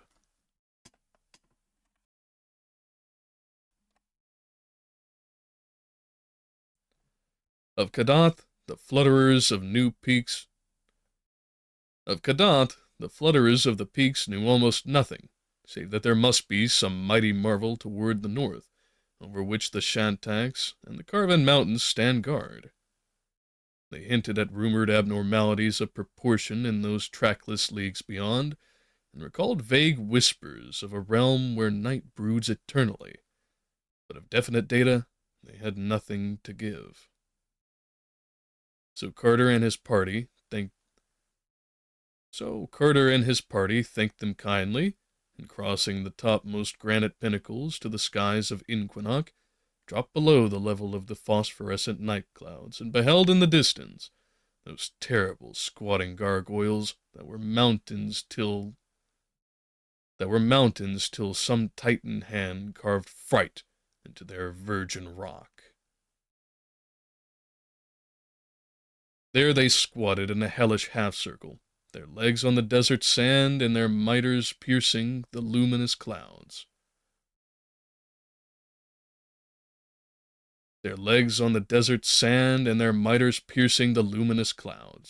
Sinister, wolf-like, and double-headed, with faces of fury and right hands raised, dully and malignly watching the rim of man's world and guarding with horror the reaches of a cold northern world that is not man's. From their hideous lips rose evil Shantax of elephantine bulk. But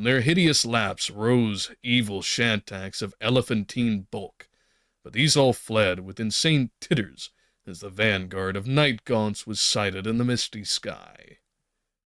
Northward above those gargoyle mountains the army flew, and over leagues of dim desert where never a landmark rose. Less and less luminous grew the clouds, till at length Carter could see only blackness around him. But never did the winged steeds falter, bred as they were in earth's blackest crypts, and seeing not with any eyes, but with the whole dank surface of their slippery forms. On and on they flew, past winds of dubious scent and sounds of dubious import, ever in thickest darkness, covering such prodigious spaces that Carter wondered whether or not they could still be within Earth's dreamland. Then suddenly the clouds thinned, and as the stars shone spectrally above. All below was still black, but those pallid beacons in the sky seemed alive with a meaning and directiveness they had never possessed elsewhere. It was not that the figures of the constellations were different, but that the same familiar shapes now revealed a significance they had formerly failed to make plain. Everything focused towards the north. Every curve and asterism of the glittering sky became part of a vast design whose function was to hurry first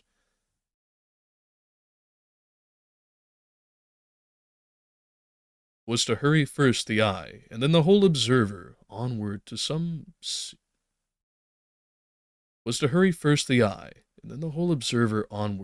secret and terrible goal of convergence beyond the frozen waste that stretched endlessly ahead.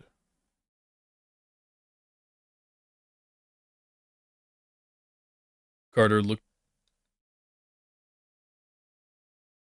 Everything focused toward the north. Every curve and asterism of the glittering sky became part of a vast design whose function was to hurry first the eye, and then the whole observer, onward to some secret and terrible goal of convergence beyond the frozen waste. Beyond the frozen waste that stretched endlessly ahead. Carter looked towards Carter looked toward the east, where the great ridge of barrier peaks had towered along all the length of Inquinoc, and saw against the stars a jagged silhouette, which told of its continued presence. It was more broken now, with yawning clefts and fantastically erratic pinnacles, and Carter studied closely the suggestive turnings and inclinations of that grotesque outline, which seemed to share with the stars some subtle northward urge. They were flying past at a tremendous speed, so that the watcher had to strain hard to catch details, when all at once he beheld just above the line of the topmost peaks a dark and moving object against the stars, whose course exactly paralleled that of his own bizarre party. The ghouls had likewise glimpsed it, for he heard their low glimmering.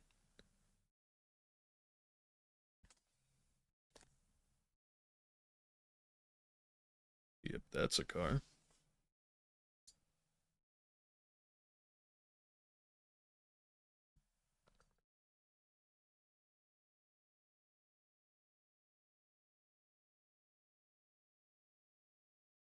For he heard their low glimmering all about him, and for a moment he fancied the object was a gigantic shantak, of a size vastly greater than that of the average specimen.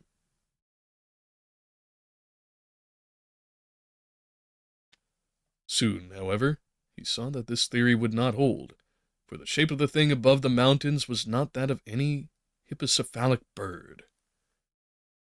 Its outline against the stars, necessarily vague as it was, resembled some huge mitred head, or pair of heads, infinitely magnified, and its rapid bobbing flight through the sky seemed most peculiarly of a wingless one.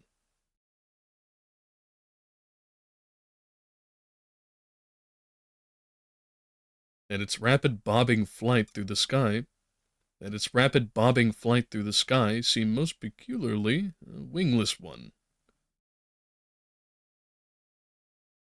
Carter could not tell which side of the mountain it was on, but soon perceived that it had parts below the parts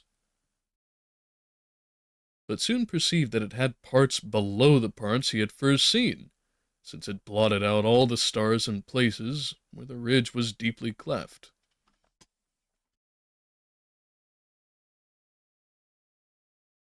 Then came a wide gap in the range, where the hideous reaches of transmontane Lang were joined to the cold waste on this side by a low pass trough which the stars shone wantonly. Just in time.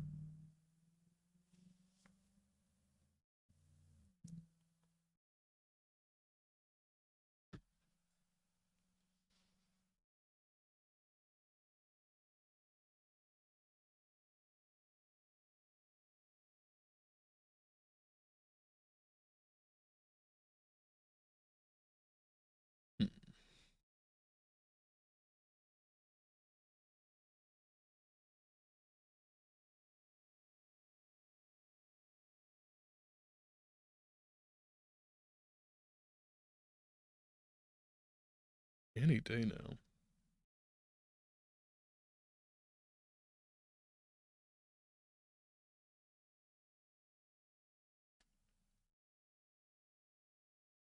Carter watched this gap with intense care, knowing that he might see outlined against the sky beyond it the lower parts of the vast thing that flew undulantly above the pinnacles.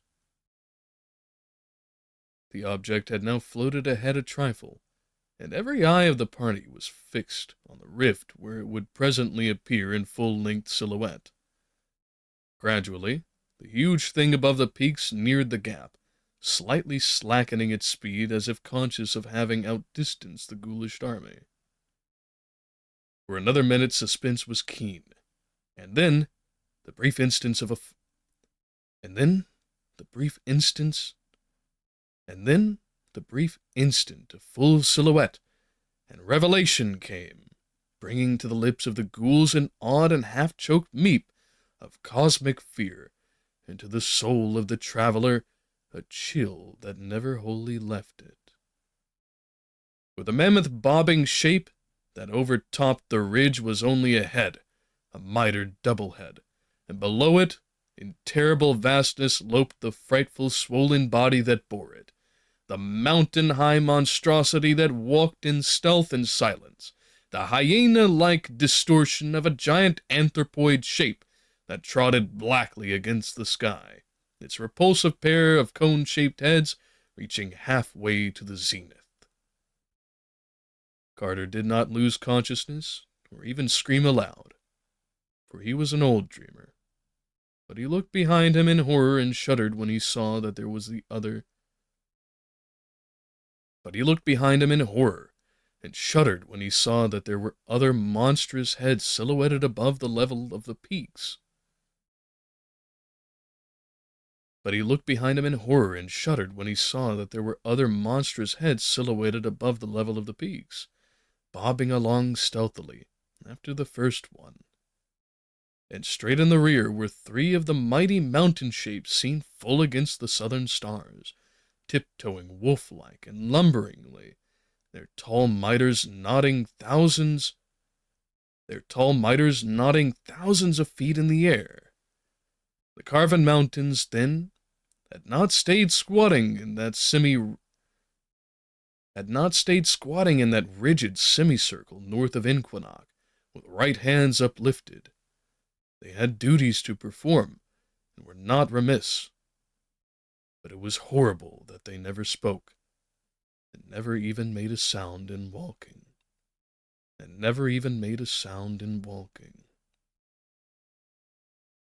Meanwhile, the ghoul that was Pickman had gibbered an order to the night gaunts, and the whole army soared higher into the air, up toward the stars,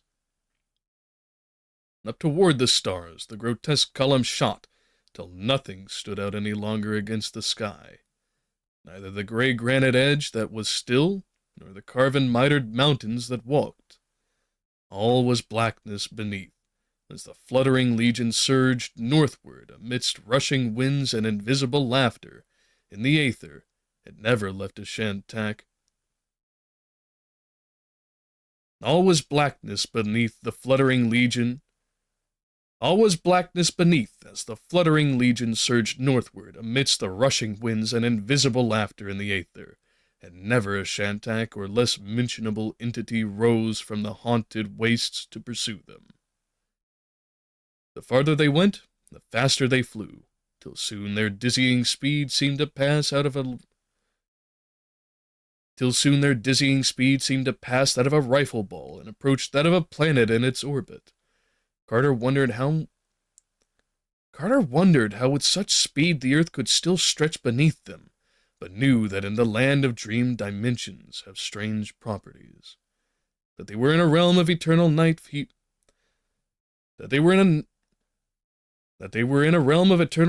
he felt certain, and he fancied that the constellations overhead had subtly emphasized their northward focus, gathering themselves up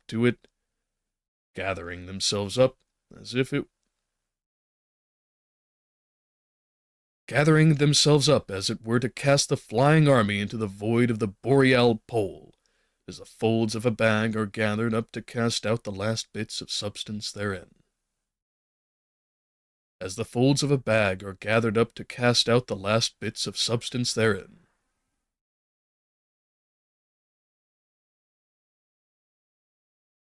Then he noticed with terror that the wings of the night gaunts were not flapping any more.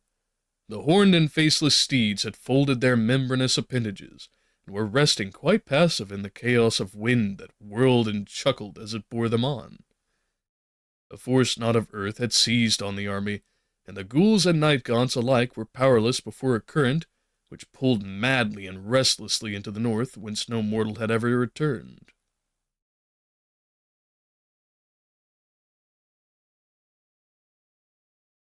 The force not of this earth had seized the army, and ghouls and night-gaunts alike were powerless before a current which pulled madly and relentlessly which pulled madly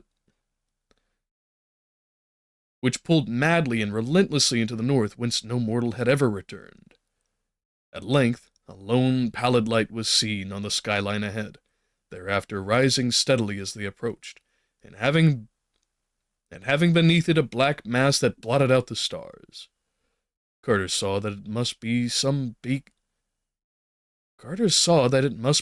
beacon on a mountain, for only a mountain could rise so vast as seen from so prodigious a height in the air.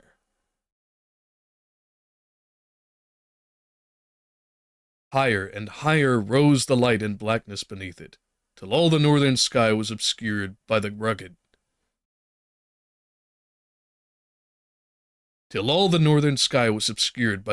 conical mass. Lofty as the army was, that pale and sinister beacon rose above it, towering monstrous over all peaks and concernments of earth, that tasting the animalous aether, where the cryptical moon and the mad planets reel. No mountain of man was that far which... No mountain known of man was that which loomed before them. The high clouds far below were but a fringe for its foothills, the groping dizziness of topmost air but a girdle for its loins. Scornful and spectral climbed that bridge betwixt earth and heaven, black and eternal night, and crowned with a shent. Gotta remember how to pronounce that. I think it's pescient.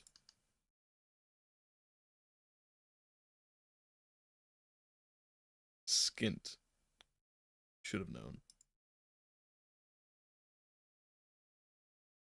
The groping dizziness of topmost air was but a girdle for its loins. The groping dizziness of topmost air was but a girdle for its loins. Scornful and spectral climbed that bridge betwixt earth and heaven, black and eternal night, and crowned with a skint of unknown stars, whose awful and significant outline grew every moment clearer. Ghouls meeped in wonder as they saw it, and Carter shivered in fear, lest all the hurtling army be dashed to pieces on the unyielding onyx of that cyclopean cliff. Higher and higher rose the light, till it mingled with the loftiest orbs of the zenith, and winked down at the flyers with lurid mockery. All the north beneath it was blackness now, dread, stony blackness, from infinite depths to infinite heights, with only that pale, winking beacon perched unreachably at the top of all vision. Carter studied the light more closely,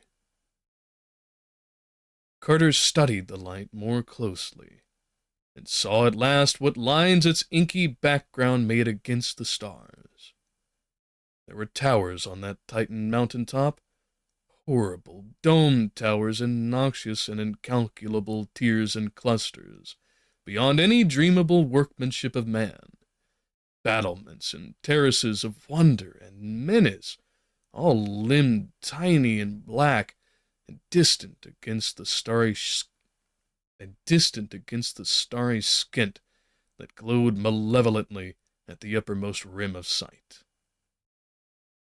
Capping that most measureless of mountains was a castle beyond all mortal thought, and in it glowed the daemon light.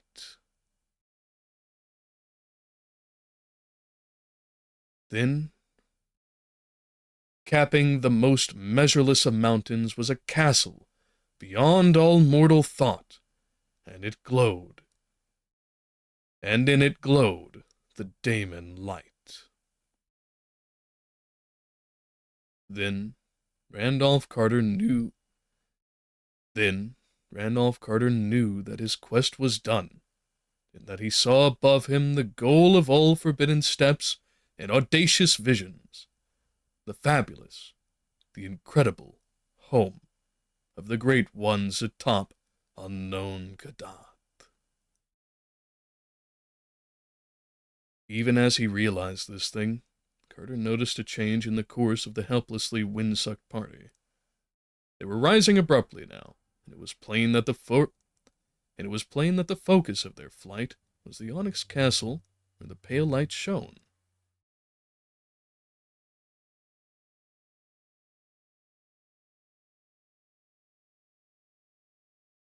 And it was plain that the focus of their flight was the onyx castle where the pale light shone.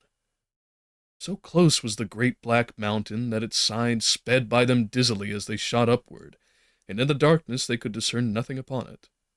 Vaster and vaster loomed the tenebrous towers of the nighted castle above, and Carter could see that it was well nigh blasphemous in its immensity. Well might its stones have been quarried by nameless workmen in the horrible gulf rent out of the rock in the hill past North Inquinoc, for such was its size that a man on its threshold stood even as air out on the steps of Earth's loftiest fortress. The skint of unknown stars above the myriad domed turrets glowed with a sallow, sickly flare, so that a kind of twilight hung about the murky walls of slippery onyx. The pallid beacon was now seen to be single shining window high up in one of the loftiest towers, and as the helpless army neared the top of the mountain, Carter thought he detected unpleasant shadows flitting. The pallid beacon was now seen to be a single shining window high up in one of the loftiest towers, and as the helpless army neared the top of the mountain, Carter thought he detected unpleasant shadows flitting across the feebly luminous expanse. It was a strangely arched window, of a design wholly alien to Earth.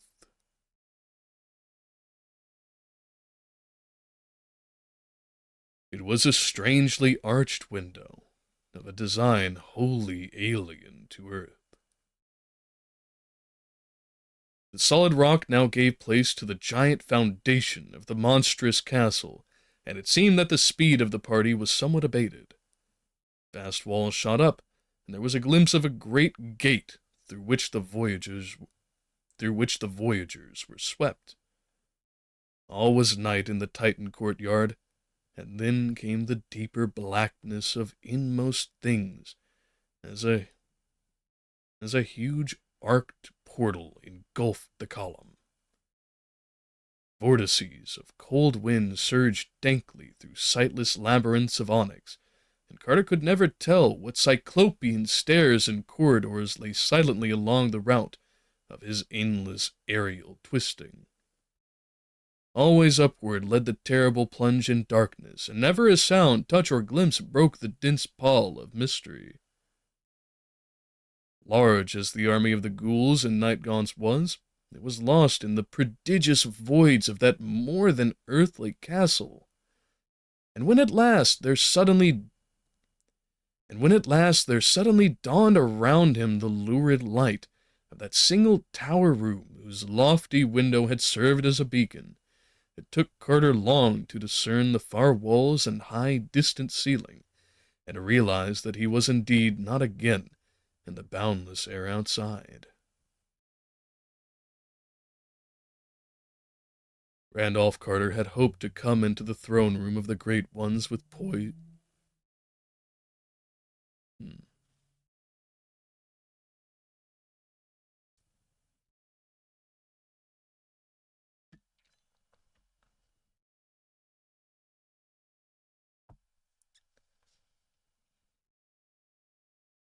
Randolph Carter had hoped to come into the throne room of the Great Ones with poise and dignity, flanked and followed by impressive lines of ghouls in ceremonial order, and offering his prayer as a free and potent master among dreamers. He had known that the great ones themselves are not beyond a mortal's power to cope with, and he had trusted to luck that the other gods and their crawling chaos Nyarlathotep would not happen to come to their aid at the crucial moment, as they had so often done before when men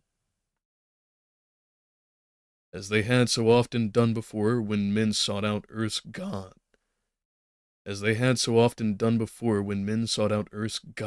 in their home on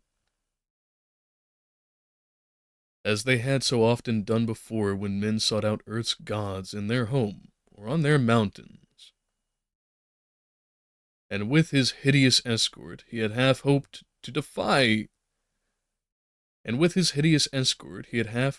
defy even the other gods, if need were, knowing as he did that ghouls have no masters, and that night gaunts own not Nyarlathotep,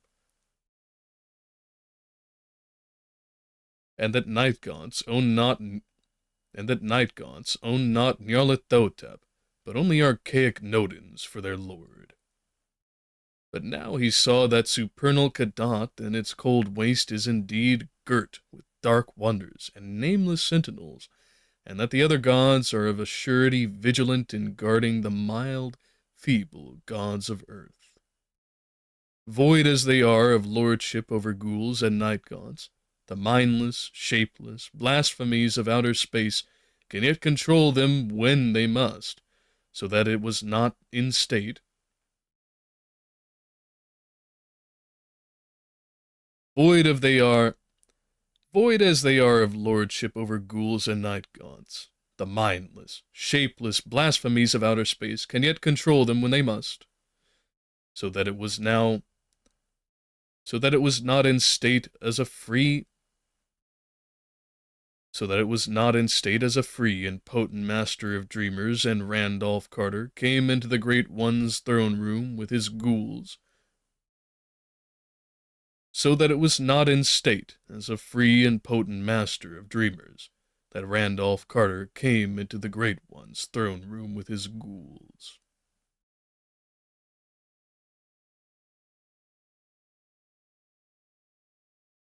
So that it was not in state as a free and potent master of dreamers that Randolph Carter came into the Great One's throne room with his ghouls.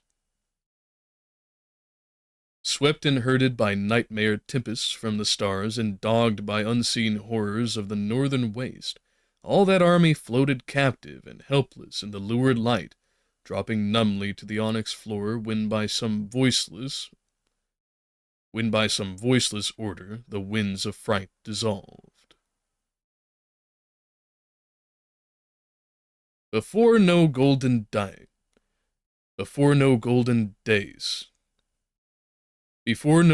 days had Randolph Carter come, nor was there any august circle of crowned and haloed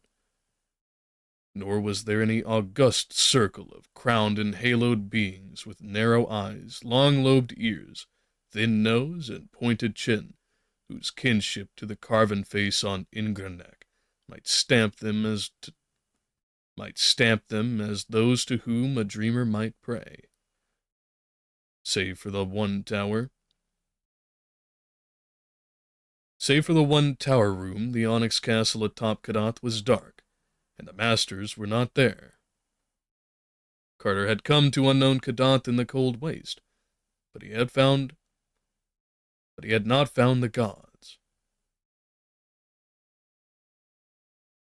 Carter had come to unknown Kadath in the cold waste. But he had not found the gods. Yet still the lurid light glowed in that one tower room whose size was no little less than that of all outdoors, and whose distant walls and roof were so nearly lost to sight in thin curling mists. Earth's gods were not there, it was true.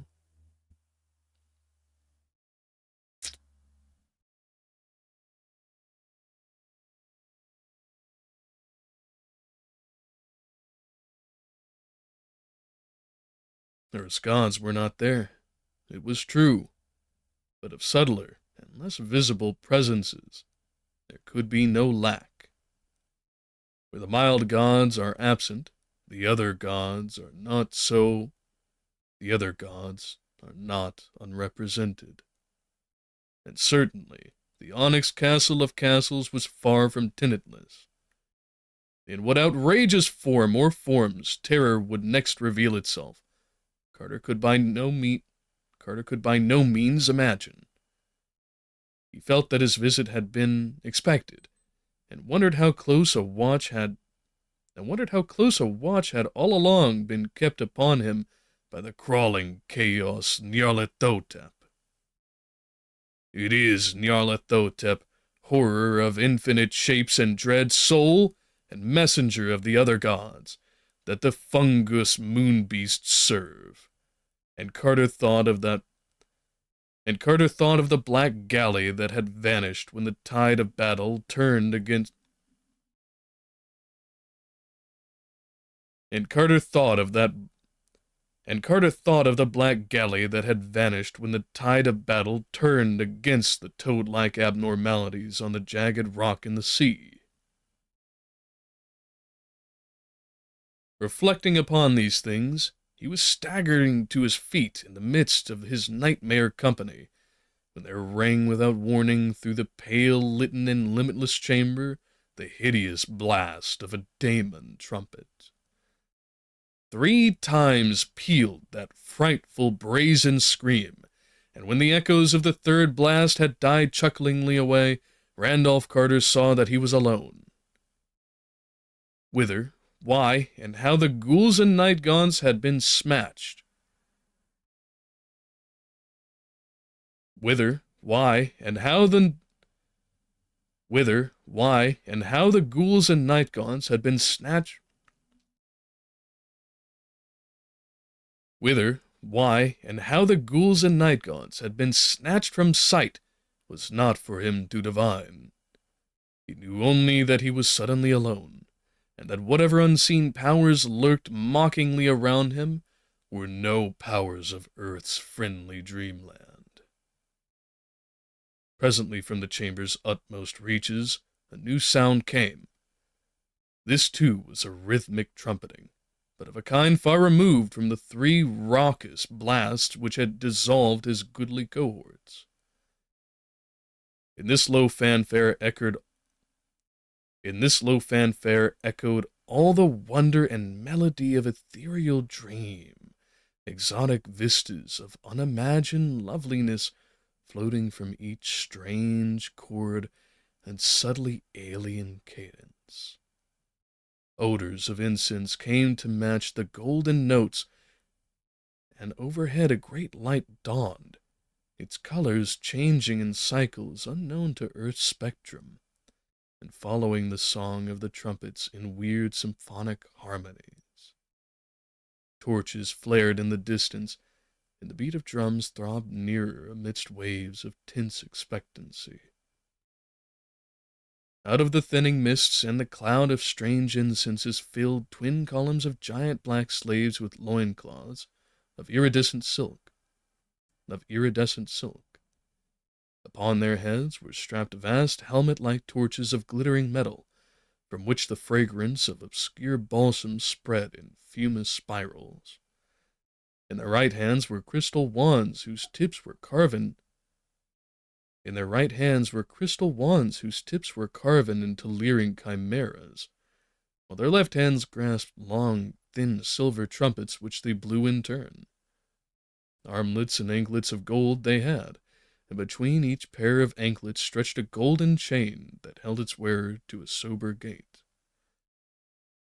That they were true black men of Earth's dreamland was at once apparent, but it seemed less likely that their rights of men of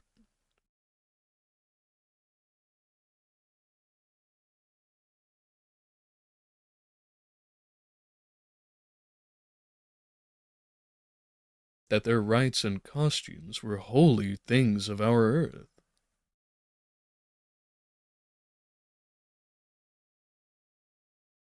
10 feet from Carter, the column stopped, and as they did so, each trumpet flew abruptly to its bearer's thick lips. Wild and ecstatic was the blast that followed, and wilder still the cry that chorused just after from dark throats, somehow made shrill by strange artifice. Then, down the wide lane betwixt the two columns, a lone figure strode. A tall, slim figure, with the young face of an antique pharaoh, gay with prismatic robes and crowned with a golden skint that gold with inherent light. Close up to Carter strode the regal figure, whose proud carriage and smart features had in them the fascination of a dark god or fallen archangel, and around whose eyes there lurked the languid sparkle of capricious humor. It spoke, and in its mellow tones there rippled the wild music of Lethean streams.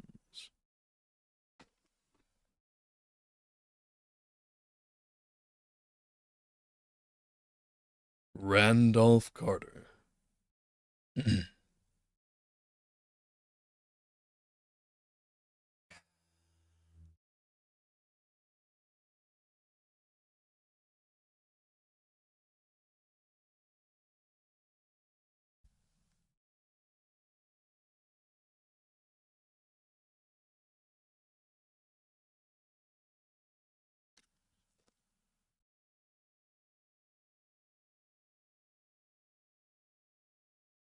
Oh, come on. I'd like to finish this today, and we're so close.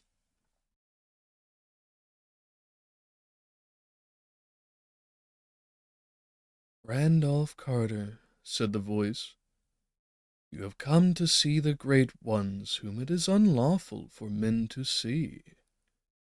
Watchers have spoken of this thing, and the other gods have grunted as they rolled and tumbled mindlessly to the sound of thin flutes in the black ultimate void where broods the daemon sultan whose names no lips dare to speak aloud.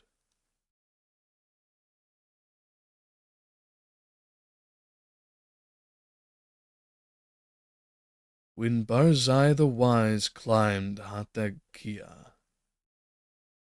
to see the greater ones dance and howl above the clouds in the moonlight, he never returned. The other gods were there, and they did what was expected. And they did what was expected.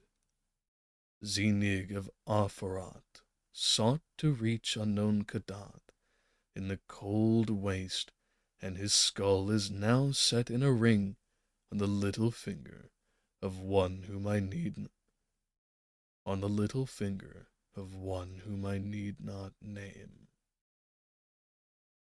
But you, Randolph Carter, have braved all things of earth's dreamland, and burn still with the flame of quest.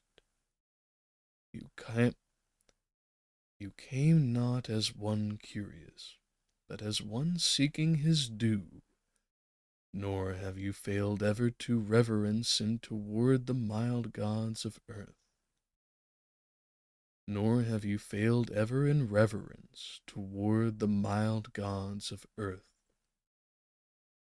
Yet have these gods kept you from the marvelous sunset city of your dreams, and wholly through their own small covetousness, for verily they craved the weird loveliness of that which your fancy had fashioned, and vowed that henceforth no other spot should be their abode.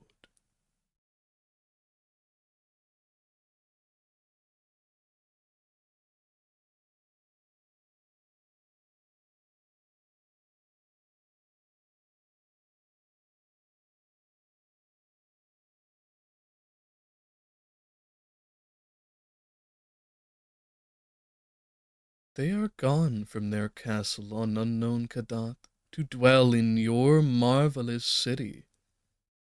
All through its palaces of veined marble they revel by day, and when the sun sets, they go out in the perfumed gardens and watch the golden glory on temples and colonnades, arched bridges and silver-basined fountains, and wide streets with blossom-laden urns and ivory statues in gleaming rows,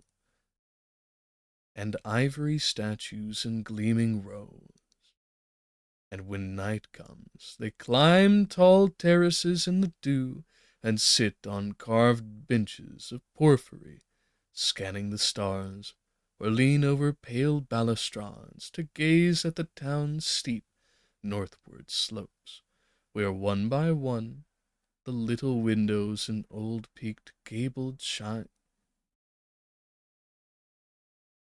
The little windows in old peaked gables shine softly out with the calm yellow light of homely candles. The gods love your marvelous city. The gods love your marvelous city, and walk no more in the ways of the gods. They have forgotten the high places of earth and the mountain that they knew in their youth. The earth has no longer any gods that are gods, and only the other gods from outer space hold sway on unremembered Kadath. Far away in a valley of your own childhood, Randolph Carter, play the heedless great ones. You have dreamed too well, O wise arch-dreamer, for you have drawn dreams' gods away from the world of all men's visions to that which is wholly yours, having builded out of your boyhood's small fancies a city more lovely than all the phantoms that have gone before. It is not well that earth's gods leave their thrones for the spider to spin on, and their realm for the others to sway in the dark manner of others. Fain would the powers from outside bring chaos and horror to you, Randolph Carter, who are the cause of their upsetting, but that they know it is by you alone that the gods may be sent back to their world. In that half-waking dreamland which is yours, no power of utmost In that half-waking dreamland which is yours, no power of utmost night may pursue, and only you can send the selfish great ones gently out of your marvelous sunset city, back through the northern twilight, to their wonted place atop Kadath in the cold waste. To their wonted place atop unknown Kadath in the cold waste. So, Randolph Carter, in the name of the other gods, I spare you and charge you to seek that sunset city which is yours, and to send thence the drowsy truant gods, for whom the dream world awaits. Not hard to find is that roseal fever of the gods, that fanfare of supernal trumpets and clash of immortal cymbals, that mystery whose place and meaning have haunted you through the halls of waking and the gulfs of dreaming, and tormented you with hints of vanished memory and the pain of lost things awesome and momentous. Not hard to find is that symbol and relic of your days of wonder, for truly,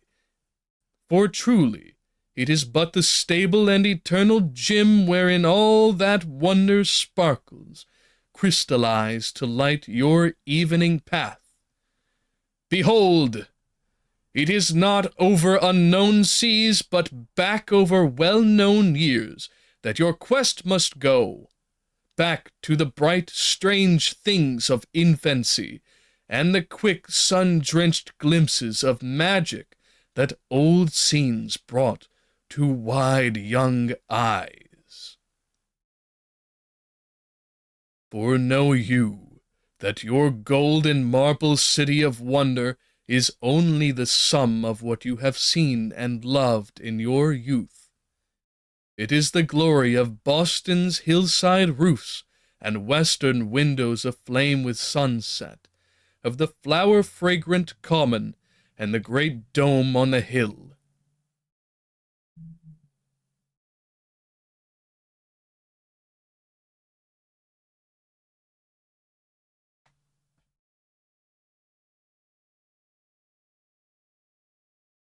Come on, man.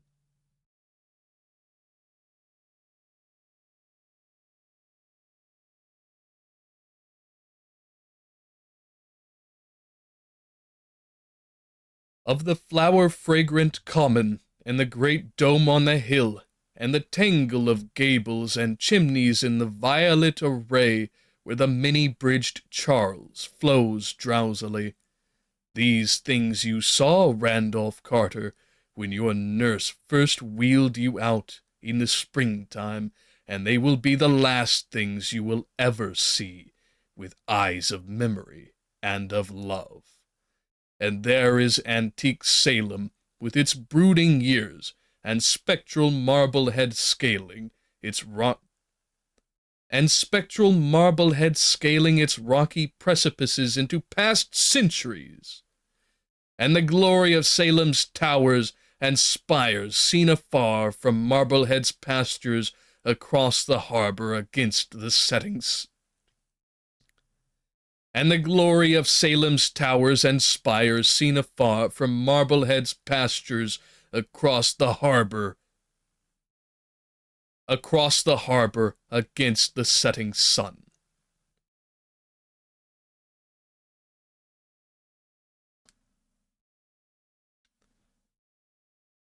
There is Providence quaint and lonely. There is Providence quaint and lordly on its 7 hills, and there is Providence quaint and lordly over. There is Providence quaint and lordly on its 7 hills over the blue harbor, with terraces of green leading up to steeples and citadels of living antiquity, and Newport climbing wraith-like from its dreaming breakwater.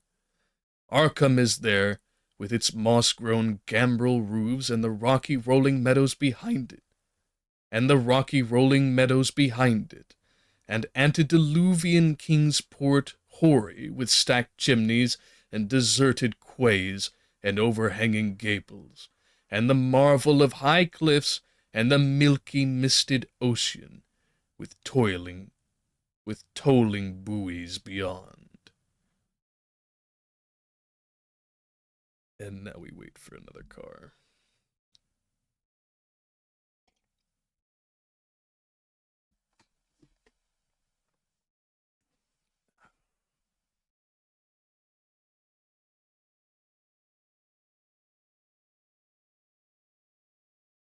Cool vales in Concord, cobbled lands in Portsmouth, twilight bins of rustic New Hampshire roads where giant elms half hide white farmhouse walls and creaking well sweeps, Gloucester's salt wharves and Truro windy willows, vistas of distant steepled towns and hills beyond hills along the north shore, hushed stony slopes and low-ivied cottages in the lee of huge boulders in Rhode Island's back country, scent of the sea and fragrance of the fields, spell of the dark woods and joy of the orchards and gardens at dawn. These, Randolph Carter, are your city, for they are yourself. New England bore you, and into your soul she poured New England bore you, and into your soul she poured a liquid loveliness which cannot die. This loveliness, molded, crystallized, and polished by years of memory and dreaming, is your terraced wonder of elusive sunsets. And to find that marbled parapet with curious urns and carven rail, and ascend at last these endless balustraded steps to the city of broad squares and prismatic fountains, you need only to turn back to the thoughts and vision. To turn back to the thoughts and visions of your wistful boyhood. Look! Through that window shine the stars of eternal night. Even now they are shining above the scenes you have known and cherished, drinking of their charm that they may shine their lovely over the gardens.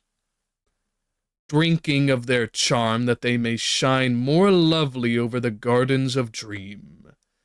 There is Antares. There is Antares. He is winking at this moment over the roofs of Tremont Street, and you could see him from your window on Beacon Hill. Out beyond those stars yawn the gulfs from whence my mindless masters have sent me. Some day you too shall traverse them, but if you are wise, you will beware such folly, for of those mortals who have been and returned, only one preserves a mind unshattered by the pounding, clawing horrors of the void.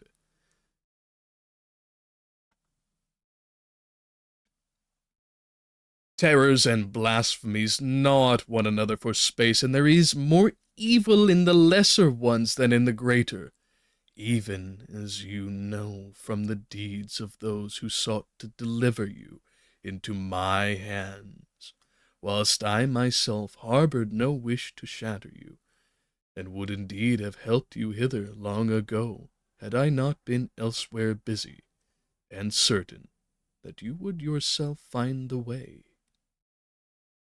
Shun them, the outer hells, and stick to the calm, lovely things of your youth. Seek out your marvelous city, and drive thence the... Seek out your marvelous city, and drive thence the recreant great ones.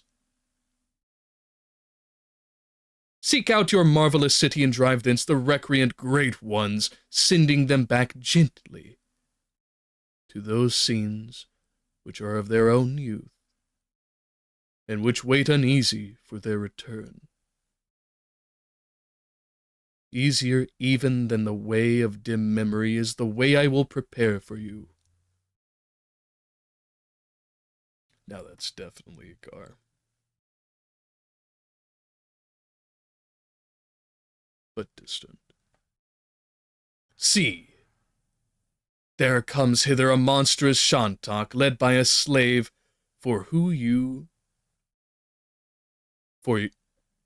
led by a slave who for your peace of mind best keep invisible. Mount and be ready there. Yagosh the Black will help you on the scaly horror. Yagosh the Black will help you on the scaly horror. Steer for that brightest star just south of the zenith. It is Vega, and in 2 hours will be just above the terrace of your sunset city. Steer for it only till you hear a far-off singing in the high aether, higher than that lurks madness, so rein your Shantak when the first note lures. Look then back to earth, and you will see shining the deathless altar flame of Iredna from the sacred roof of a temple. That temple is in your desiderate sunset city. So steer for it before you heed the singing and are lost. When you draw nigh the city, steer for the same parapet whence of old you scanned the outspread glory, prodding the Shantak till he cry aloud. That cry the great ones will hear, and know as they sit in their That cry the great ones will hear and know as they sit on their perfumed terraces, and there will come upon them such a homesickness that all your city's wonders will not console them for the absence of Kadath's grim castle and the skint of eternal stars that crowns it. And the skint of eternal stars that crowns it. Then must you land amongst them with the shantak, and let them see and touch that noisome hippocephalic bird, meanwhile discoursing to them of unknown Kadath, which you will so lately have left, and telling them how its boundless halls are lovely and unlighted. Wow.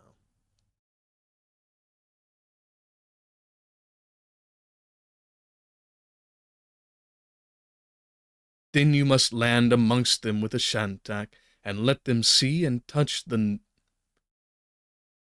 Then you must land amongst them with the shantak, and let them see and touch that noisome and hippocephalic bird, meanwhile discoursing to them of unknown Kadath, which you will so lately have left, and telling them how its boundless halls are lovely and unlighted, where of old they used to leap and revel in supernal radiance. And the shantak will talk to them in the manner of shantaks, but it will have no power of persuasion beyond the recalling of elder days. Over and over must you speak to the wandering great ones of their home and youth, till at last they will weep and ask to be shewn the returning path they have forgotten. Thereat you can loose the waiting shantak, sending him skyward with the homing cry of his kind, hearing which the great ones will prance and jump with antique mirth, and forthwith stride after the loathly bird in the fashion of gods, through the deep gulfs of heaven to Kadath's familiar towers and domes. Then will the marvelous sunset city be yours to cherish and inhabit forever, and once more will earth's gods rule the dreams of men from their accustomed seat. Go now, the casement is open, and the stars await outside. Already your shantak wheezes and titters with impatience. Steer for Vega through the night, but turn when the singing sounds. Forget not this warning, lest horrors unthinkable suck you into the gulf of shrieking and ululent madness.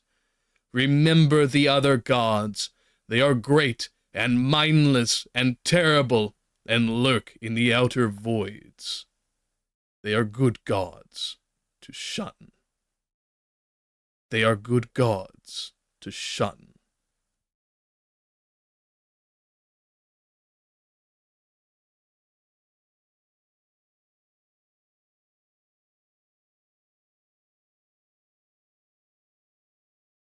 Yea, Alshanta, nye, you are off!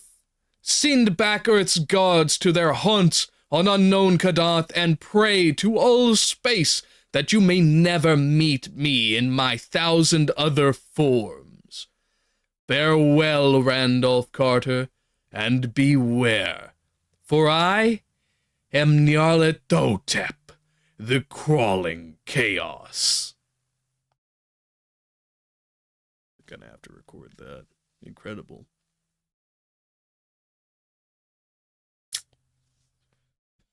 Oh well.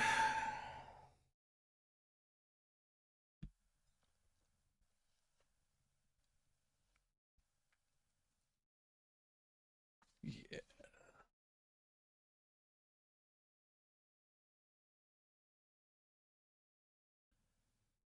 Farewell, Randolph Carter, and beware, for I am Nyarlathotep, the crawling chaos.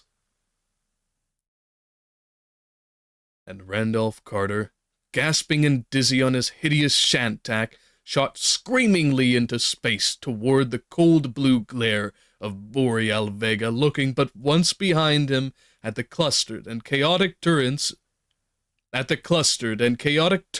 the of the cl- at the clustered and chaotic turrets of the onyx nightmare, wherein still glowed the lone lurid light of that window above. At the clustered and chaotic turrets of the onyx nightmare, wherein still glowed the lone lurid light of that window above the air and clouds of Earth's dreamland.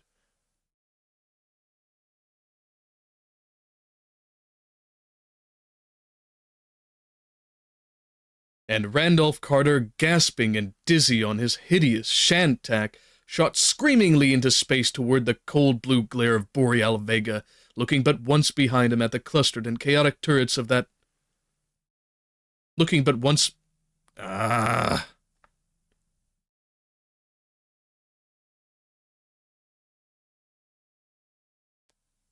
Looking but once behind him at that Looking at once behind him at the clustered and chaotic turrets of the onyx nightmare, wherein still glowed the lone, lurid light of that window above the...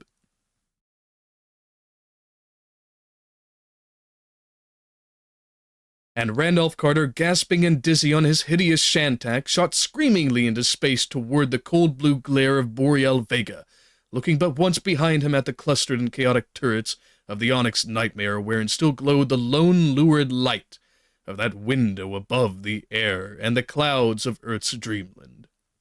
Great polypus horrors slid darkly past, and unseen bat wings beat multitudinous around him, but still he clung to the unwholesome mane of that loathly and hippocephalic-scaled bird. The stars danced mockingly, almost shifting now and then to form pale signs of doom, that one might wonder one had not seen and feared before, and ever the winds of nether howled of vague blackness and loneliness beyond the cosmos. Then through the glittering vault ahead there fell a hush of portent, and all the winds and horrors slunk away as night things slink away before the dawn, trembling in waves that golden wisps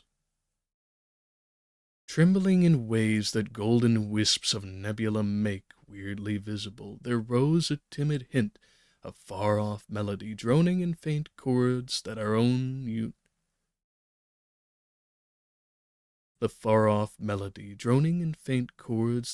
universe of stars knows not. And that music grew. The shantak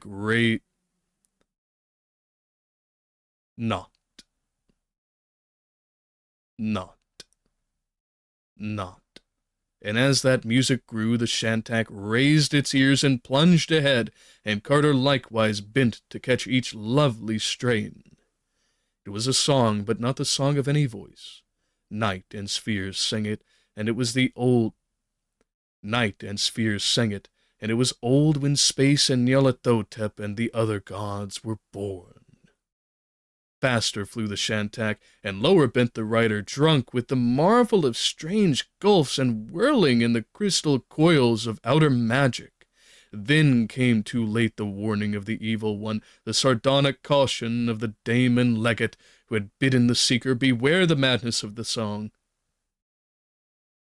Then came too late the warning of the evil one, the sardonic caution of the daemon legate who had bidden the Then came too late the warning of the evil one, the sardonic caution of the daemon legate who had bidden the seeker beware the madness of that song, only to taunt had Nyarlathotep marked out the way to safety and the marvelous sunset city, only to mock had that black messenger revealed the secret of these truant gods, whose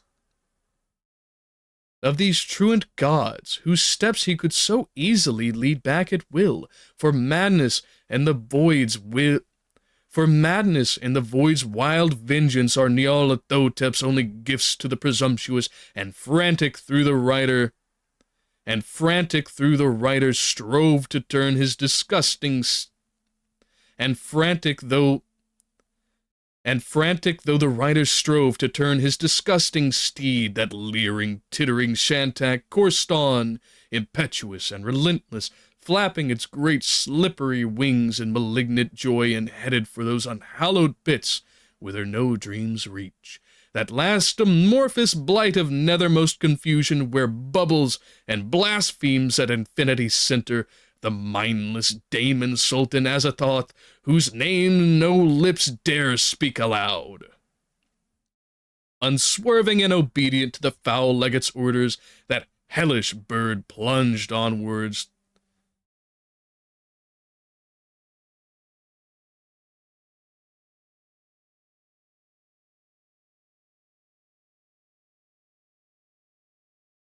Unswerving and obedient to the foul legate's orders, that hellish bird plunged onward through shoals of shapeless lurkers and caperers in darkness, and vacuous herds of drifting entities that pawed and groped and pawed, the nameless larvae of the other gods, that are like them blind and without mind and possessed of singular hungers and thirsts. Onward, unswerving and onward, swerving and relentless.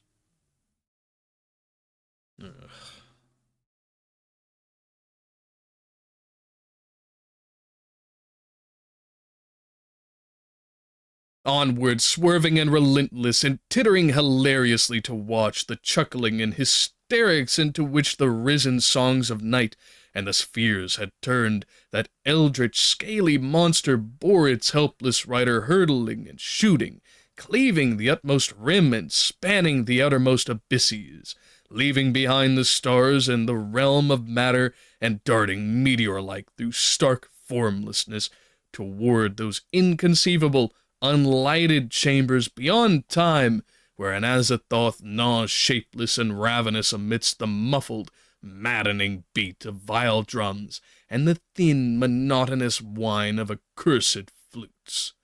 Onward, onward, through the screaming, cackling, and blackly populous gulfs, and then from some dim, blessed distance there came... Onward, onward, through the screaming, cackling, and blackly populous gulfs. And then from some dim, blessed distance there came an image and a thought to Randolph Carter the Doomed. Too well had Nyarlathotep planned his mocking and his tantalizing, for he brought up that which no gust of icy terror could quite efface.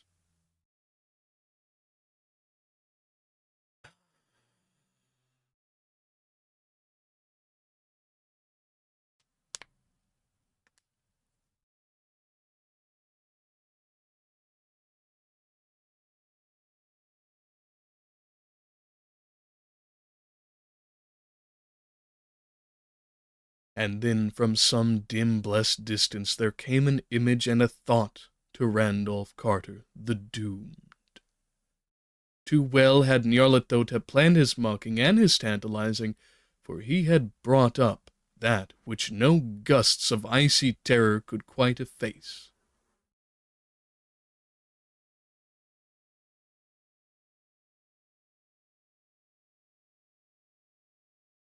Home. Home. New England.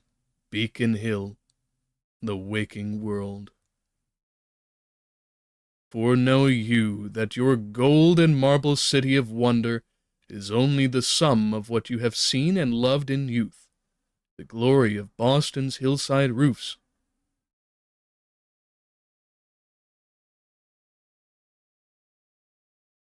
The glory of Boston's hillside roofs and western windows aflame with sunset, of the flower-fragrant common and the great dome on the hill, and the tangle of gables and chimneys, in the violet valley where the many-bridged Charles flows drowsily. This loveliness, molded, crystallized, and polished by years of memory and dreaming, is your terraced wonder of elusive sunsets. And to find that marble parapet with curious urns and carven rail, and ascend at last those endless balustraded steps to the city of broad squares and prismatic fountains, you need only to turn back to the thoughts and visions.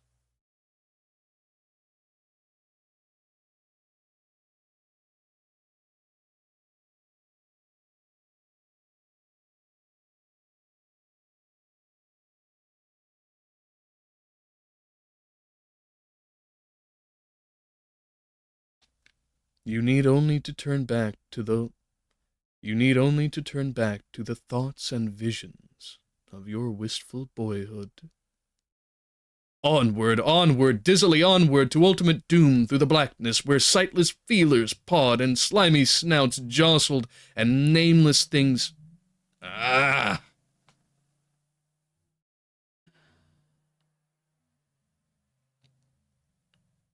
So close to finally finishing.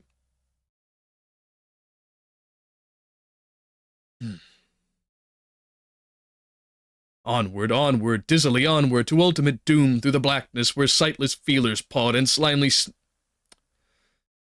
Onward, onward, dizzily onward to ultimate doom through the blackness where sightless feelers pawed and slimy snouts jostled and nameless things tittered and tittered and tittered. But the image and the thought had come, and Randolph Carter knew clearly that he was dreaming, and only dreaming, and that somewhere in the background, the world of waking, and the city of his infancy still lay.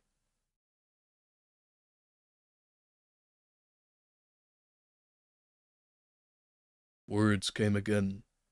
You need only turn back to the thoughts and visions of your wistful boyhood. Turn. Turn. Blackness on every side, but Randolph Carter could turn. Thick through the rushing nightmare that clutched his senses, Randolph Carter could turn and move. He could move. And if he chose, he could leap off the evil shantak that bore him hurtlingly downward at the orders of Nyarlathotep. He could leap off and dare those depths of night that yawned interminably down. Those depths of fear whose terrors yet could not exceed the nameless doom that lurked waiting at chaos' core. He could turn and move and leap. He could. He would. He would. He would! Off the vast hippocephalic abomination leaped the doomed and desperate dreamer, and down through endless voids of sentient blackness he fell. Aeons reeled, universes died and were born again. Stars became nebulae, and nebulae became stars. And still Randolph Carter fell through those endless voids of sentient blackness.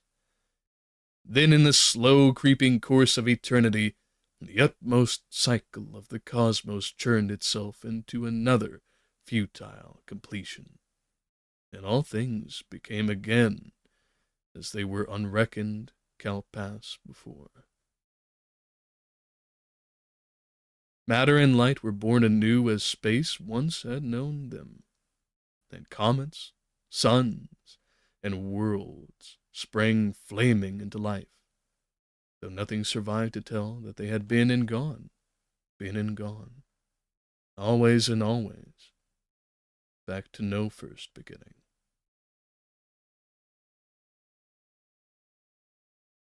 And there was a firmament again, and a wind, and a glare of purple light in the eyes of the falling dreamer.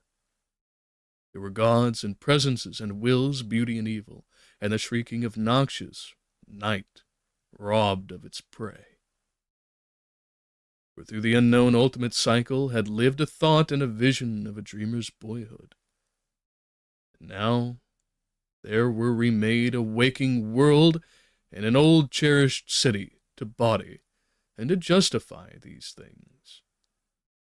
Out of the void, Singak, the violet gas, had pointed the way. And archaic Nodens was bellowing his guidance from unhinted deeps. Stars swelled to dawns, and dawns burst into fountains of gold, carmine, and purple, and still the dreamer fell. Cries rent the aether as ribbons of light beat back the fiends from outside, and hoary Nodens raised a howl of triumph when Nyarlathotep, close on his quarry, stopped, baffled by a glare that seared his formless hunting horrors to gray dust. Randolph Carter had indeed descended at last the wide marmoreal flights to his marvelous city, for he was come again to the fair New England world that had wrought him. So to the organ chords of morning's myriad whistles, and dawn's blaze thrown dazzling through purple panes by the great gold dome of the State House on the hill, Randolph Carter leaped shoutingly awake within his Boston room.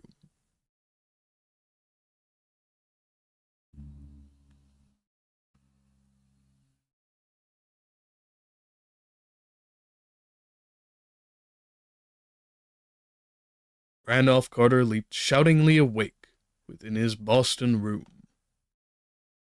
Birds sang in hidden gardens, and the perfume of trellised vines came wistful from arbors his grandfather had reared.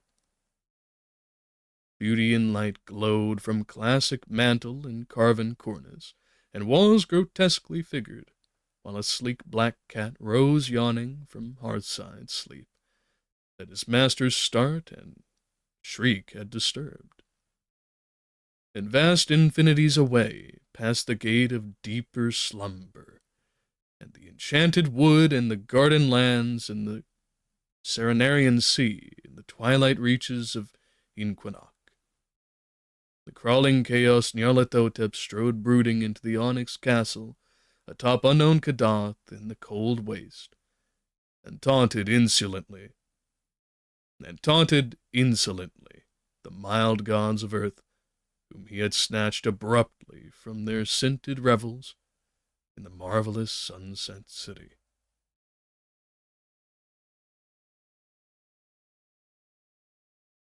And finally, we have done it! We have done it here today! Let's actually get centered up a little bit since I got relaxed in my reading. Let's take a sippy sip. To round out the rest of today's presentation, if I can finish speaking. The Dream Quest of Unknown Kadath.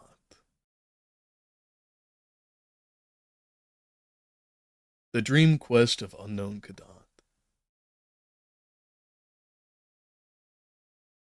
I could spend days picking apart each and every line, weeks even, to make the points of exactly how fastidious, careful,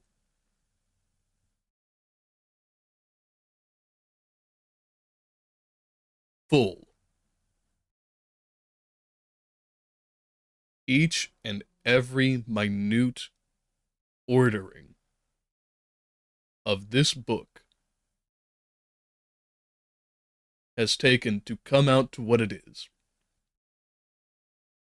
But I needn't. What I can say in its place is that you should read it. No matter who you are, you should read it, or listen to it. As I've just made an audiobook for not only the preface pieces, the 2 short stories, but this one too. And that if you are ever in pursuit of any example of how to fully bear in literary form a universe that is completely and totally incomprehensible,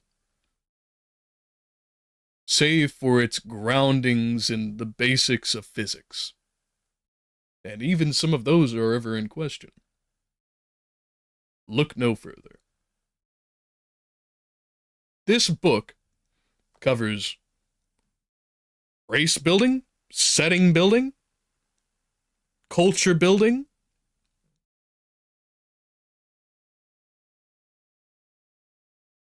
descriptive cartography,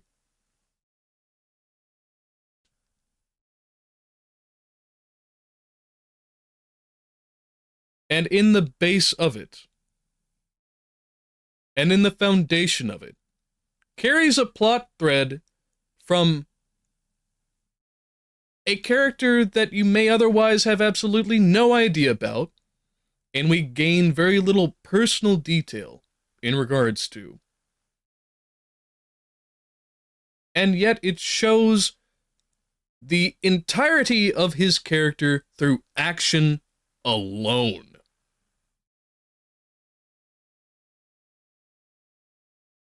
And delivers us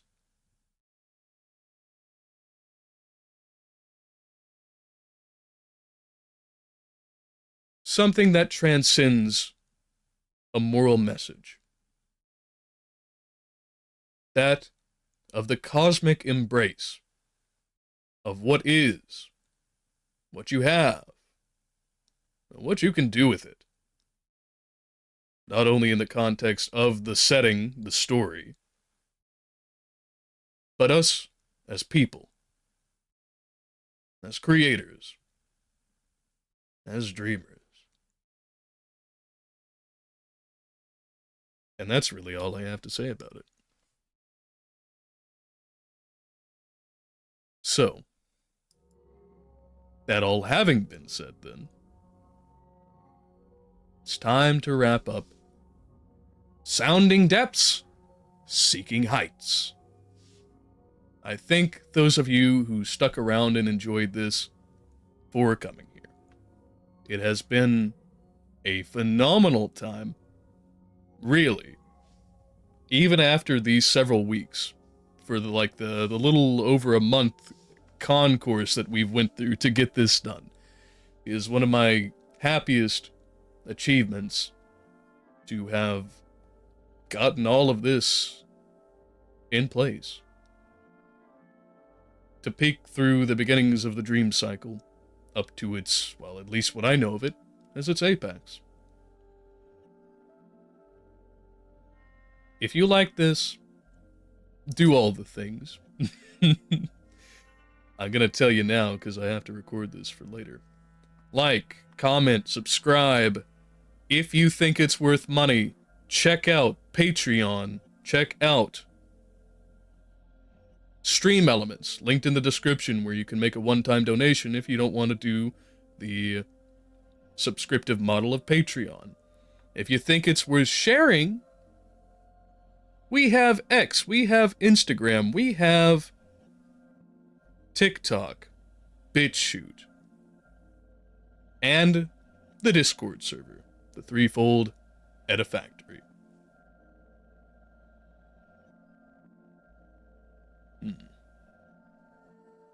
I have been thinking that I'll start cutting out the long listing for the Patreon tiers. And I think that'll start this go.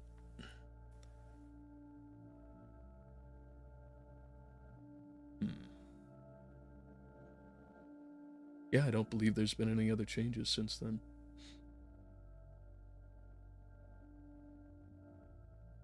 And no matter what, never miss your opportunities.